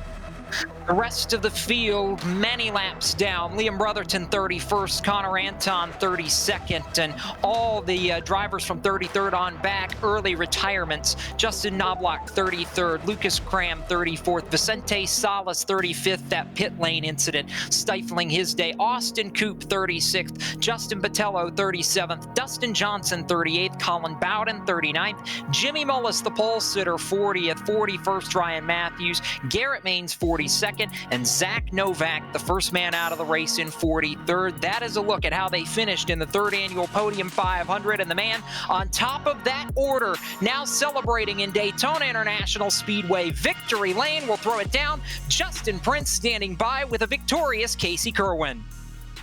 Yes, indeed. And Casey, a big-time victory today for UNX, set sideways at the line to hold on. How are you feeling coming away with the Podium 500 by just 35 one-thousandths of a second? Yeah, I'm still waiting for it to sink in. I typically don't win too many of these big money races, especially not at a restrictor plate. But yeah, I don't know, just all day, just starting up front, was able to make moves and got to the front good and stayed there. And then at the end there, with all the cautions, I knew, unfortunately, my exit teammate Alfredo, he got damaged in that wreck. So the bottom lane was kind of getting screwed over by him having the damage. So I just kind of got lucky that I started on the outside, and then when everything went the way it did on the last lap, I was able just to get down in front of Eberhardt and be into the line. So it means a lot, man. This is one of the most prestigious races to win. And to kick the year off like that, it's good. And hopefully we can do it again tomorrow night in the Coke Series. Of course, last year, it was the disappointment of missing with the duels to the win now. How does that overall feel, knowing you went from just being outside the cut to make it to last year's Podium 500, to be able to make it this year as the winner? It means I'm locked in for next year, I think, right? So I can fall back on a provisional again, hopefully. And yeah, but I mean, it feels good. You know, last year I wanted to be in it, and unfortunately, you know, I mean, plate racing can be sometimes a crapshoot, and just kind of lost out in the end last year. But it's nice to bounce back and kick the year off like this. I mean, this is kind of, you know, speed weeks for iRacing. You know, you got this, and then we have Coke tomorrow night, and then all the NIS races this week. So it's great to kick the season off like that, and hopefully keep it rolling. Of course, don't forget, you were one of the first winners, if not the first winner, for the Coke Series there for the 500. So, on that note, what should fans expect to see from you tomorrow when you try and make it 2 for 2 in 2 days? Yeah, hopefully the same thing. I mean, the plan's going to stay the same, try and get to the front and stay at the front. I mean, obviously it'll be a little bit different, with our open sets. Hopefully we'll qualify good and be able to start at the front. But the strategy will be a little bit different, especially because it's a shorter race. This race being 200 laps, the first 100 laps are pretty calm. Everyone was just kind of riding around. So if you really wanted to go to the front, you could. But with how much more of a sprint it is tomorrow, I doubt you'll be able to do that easily. So track position will be key, and hopefully we'll have it at the end and duplicate that tomorrow. Congratulations on the victory today, Casey. Well deserved. Thank you. Casey Kirwan, your winner of the 2021 Podium 500. Taylor Burris is standing by. He's with Daniel Eberhardt. Here with runner-up finisher for the Podium 500, Daniel Eberhardt. Daniel, so close to going back-to-back, but just ran out of time. And, of course, a pass from Casey Kirwan to get by you. What is your thoughts? I don't know.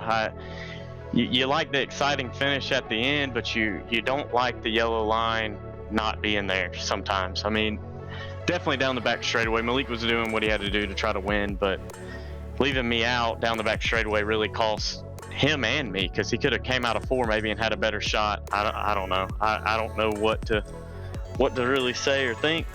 I had a good run. I mean, I told you guys, I said with about 50 to go, if I ain't there, count me out, and I was there. So it's kind of makes you angry, because you're sitting there and you're right there, but you just don't know. You really can't predict what the guy behind you is going to do. Well, with that, right quick, before we let you go, what is your thoughts as you look ahead for the week ahead with all things racing at Daytona? I'm going to the 500, so I guess that's good. Racing on here is kind of treacherous during the weeks when they put it on the game. So, but I got to give a shout out first to SK Sim Racing for all they do for me. It was a great day for them, and Sean Kalis and everything he does, Dylan Jones helping me throughout the race, and everybody else at our little For Sale Motorsports. Got to thank all the guys, and Tom Moreno and Real Sim Racing, and also you guys for putting this on. It was a great race. One more question. Will we see you back here again next year? Sure. You got a plate racer. That's me. That's what I call myself. I love plate racing, so I'll be here every year until y'all stop doing it, but I hope it lasts a really long time. And also thanks again to everybody, and a great podcast and everything. Thank you for everything y'all have done this week. And a great performance to you, Daniel. That is Daniel Eberhardt coming home in second place tonight, as JP, he has caught up with none other than Logan Helton. Yes, indeed, Logan Helton coming away third by just about a tenth of a second. Logan, what's going through your mind right now as you come up just shy of victory here in the Podium 500? I'm afraid if I ever do this event again, I won't be able to top that. For my first ever time racing in the Podium, let alone trying to get in, and doing that is just a great feeling, and I just can't believe I was able to be up there towards the end, especially after all the hard work I had to do through the middle of the race to get back up there. Was going to say, what was going through your mind when you were in the midst of the pack and had to also at some points too deal with the fair bit of damage across the car from what was a wild middle portion?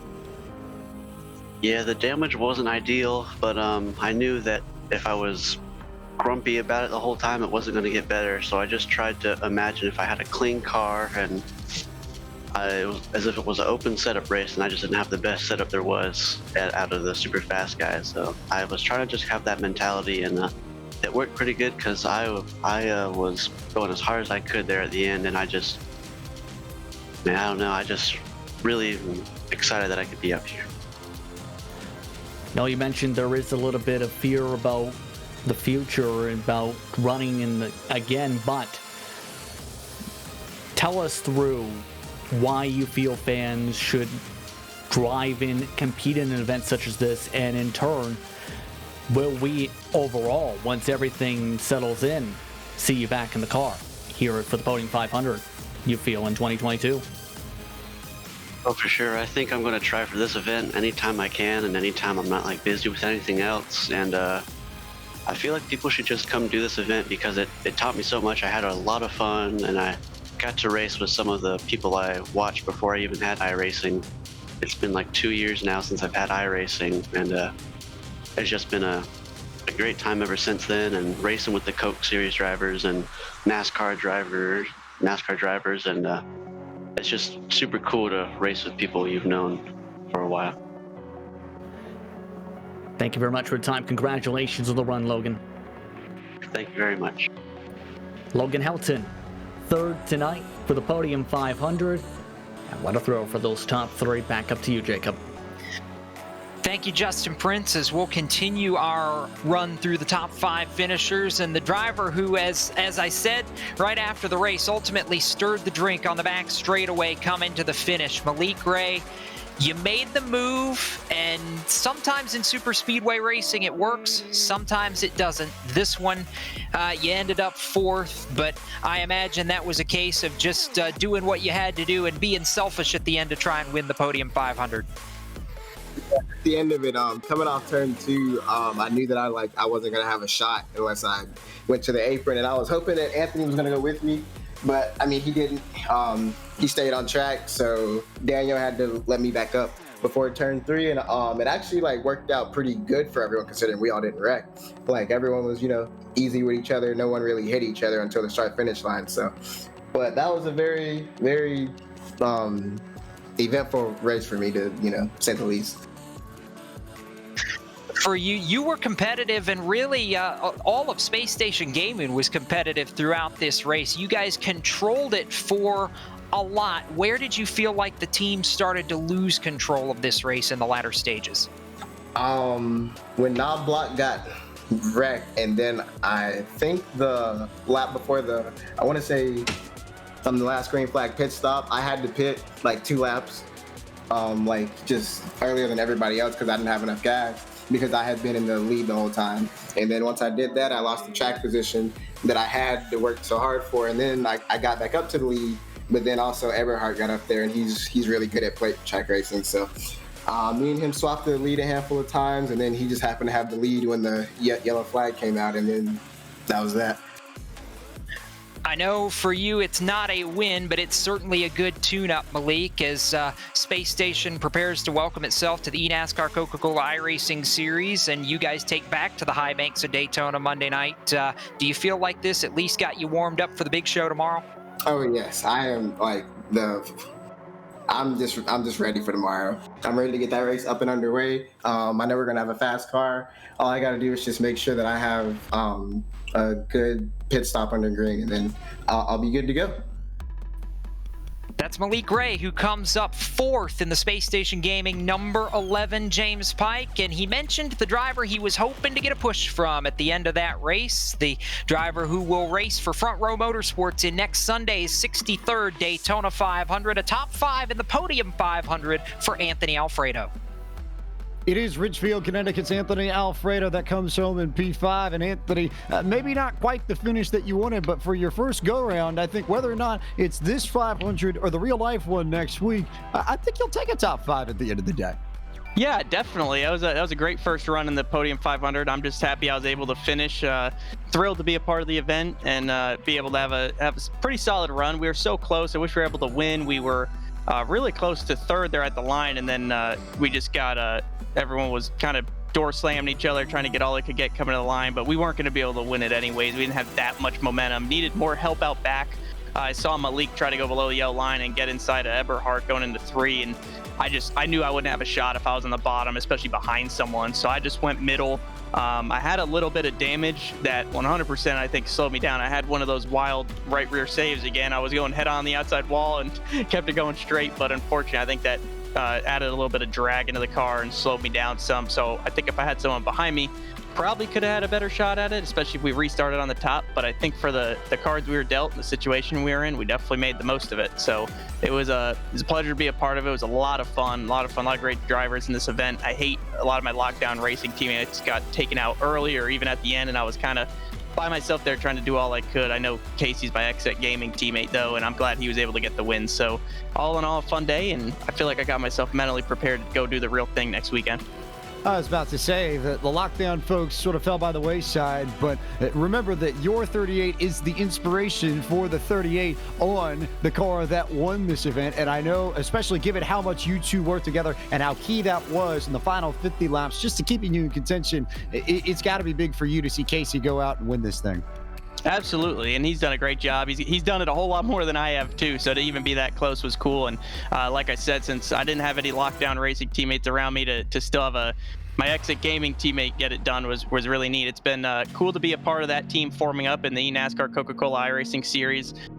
Really proud to be a part of that and excited to get the year underway. We've got obviously Casey and then Ryan Luz as well as our second driver. So look for the 38 and the 4 out on track this year.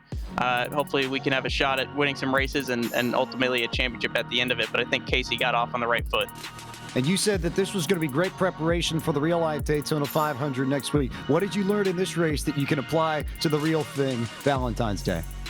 Well, to be honest, the biggest thing is just with how big the spoilers are, it's really difficult to see. So just learning how to hold your line and not move around too much, be able to try to look ahead of the guy in front of you, see what's going on up front, especially if they start wrecking or something like that. Do your best to just put yourself in a good position and be patient. If you see a run coming, feel free to go with it. I learned a lot about the way the runs were being developed and built up in all the lanes, really. But the biggest thing is just dealing with those big spoilers and being able to be calm in those hectic 3-wide situations, especially when you're 3 wide or more, multiple rows deep, and it's just like a giant traffic jam at over 200 miles per hour. There's nowhere to go. So to keep your head cool and just stay confident and kind of look big picture so that you could be alive at the end of it is the biggest thing. Anthony, congratulations on your top 5 finish in the 3rd annual Podium 500. Thanks for the time, and we wish you the best of luck in the Real Life Daytona 500 next Sunday afternoon. Thank you. Anthony Alfredo P5, and that'll wrap up our interview portion of the post-race show. It's now time to head around the track to get our final thoughts from our turn crew and our pit road reporters, and we'll start in turn 1 with David Shieldhouse out of Scottsdale, Arizona. This event just seems to get bigger and bigger every year, and there is absolutely no way that I can think of that this race disappointed. It just gets better every year, James. Like you said, we thought we had a dandy of a finish last year, and we did, but we found a way to one-up it this year. Casey Kirwan pulling down a huge victory. What a drive it was for him. And I think that erases the pain from the finish of the East Street Stock Showdown at Auto Club Speedway a few weeks back, where he got hooked off my front bumper, unfortunately. And so this is a huge win for him, huge win for Exet. Strong performance there. And you just heard throughout all those interviews how much it means to these drivers to finish well. We saw great runs throughout the field. The finishing results may not show that, but the Podium 500 is a major race, a marquee event. The best in the world show up to try and get a shot at this thing, and when you finally prevail, we have 3 very distinguished winners for this event. I'm so excited, man. The next 364 days can't go soon enough. And David touched on it, Ford. I think this event, it's, the $1,000 are great, but I think what makes this so special for the drivers is not necessarily the prize. It's the fact that Casey Kirwan can now go out and say he's beaten 350 plus people to win the Podium 500. That is what makes this so significant in a sim racer's trophy case.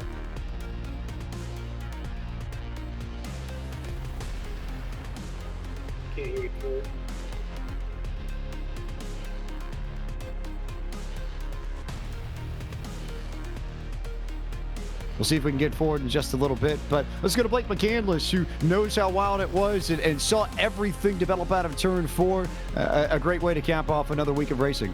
Well, I said it at the top of the show, James, that no matter what, the race-winning move was going to be decided through 3 and 4, and whether you can give credit to Casey for the block that he was able to throw, or, of course, the move that Malik Ray made as he was trying to win himself a Podium 500. It certainly developed that way after a green-white checkered. Everybody was right on top of each other, and, of course, we all saw it unfold before our very eyes. But, yes, everything that David alluded to, how big this event has become and just how much it means to even a guy like Casey Kirwan, who's won just about anything there is to win in sim racing, how special it is to win an event like this. Let's whip back to Ford Martin and see if we can get his final thoughts and just his notes on a first really big sim racing broadcast, his first opportunity at something like this, and surely one I think you enjoyed thoroughly all weekend long. I tell you guys, I've been through about everything, whether that's being a headset or microphone issues we've had. It's just been about everything that you can think of that's dealt in the last 48, 24 hours or so. But I tell you what an outstanding event here today, and just from my experience calling college basketball, college football, whether it's being MRN, doing some stuff with those guys, and now coming here, it's just about just like how we did today's race is just like how it is in real life. And I tell you, the two guys to my right and my left right here did a fantastic job. You guys, the booth and the pit road reporters, what an outstanding event. It was really exciting. I tell you what, I was a little biased. I was kind of hoping little Anthony Alfredo could pull in the front because he represents one of our guys from the Monday Night Racing League. So but overall, what a great event we had here today. A lot of great races through this entire weekend. And I tell you what, I'm excited to come back here and possibly do this all over again. Now down to pit road, Justin Prince, you've been around this for a long, long while. You've seen a lot of drivers have a lot of big moments, and this absolutely goes down in Casey Kirwan's book as a career milestone, a Podium 500 champion.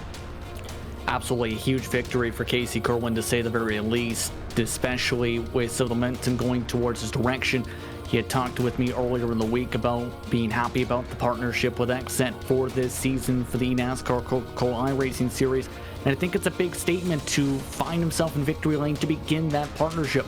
He did it with the duels, he did it with tonight, and wrote himself into the history books where he was dominant much of the day, where he was up towards the top 10 throughout the entire race, where he was one of the drivers who was in the midst of leading this group when it wasn't someone like a Space Station Gaming car or any of the others towards the front.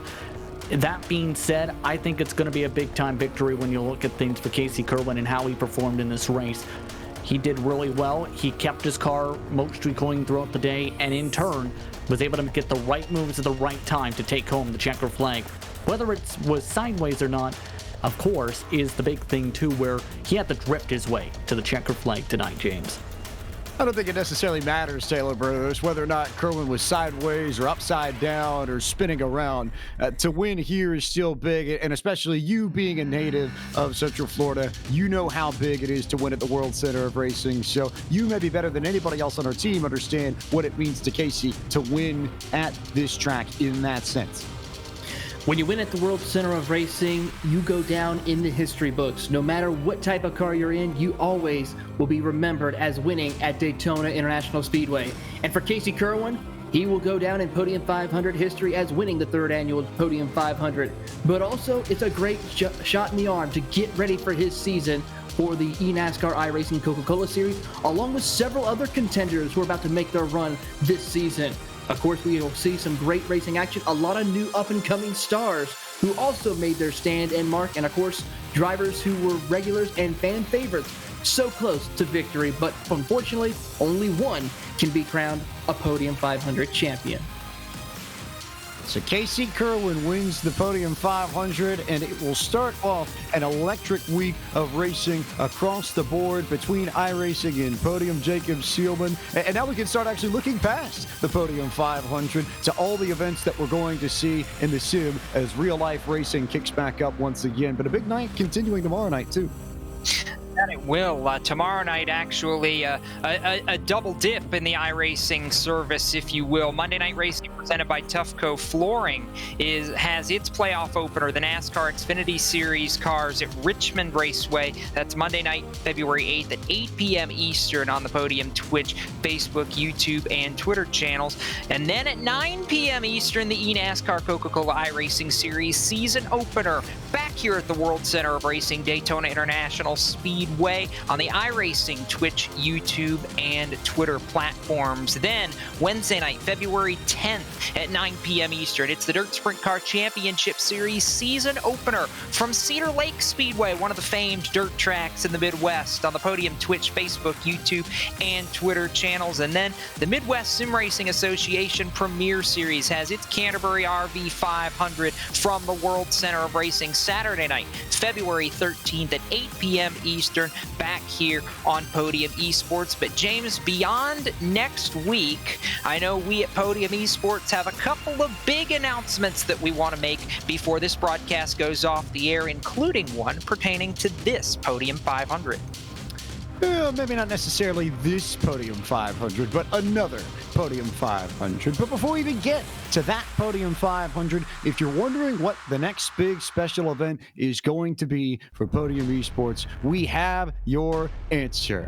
We are going racing with the 1987 Cup cars at Darlington Raceway. If you want a provisional date for your calendar, September 6, 2021, the evening of Labor Day. As we get towards the back half of the year, we are going back to Darlington Raceway, and Malik Ray will get an opportunity to defend his Southern 500 crown from 2 years ago in a different car, as we bring out all of the best of the 87 cars for 367 laps from the lady in black. And then, if you want a date for your calendar next year, we can confirm that the 4th annual Podium 500 will return to the high banks of Daytona. Your feature race, the 200-lapper, will be February 6th, 2022. Qualifying day on the 5th, time trials somewhere around that 4th date, and the preliminary race as well. Expect a lot of the same players to be back. Expect a lot of fun to happen across the board. But Jacob Seelman, as we get set to close out the broadcast, I think, end of the day, blown away by the community response that we've had here.